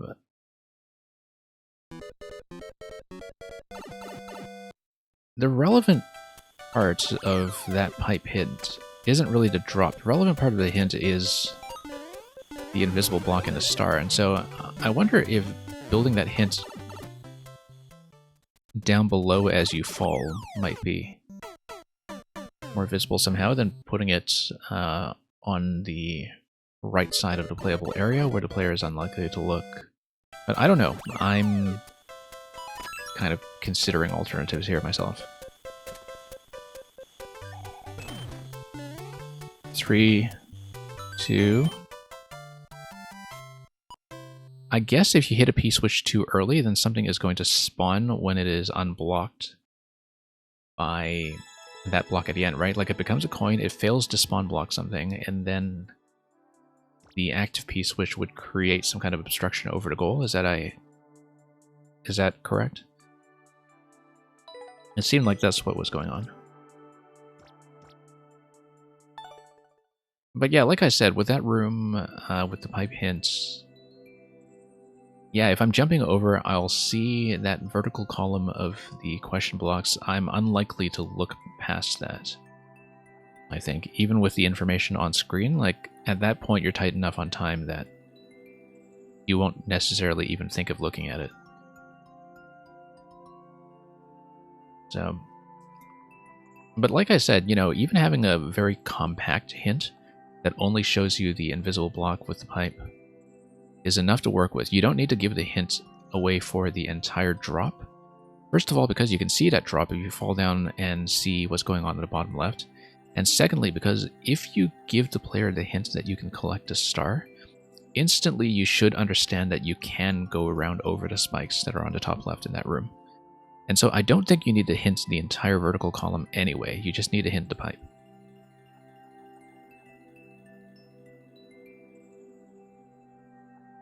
And Mario, I totally did not one-shot that. If you're curious how anybody one-shots this, it's designed so that you can't do it. But in terms of the dev exit, which I think is what you're asking about, obviously we have no way to reverse engineer it, although you can see there is a red pipe at the very start that you do a particular sequence to jump all the way over. No, actually, the red pipe is the standard exit because we jumped over that when we killed the Thwomp and the Muncher. So in terms of a dev exit, it is something like with that LOL text down below. We can check that quickly. Let's check it. I just want to take a look. We're not really going to hunt for the dev exit. I just want to see. And yeah, dang it, Bob, obviously conceptually this requires a dev exit to work.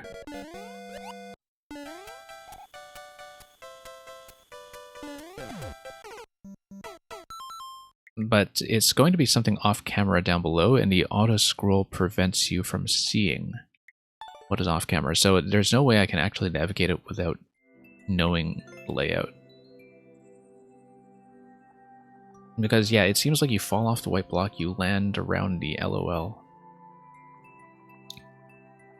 And that hides something that is matched to an exit over the goal. If you look above the goal, you can see that the dev exit path spits you out there.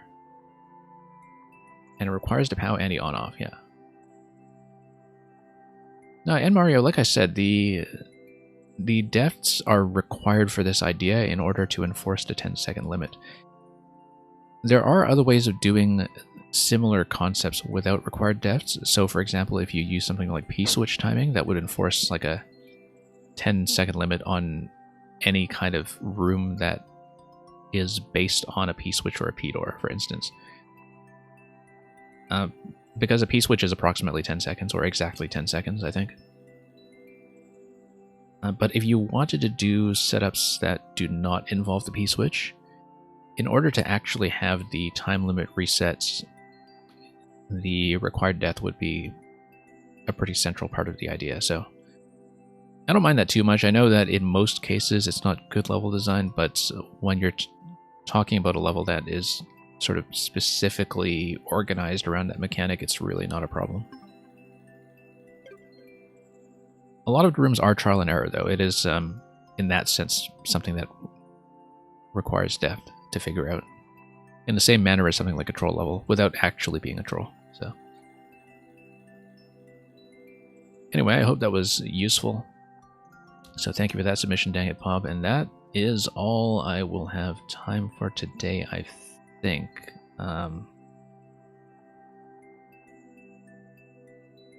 Yeah, sometimes I'm able to open up for some additional people at the end, but we are running a bit long already today, so that's it for viewer levels today. We will mostly be back to Mario Maker 1 on the weekday streams, where I have been running a 2YMM 2 years of Mario Maker, and we're kind of in the middle of that right now, and hopefully finishing up soon.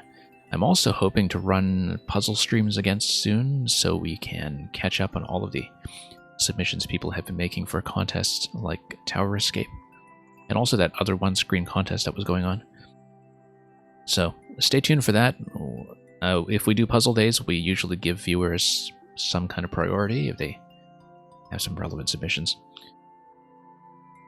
So thank you for all the new follows. Thank you for the patience of all the makers who waited to be played today. And again, thanks for watching. We will send you on to a raid very shortly, so stick around if you want to follow us to our next destination today.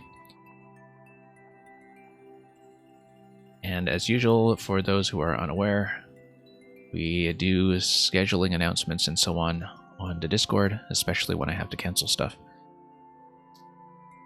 So once again, thanks for watching. See you at our next stop coming up very quickly. Have a great weekend, all of you, and fare thee well.